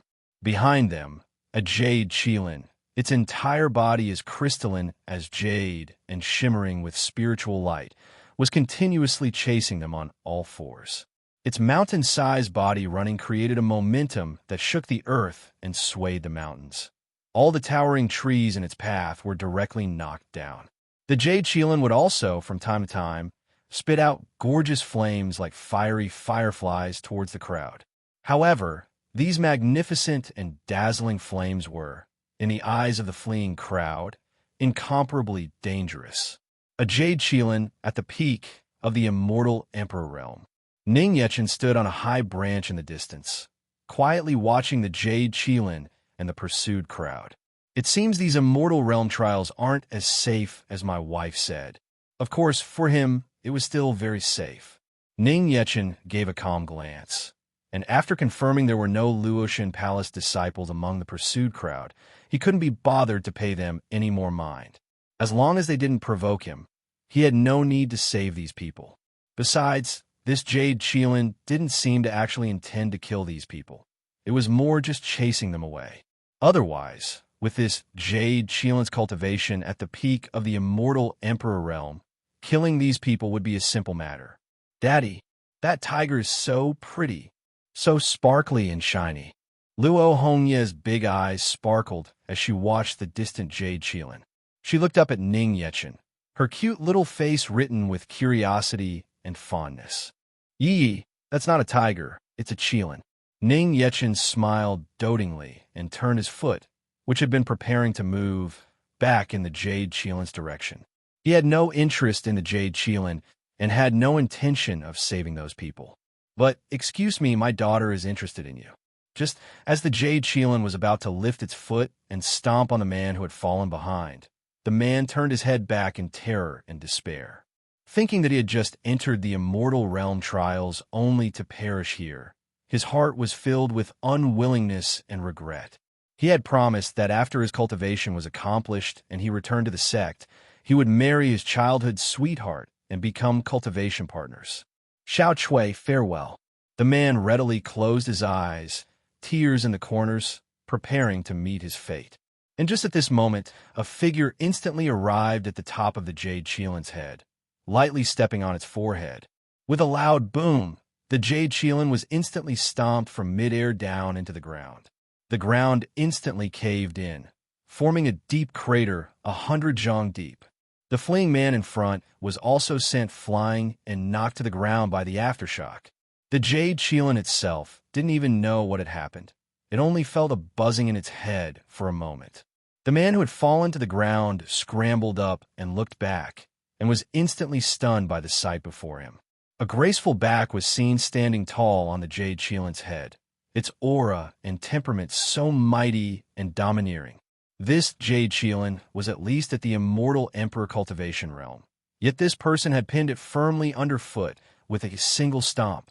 To have such terrifying strength, which senior from the heavenly realm could this person be? Thank you, senior, for saving me.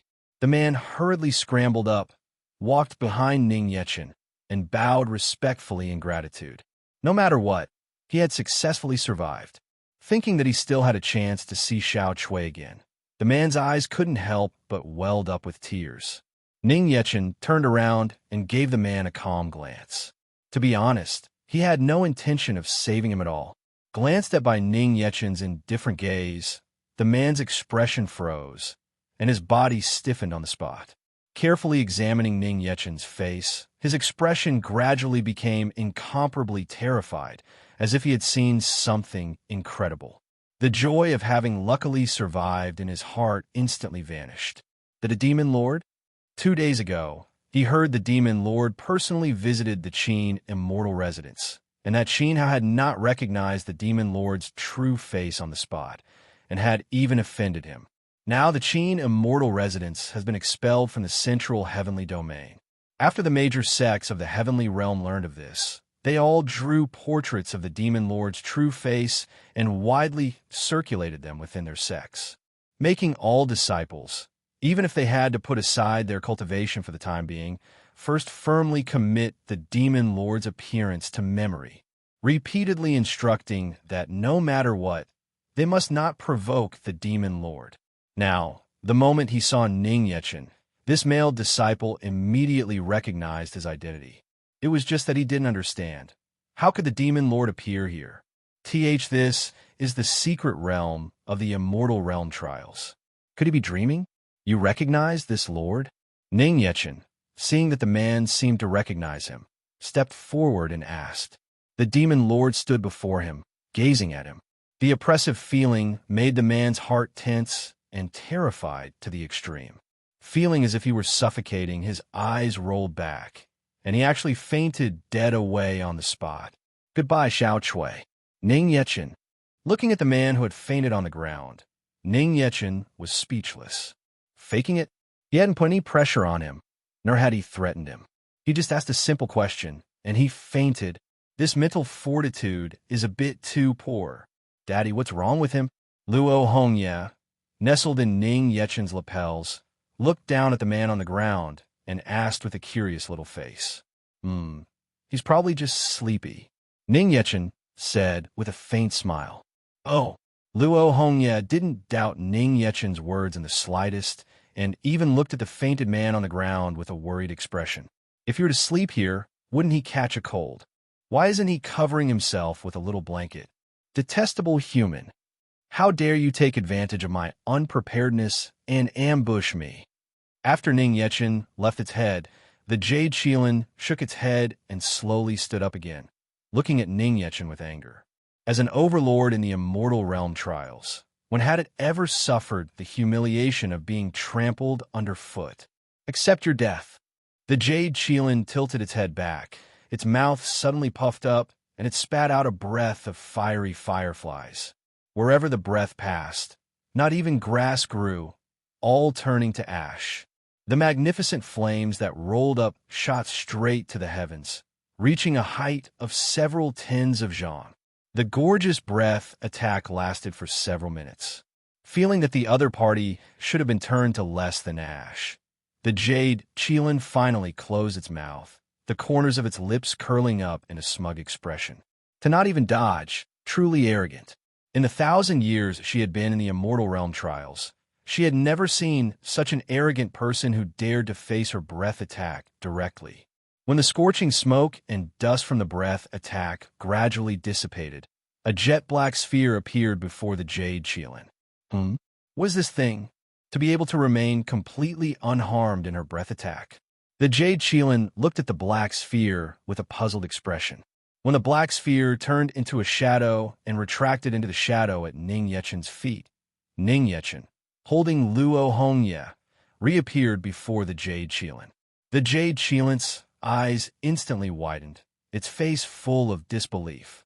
He wasn't turned to ash, looking at Ning Yechen, with his indifferent face and awe-inspiring temperament. The jade Qilin instantly felt an unprecedented sense of crisis.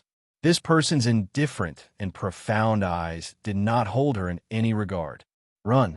The jade Qilin's heart filled with cowardice. Just as it wanted to move its 4 limbs to flee, it discovered that its limbs could not move at all. The jade Qilin was greatly shocked. It looked down and only then discovered that at some unknown time, the ground beneath it had been covered in shadows. The shadows were like a quagmire. Its 4 limbs were submerged in the shadows, and countless shadows were tightly wrapped around its limbs, making it completely unable to break free. It hadn't even noticed when it had been entangled. Ning Yechen extended his hand and clenched it. From a void behind him, a demonic god arm suddenly shot out and clamped down on the jade Qilin's neck. His cold eyes gazed at it as he said calmly, "Surrender or die. You choose one."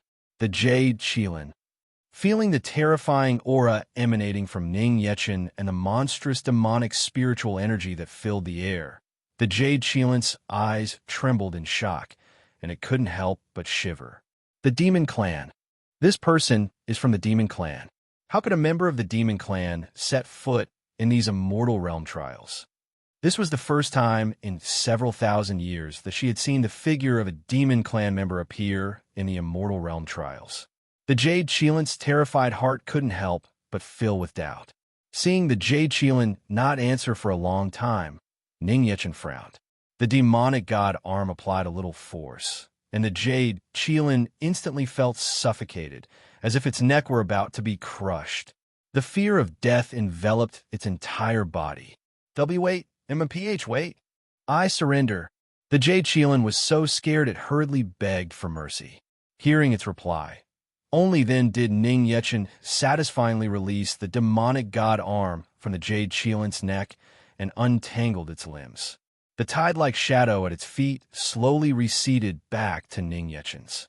The jade Qilin gasped for breath, looking at Ning Yechen with lingering fear. It couldn't believe that with its cultivation at the peak of the immortal Emperor realm, it had no room to resist under this person's hand. And it didn't know what that shadow at his feet was. If it had answered just a little slower, it probably would have really died here. The jade Qilin slowly condensed its body. Its massive, immortal beast form, under Ning Yechen's gaze, transformed into a woman with a graceful figure. "Yulin greets you, my lord."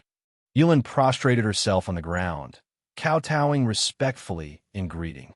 When Yulin lifted her head, she revealed a gorgeous face, with deer-like antlers on her forehead, her lovely features both immortal-like and demonic. The Qilin turned into a big sister. Luo Hongye, nestled in Ning Yechen's arms, saw this. Her big eyes filled with curiosity as she called out in her soft, sweet voice.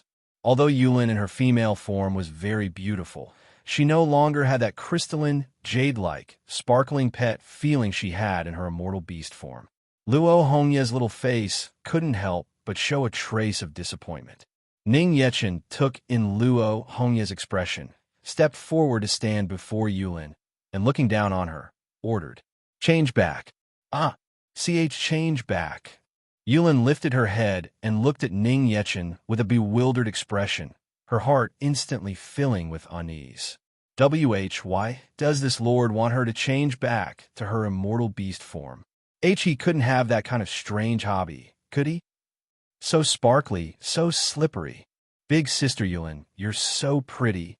In the forest, Luo Hongya lay on Yulin's back, her big eyes full of curiosity as she stroked the scales on her body. Thank you for the compliment, Yulin said with an embarrassed smile and a helpless expression. After being ordered by Ning Yechen to change back to her immortal beast form, she had reverted to her Jade Qilin state. At first, she had thought Ning Yechen had some strange hobby, which had made her anxious and extremely conflicted. But it turned out he just wanted her to carry his child in her Qilin form to amuse her. This was a blessing in disguise. She was quite fond of this cute and delicate little one. Lying on her back, she was very well behaved and would always ask before wanting to touch anywhere. Ning Yechen stood not far away, quietly watching Luo Hongya play on the Jade Qilin. Shadow, in its black cat form, stood on Ning Yechen's shoulder, looking glum, just like a little master who had always doted on and had suddenly turned to dote on a new pet, leaving it neglected. This was the first time Ning Yechen had ever seen this expression on Shadow. He couldn't help but be amused and reached out to scratch its cat head. Shadow squinted its eyes, revealing a comfortable expression just like a little kitten. Ning Yechen couldn't help but worry. Having mimicked a cat for too long, is Shadow really becoming more and more like a pet? After Luo Hongya had happily played on Yulin for a while, Ning Yechen beckoned to her. Yi, come over. Yulin, very tactfully, proactively carried Luo Hongya over to Ning Yechen. Daddy, Luo Hongya, sitting on Yulin's back, revealed a cute, crescent moon smile, opened her arms, and called out in her milky voice. Even though she could now fly freely, she still liked to have Ning Yechen and Luo Ruiying hold her. Yi, how about Daddy teach you a magic trick? The little bird that Daddy made for Yi before. Ning Yechen held Luo Hongya under her arms, lifted her from Yulin's back into his own, and said to her softly, Okay, Yi wants to learn. The moment she heard about the little bird magic, Luo Hongya's big eyes lit up, and she happily agreed without the slightest hesitation. Ning Yechen smiled faintly, opened his palm, and a swirling spiritual energy condensed. The initial shape of a bird, shimmering with spiritual light, appeared in his hand. OBEs. When the spirit bird was fully formed, with a single thought from Ning Yechen, it began to circle around Luo Hongya. As its tail feathers and wings cut through the air, they scattered specks of graceful, shimmering light. Luo Hongya was completely captivated by the spirit bird's gorgeous and beautiful form. Her little mouth opened slightly, and she didn't even blink. After circling for a while, the spirit bird landed steadily on Luo Hongya's head. Daddy is so amazing. Luo Hongya glanced up at the bird above her head and, delighted, turned to praise Ning Yechen. Despite having been praised by countless people, his heart had never shown the slightest ripple. Yet every time he was praised by his precious daughter, Ning Yechen's heart would always bloom with joy. This sense of accomplishment was even more satisfying than when he slapped some immortal emperor to death. It's actually not that difficult. Our family's cute Yi is so smart. She can definitely do it too, Ning Yechen said with an encouraging smile, stroking Luo Hongya's little head. Yi wants to try too. With Ning Yechen's encouragement, Luo Hongya raised her hands and, even more impatiently, cried out in her soft, sweet voice. Ning Yechen smiled dotingly and demonstrated again. This time, he explained as he slowed down the speed of the spiritual energy condensation in his hand so that Luo Hongya could observe. Yi, do you still remember what your mommy taught you before about controlling the spiritual energy in your body? Feel the spiritual energy on your body and try to guide it into the palm of your hand, letting it condense together.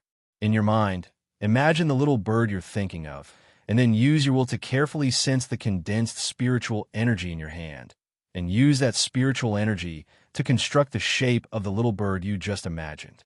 Yulin stood at the side, quietly watching Ning Yechen teach Luo Hongya the practice of condensing spiritual energy into a form. Although the path of cultivation should start from a young age, this was a little too rushed. She observed that this little one, Luo Hongya, was at most 2 or 3 years old. Children of this age were basically just starting to practice breathing exercises and absorb the spirit of heaven and earth. Yet this demon clan man before her was already starting to teach the child such a meticulous method of controlling spiritual energy. This was a bit too hasty.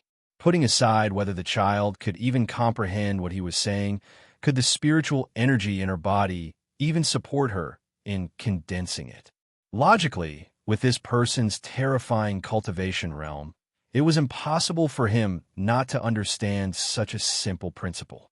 Yulin watched Ning Yechen quietly, her heart filled with doubt and speechlessness. She couldn't figure out what this person was thinking. To be in such a hurry to teach the child such a difficult cultivation practice.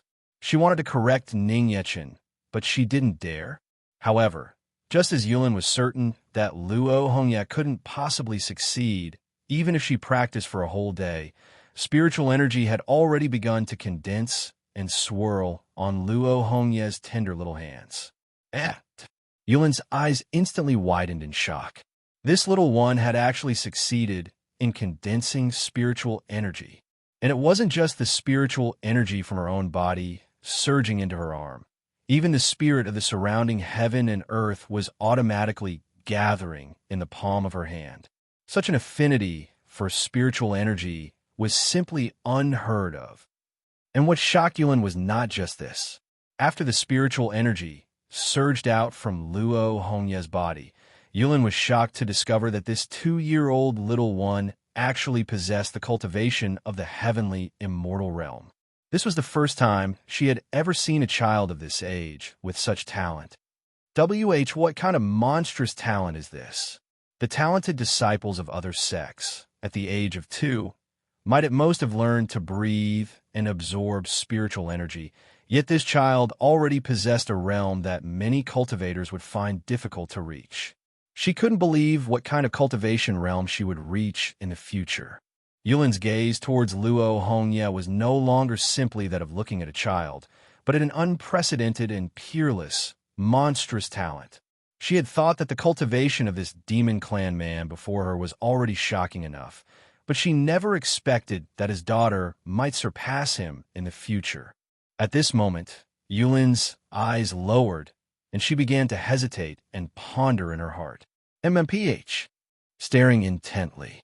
Luo Hongye's beautiful brows were raised, her little mouth pouted, and her little face was full of a defiant look as she stared at the spiritual energy condensing on her small hand.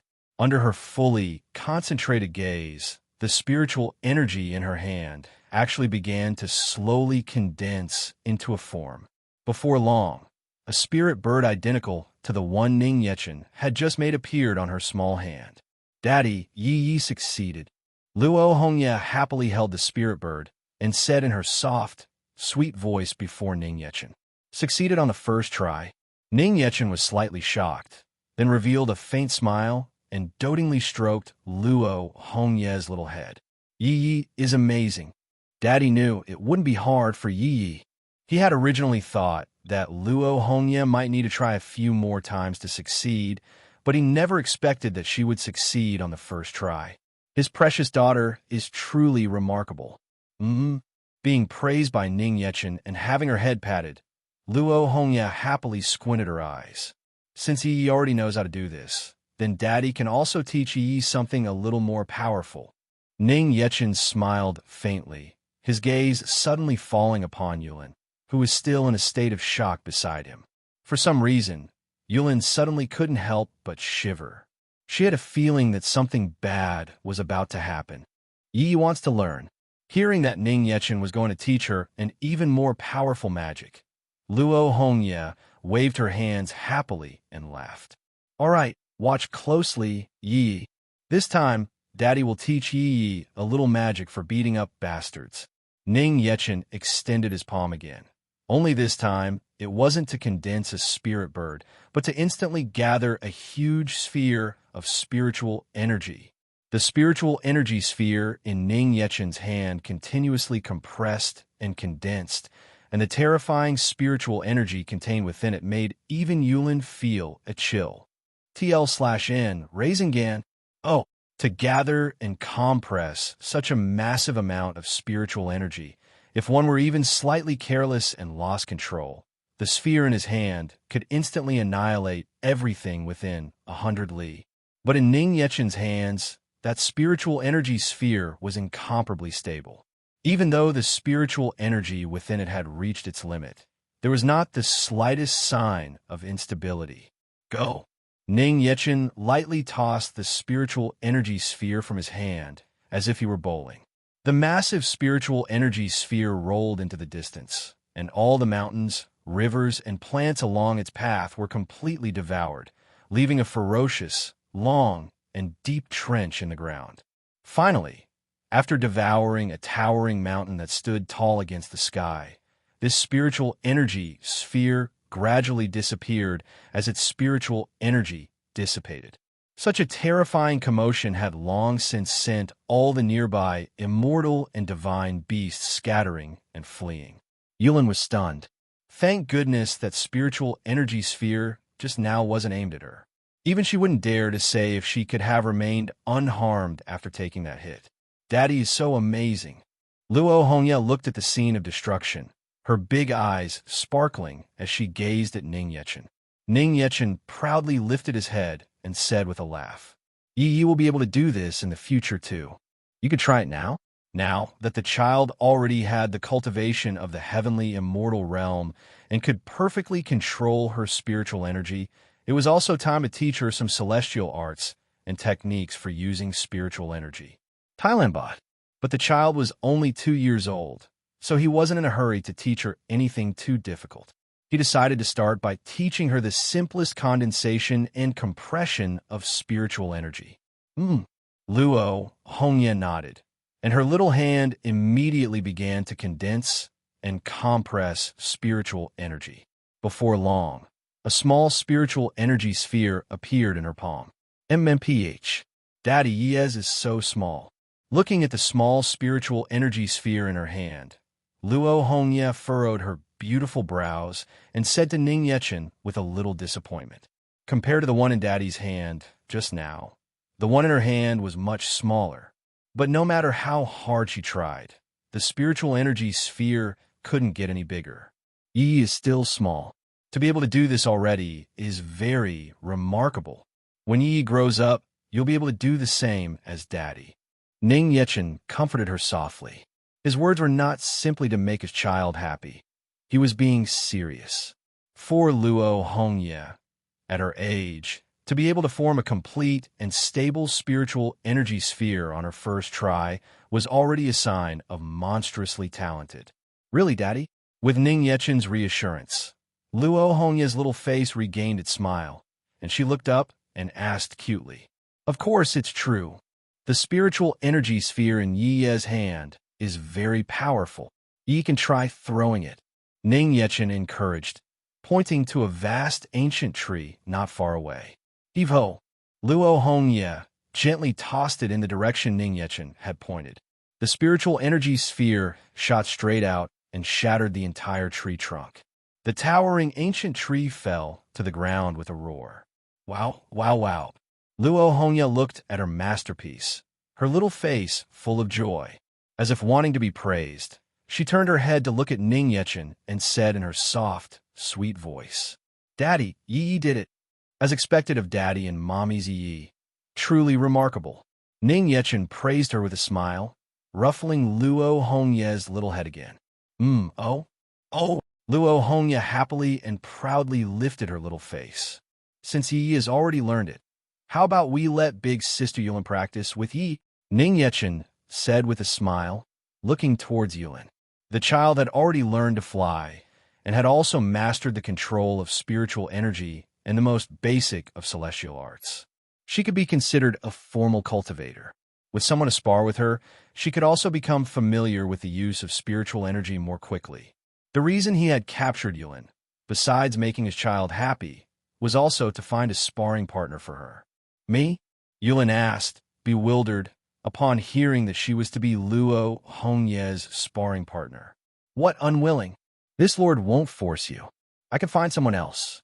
Ning Yechen asked with a smile, His eyes narrowed slightly. Yulin, no, I would be delighted. Seeing the smile on Ning Yechen's face, Yulin shivered all over and then hurriedly agreed with a determined expression. How could she dare to be unwilling? Okay, Luo Hong said happily, but then her little face suddenly scrunched up with worry. But what if Yi accidentally hurts big sister Yulin? Don't worry, Yi. Your big sister Yulin is very powerful. She won't get hurt. Ning Yechen said calmly. Why, yes, that's right. Yi, just use your full strength. Yulin also chimed in with a light laugh. Although Luo Hongye's talent was astonishing, she was, after all, only at the heavenly immortal realm. She could still handle her with ease. No pressure at all. However, at this moment, a sound transmission from Ning Yechen suddenly came secretly, which once again scared Yulin, making her jolt. If my daughter loses a single hair, you should know the consequences. Why, yes, I understand. Yulin replied weakly via sound transmission. There was no pressure before, but now there is. She had to be the child's sparring partner, and she also couldn't let the child have the slightest mishap. If something were to happen to Luo Hongye, if she were to accidentally fall, she probably wouldn't see tomorrow's sun. Big sister Yulin, you'd better be careful. Soon, Luo Hongye's little hands condensed one spiritual energy sphere after another and chased after Yulin, throwing them.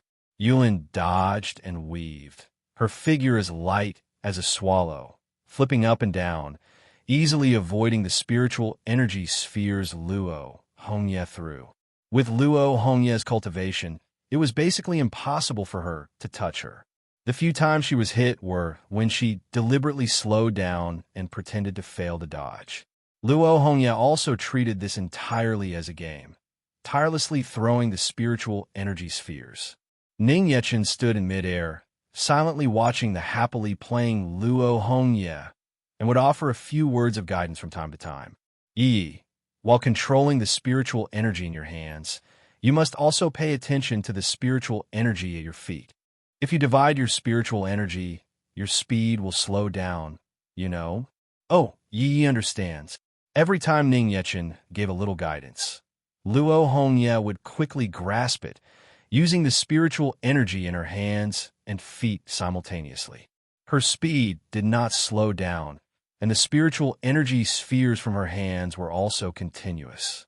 Even Yulin couldn't help but be secretly amazed again. What a smart child. Ning Yechen looked at Yulin, who was handling Luo Hongye with ease, and a faint smile appeared at the corners of his mouth. It seems she's having an easy time. Yi, wait a moment. Daddy will teach you another powerful move.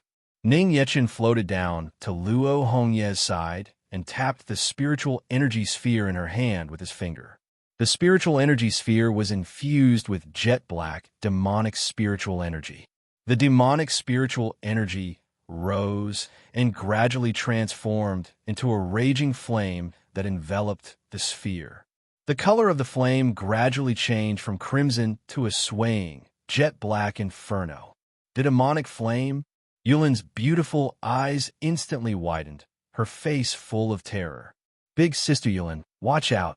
Luo Hongye still didn't know what the black flame burning in her hand meant, and happily threw it towards Yulin. Wait, Yi, teach this can't be thrown around casually. Yulin turned pale with fright and hurriedly shouted while dodging.